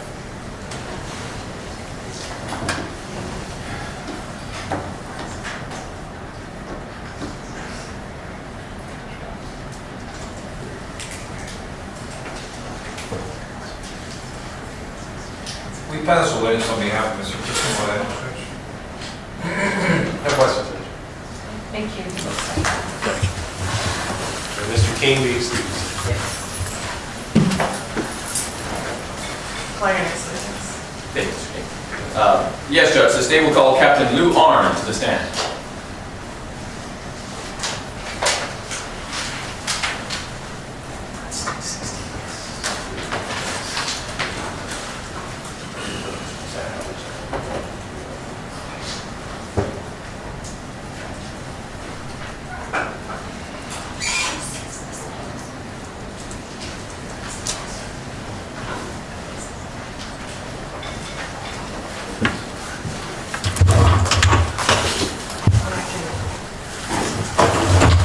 Please raise your right hand. Do you solemnly swear or affirm the testimony you're about to give in this cause will be the truth, the whole truth, and nothing but the truth, so help you God? I do.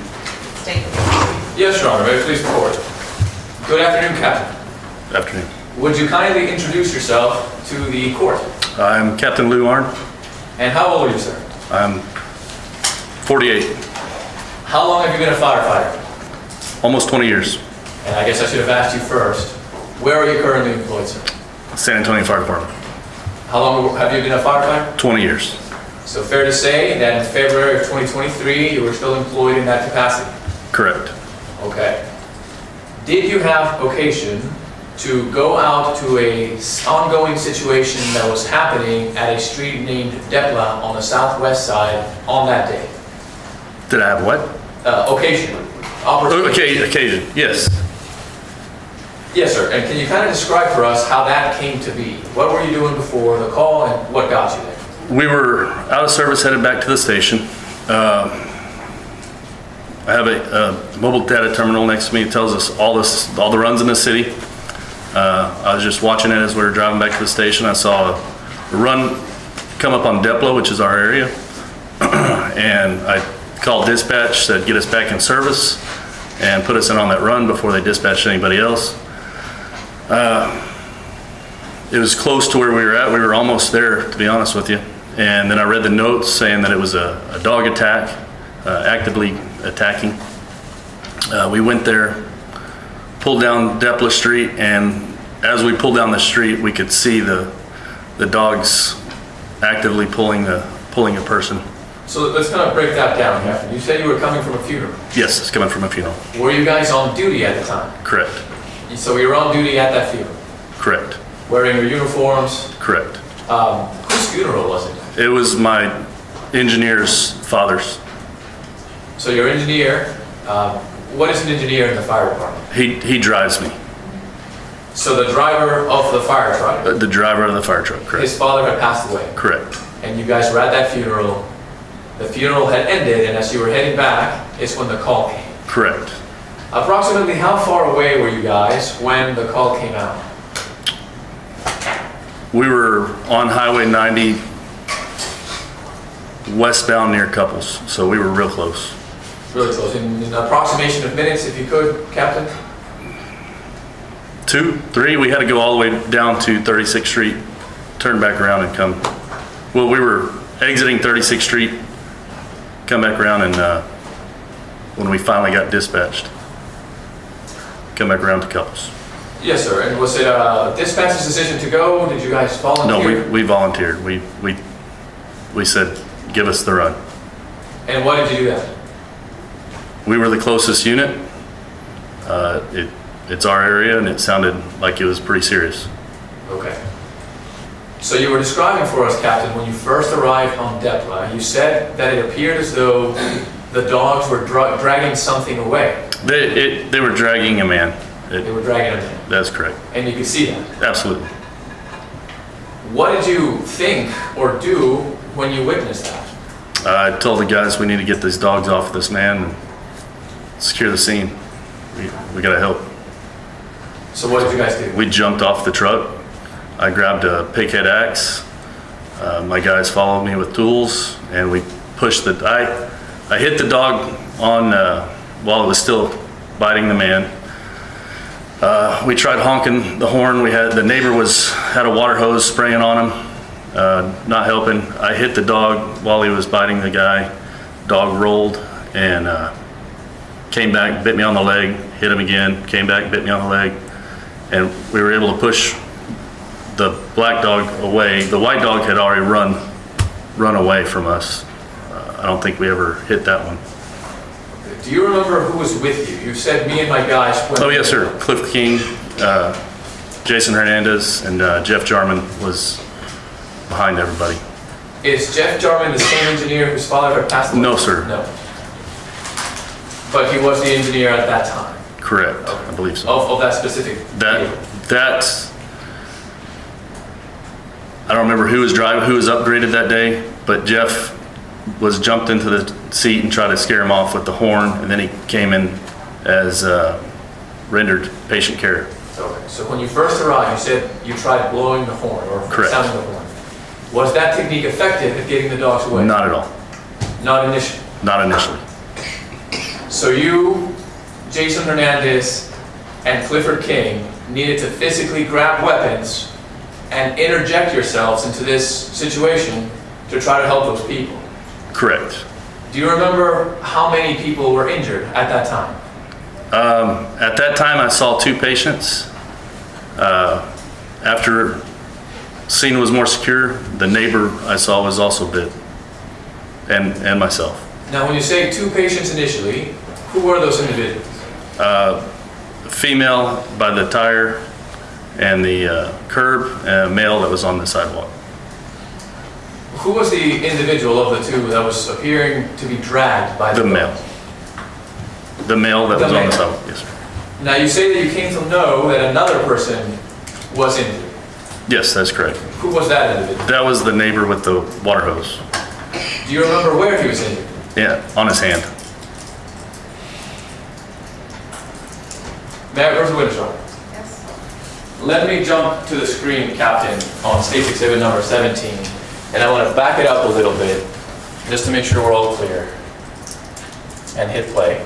All right, we see 3 individuals in the center of the image. Can you tell us, I'll point to one of them. Who is this man standing on top of the car? Jason Hernandez. Can we see, I guess in between Jason Hernandez's arm gap, does there appear to be a man there? Correct, yes. Okay. And who is this individual? That is me. And behind you? Clifford King. You described for us that there was a female patient. Correct. You described her as being in the back tire of the vehicle. Correct. Would that be the left side or right side of the vehicle? Passenger side. Passenger side. So that would have been somewhere back there? Correct. Where was the male patient? To over here somewhere.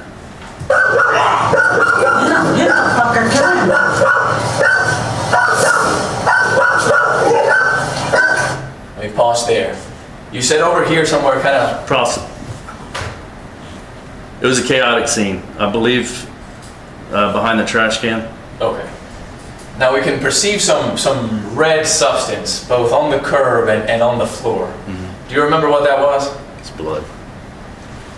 Would you say that there was a small amount of blood? A large amount of blood. And how could you tell? I've been a paramedic for a long time. It's a large amount of blood. Fair enough. Now you described for us that you and your fellow firefighters were able to deliver strikes using those, what did you call these tools? That's I have a pig head axe. Pig head axe. And what about Mr. Hernandez standing on top of that hood? It's a pike pole. A pike pole. Would it be fair to kind of characterize a pike pole as kind of like a spear? It pulls ceiling normally. Okay. Does it have any pointy ends? Yes. Okay. And is Mr. Hernandez essentially kind of wielding it as such? Yes. Okay. Were the strikes that all 3 of you delivered to these dogs effective? It was able to get the dog away from the person, but the dog was relentless. It kept attacking? It kept attacking. Despite being outnumbered? Despite being outnumbered. And despite you 3 burly men wielding weapons? Correct. It did not surrender? No, sir. Captain Arndt, at some point, and I believe you've watched this video before, watched it in my office, right? Yes, sir. Do you remember at some point in the video the dogs finally retreat? Yes. Do you recall why? I guess that was when the owners got home, or? And we can watch it. Yeah. If you refresh your recollection, Captain. Let's just hit play.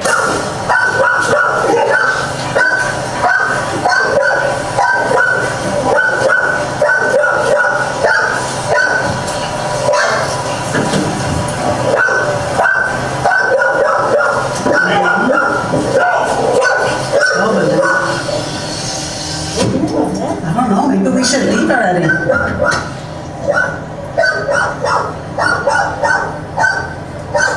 Shut up.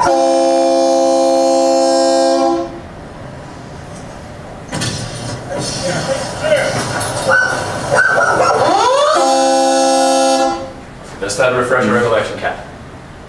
What caused the dogs to retreat, seemingly? The horn and the siren. Now, we saw an individual briefly on screen, on frame, that was operating a water hose. Is that the man that was bitten? Correct. Okay. It seems like you had a pretty clear vantage point of that fence, Captain, from where you were standing. Yes. Were you able to perceive how these dogs got in and out of that fence? They went underneath it. Underneath it? Yes, sir. Was it an area to the left, to the right, or through the fence, or through the gate? It was to the left of those gates. Okay, and how easily would you say that they were able to get in and out? Without any issues whatsoever. Let's jump ahead now to IMG_0080 in state 17. Let me hit play on that. Can you take them inside? Are they yours? Yeah. Get them away from us. He's already bit me, possibly killed another person. Get back now!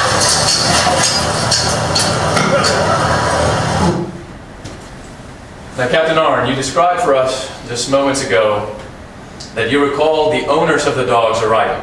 Yes, Are these them that we see on the video? I believe so. Do you remember, and having just watched it, addressing them that day? Yes, just right there. What did you say to them? I asked if they were their dogs and to get them away from us, that they bit me and possibly killed somebody else. Did either defendant show any reaction to that information that you just told them? Well, they got the dogs into the house. Did they ask any questions? I cannot recall. Of you, sir? It's been a while. Fair enough. But you don't remember? I don't remember. One way or the other? I don't think they did. Okay. Captain Arn, as the gate stands right now, in this frame, can you tell me anything about it? Horrible shape. Horrible shape. And at this point, you told us you had already been bitten. Yeah, that's correct. I was bitten before any of the video was taken. Yes, sir.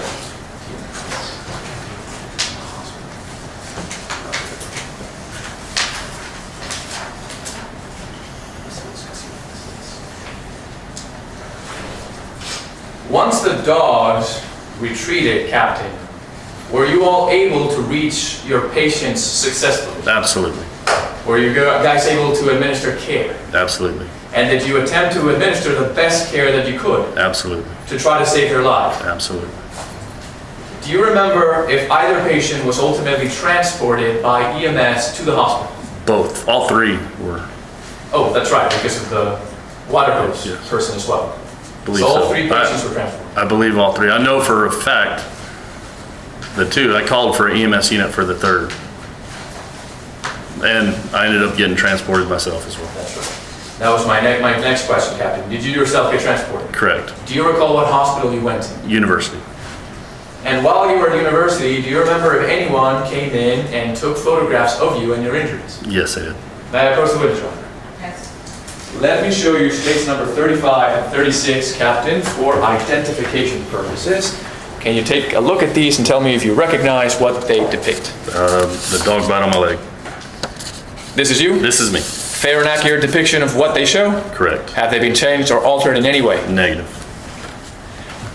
Your Honor, at this time the state would offer states 35 and 36 into evidence tendering to opposing counsel for inspection.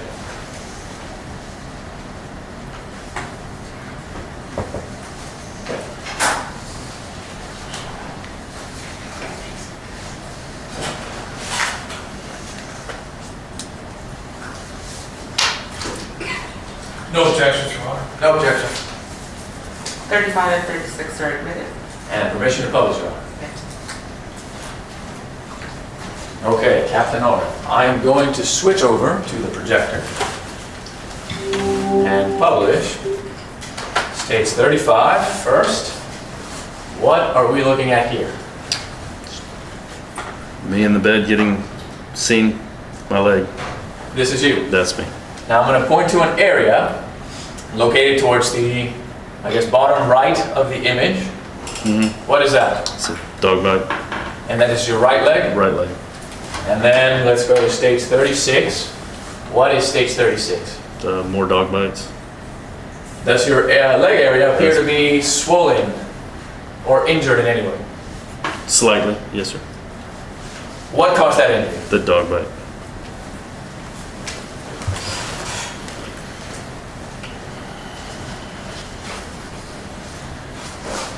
Now, Captain Arnold, as a firefighter for many years, have you had occasion to respond to a lot of calls that involve dog attacks? I've responded to several, yes, sir. And if you had to ballpark a figure, could you? I don't want to ballpark a figure at 20, 30, Over the course of how many years? 20 years. 20 years. 20 or 30.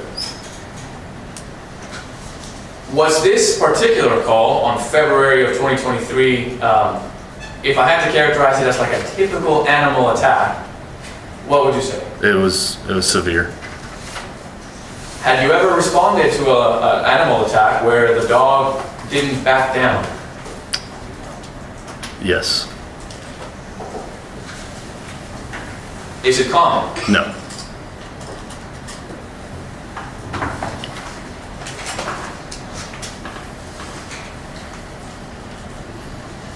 Thank you, Captain. The state will pass the witness.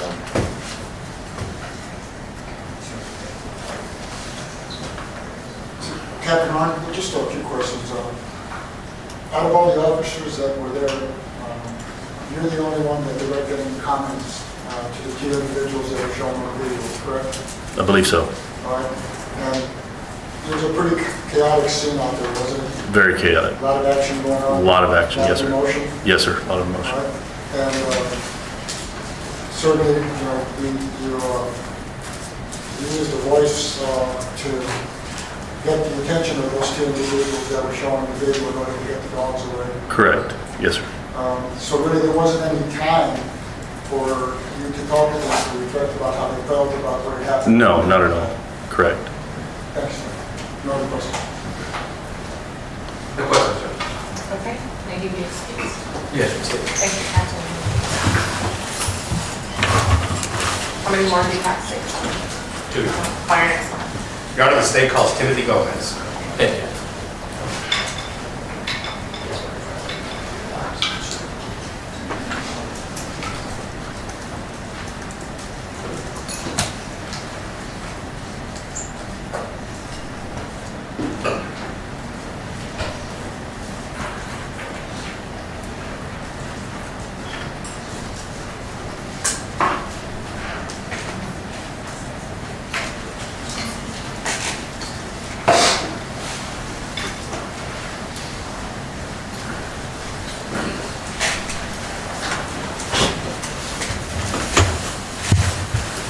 Please raise your right hand. Do you solemnly swear or affirm the testimony you're about to give in this call shall be the truth, the whole truth, and nothing but the truth, so help you God? I swear.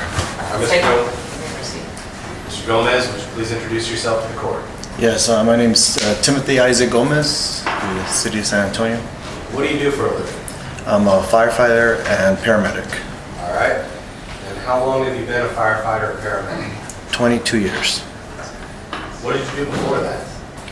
Military. What did you do for the military? I did satellite communications and I did airvac, flight medic. How long were you a flight medic? I was in the reserves. I did 28 years as a flight medic. How much of that overlapped with your 22 years as a paramedic? All of it. All right, so it's fair to say that you have been doing emergency medicine for 28 years. Correct. All right. And were you working as a paramedic back in February of 2023? I was, yes. do you recall responding to a call out near Deborah Street on the west side? I do. Tell me about how you got that call. We were dropping off a child at CHOSA, a children's hospital downtown, when we did hear the run come in for a dog bite at that time. And we dropped off the child, and as we come back to the ambulance, and we're leaving to go back to our station, we hear the cries over the radio that the firemen got bit and they needed backup. You said that you heard a run come in. What is a run? When someone calls 911 and it goes through the dispatch, you could see what that call is. Is that a call for a specific unit, or is it a call that anyone can respond to? At that time, it's a call for a unit. They're requesting certain units that are closer. Okay. Were they requesting your unit? Not at that time. So who else was on your unit with you at the time? I had Travis Smith with me. All right, so when that run came through, and it wasn't requesting you two specifically, All right. what did you and Mr. Smith do? We talked, just like we could beat the other units in because of the voice of how like they sounded like they were in danger. And it's like, and maybe our assistance medically wise, we could make a difference. So I was like, Travis knew where that street was at. He normally works at the closest fire station to there. And he's like, I could get us there. We called dispatch, let them know we are clear, we're on the highway, put us into this run. And it's like, no, there's other units already closer or assigned to it. I was like, we are on the highway. We will beat the other units in. Did you? We did. All right. How long did it take you about to get to Deborah Street? Probably 9 minutes. And when you arrived there, what did you see? So there was an ambulance parked already on the side. And the run had said it was for a cardiac arrest, that the person was not moving. So we pull up. I talked to the guys on the ambulance. Hey, do you guys need assistance? It's like, no, we have the man. We're giving him whole blood right now. I was like, but there's another person that needs assistance. Okay, who was that other person? That was the wife, Janie. And when did you approach Janie? So, no, we rolled in closer, and as we stopped, the fire guys were bringing her on a stretcher already to us. Okay. Did they bring her all the way to your unit? Yes. And when they brought her to your unit, what were you able to observe about her condition? That she had dog bites on her arm and on her hands, and then she was requesting for her husband to check, help her husband. Is her husband alive? Is her husband alive? She's like, I think my husband's dead. He wasn't moving. And so trying to control her and calm her down so I could focus more on her at that time. So she was conscious at the time? She was. Did she express any concern for herself in that moment? Not at that moment. She wanted to know how her husband was doing. What was your primary concern as an emergency medic? The safety for all of us, of course, and making sure she stayed alert, she stayed breathing with me, she didn't go into a cardiac arrest, or the stresses of her situation were worse or became worse. So what did you do to prevent her from going into shock? So I told her that her husband is going to university. They've already left, and we're going to follow also. I said, I'm going to talk to you. I want you to tell me what's hurts, what's happening, or what happened. As I'm assessing, of course, putting on the machines on her, getting her blood pressure, looking at her heart, and then controlling the bleeding, and then helping her with some of the pain. But trying to get a quick assessment before we did that. What wounds had she suffered when she arrived at your unit? She had puncture wounds on her leg and on her hands. Was they bleeding at the time? There was some bleeding coming out, but I think there was a lot of the flesh or fatty tissue coming out that was kind of stopping some of the blood. Okay. Were you concerned that she wouldn't make it to the hospital? Yeah, there's always a concern, yeah. I didn't know if I didn't see enough bleeding because she had already bled out, and that's why it didn't look like there was enough. So yeah, it was just keeping her volume, giving her some fluids, antibiotics also to get ahead if there's any infection. Where did you take her? We took her to university. At the same place that her husband had been taken? Correct. When you arrived at university, What did you do? So as we gave report, they told us to go to the level, the trauma area. As we're going through, I could see her husband, and so I requested if we could move her to another room. I didn't want her to be right next to her husband because it looked like they were working on him already. Did she see her husband when she No. arrived? Okay, so you prevented that. I prevented that. And once she was taken to another room away from her husband, did you do anything else? Yeah, gave my report to the doctor of everything we had done from we first made contact with her, make sure she was okay, and then I followed back to see her husband. Okay. And what did you observe about him when you followed back? They were already working on him. Okay, so then when you say they, you The mean doctors, all the medical staff, yes. So were you requested to assist with that after you arrived? No, my doc was requesting for me to make sure that the cat or anybody that got bit to also come to university. Okay. Did you see the captain when he came to university? I did. How was he doing?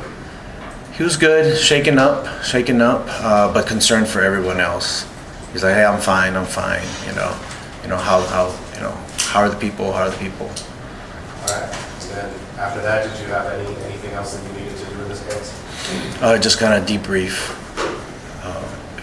with everything. All right. Well, thank you, sir. Ask the witness, sir. As a witness, Your Honor. No question. EMA's testimony. May he be excused. Yes. Thank you. Okay, last witness. Your Honor, the state calls Jonathan Ulrich.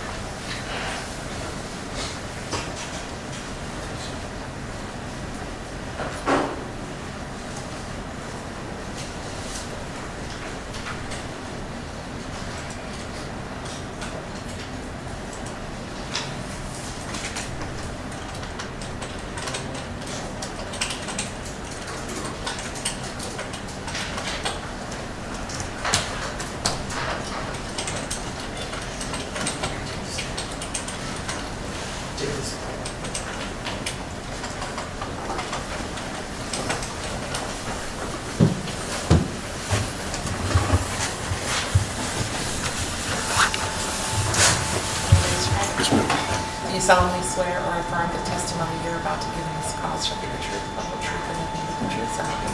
Yes, ma'am. You may proceed. Would you introduce yourself to the court, please? My name is Jonathan Ulrich, engineer, paramedic, currently assigned to the City of San Antonio EMS Division. Okay.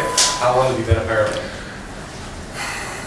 Roughly 16 years, since about 2008. All right. Have all those 16 years been here in San Antonio? No, sir. Where else have you been a paramedic? I was a paramedic with the Universal City Fire Department and Shirts EMS. All right. So all in the general area. Yes, sir. Do you remember responding to a run in late February of 2023 out on Depot Street? Yes, sir. Tell me how that came about. My partner and I were returning back to the station from a previous run. We were traveling south on 37 around the Alamo Dome area, and my partner was looking through the notes on the computer and noticed the animal bite being dispatched. He was reading the notes on it and said, hey, this sounds like they might need some help, and contacted dispatch on the radio, asked if we could be added to the run. Since we were heading in the general direction, we went ahead and got on the run. So. All right. What was your partner's name? My partner's Roger Flores. All right. So you and Mr. Flores. Yes, sir. Was your unit called specifically on the run to go to that location? We were not the initial EMS unit dispatched. Okay. So why did you take the run? We felt that we could help. We were traveling in that direction already. The next closest unit was, we felt, further away. Okay. Or just listening to the notes, probably need more people. How long did it take you to get there? I'd have to look at our run sheet. We were right there at Alamo Dome. It's a right-hand turn on to Highway 90, and then Couples, I think, is the next exit. So a couple minutes probably. Were you the first paramedics on scene? We were the first paramedics assigned to the EMS division. First dedicated paramedics, not Correct. firefighters? Correct. All right, so what did you see when you arrived on scene? Driving up, we were laying on the horn on the medic unit because we could kind of see some things going on, and we heard the radio traffic and everything like that prior to getting there. We came around, the ladder 33 was already sitting there on scene. Saw Captain Arn kind of stagger out from the front of the fire truck. As we pulled up, he came over to the passenger side. My partner was getting out, and he's like, they got me, but they're over there, and that's kind of directing us where the victim was. Okay. Were you able to get to the victim? Yes, sir. Were you able to get to the victim where he was on the ground? Yes, sir. What did you observe when you got to him? When we arrived at the victim, there was a large amount of blood loss, large pool of blood on the ground. Trying to remember, I believe it's his left arm. It was severely mangled, and I believe his pants probably were torn, stuff like that. What do you mean by severely mangled?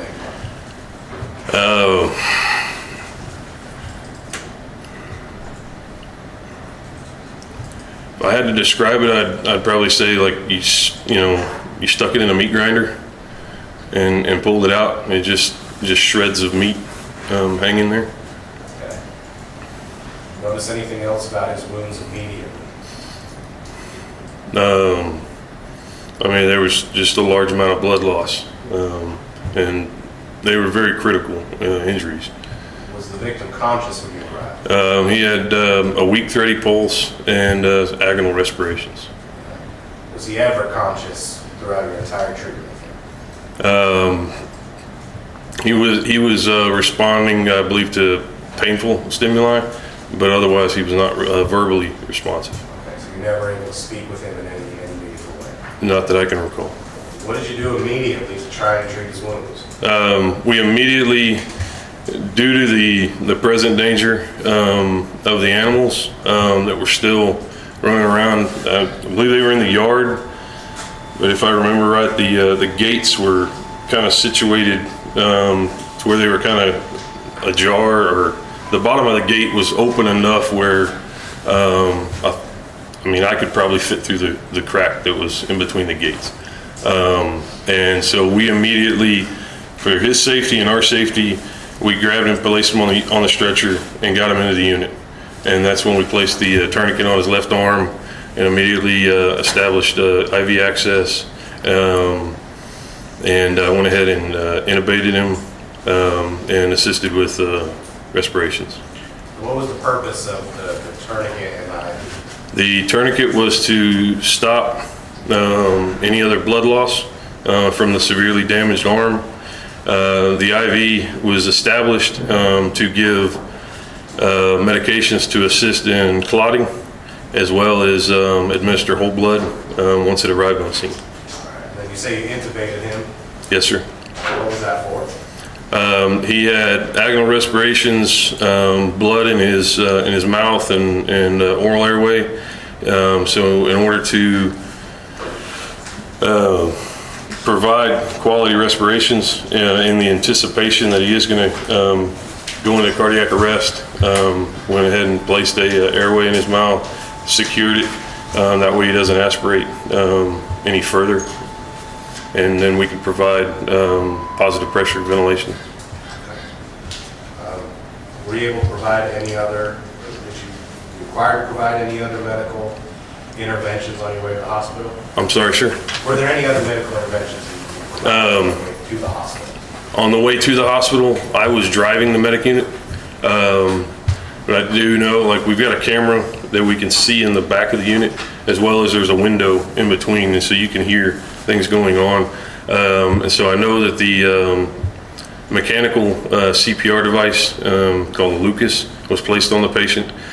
He did lose a pulse, so they started CPR on the way to the hospital.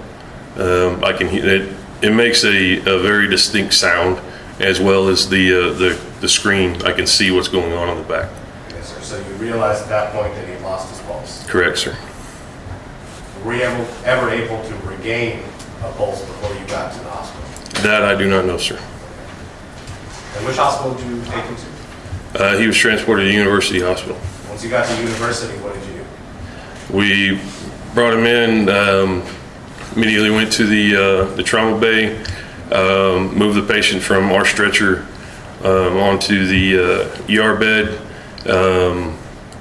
My partner provided patient report to the attending physicians, and then we stepped out of the way. Okay. Did you do anything else after that? Other than gather our equipment and kind of take care of each other and the other responders that were there, no, sir. What do you mean by take care of each other? It's a very emotional scene. I mean, when we got there, we had firefighters that were, I mean, literally fighting for their lives. When we pulled up, they were still had axes in their hands, still had equipment in their hands. It's not typical on an EMS scene. The radio report, the radio traffic, when we exited the highway and we were turning under Couples Road, I still remember Captain Arn screaming over the radio, you know, something about, you know, get PD here, they're attacking us, they're biting us. We get there, and Captain Arn's got a bite to his leg, his pant leg, and he's saying, they got me, they got me. I still see his wife sitting there next to the vehicle. And, you know, she's screaming, sitting upright, screaming, grabbing her legs. You know, I still see the elderly man, you know, the victim on the ground. Not to mention just, you know, the bombardment of news media, you know, like throughout that day, you know, you couldn't get away from it. But we just, you know, my partner and I, we take care of each other, as well as, you know, the other guys that were there, you know, just calling each other, checking on them, make sure, you know, you're all right. So that's pretty much what I do. Absolutely, sir.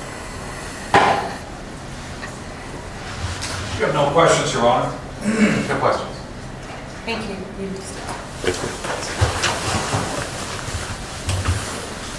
Those are all the witnesses for today? Yes, sir. Okay. I'm going to stand in recess, have all your witnesses ready for tomorrow. And then defense, I'll need an update on your expert. Yes. You want to approach? Go ahead. I have some information, Judge. Judge is available tomorrow at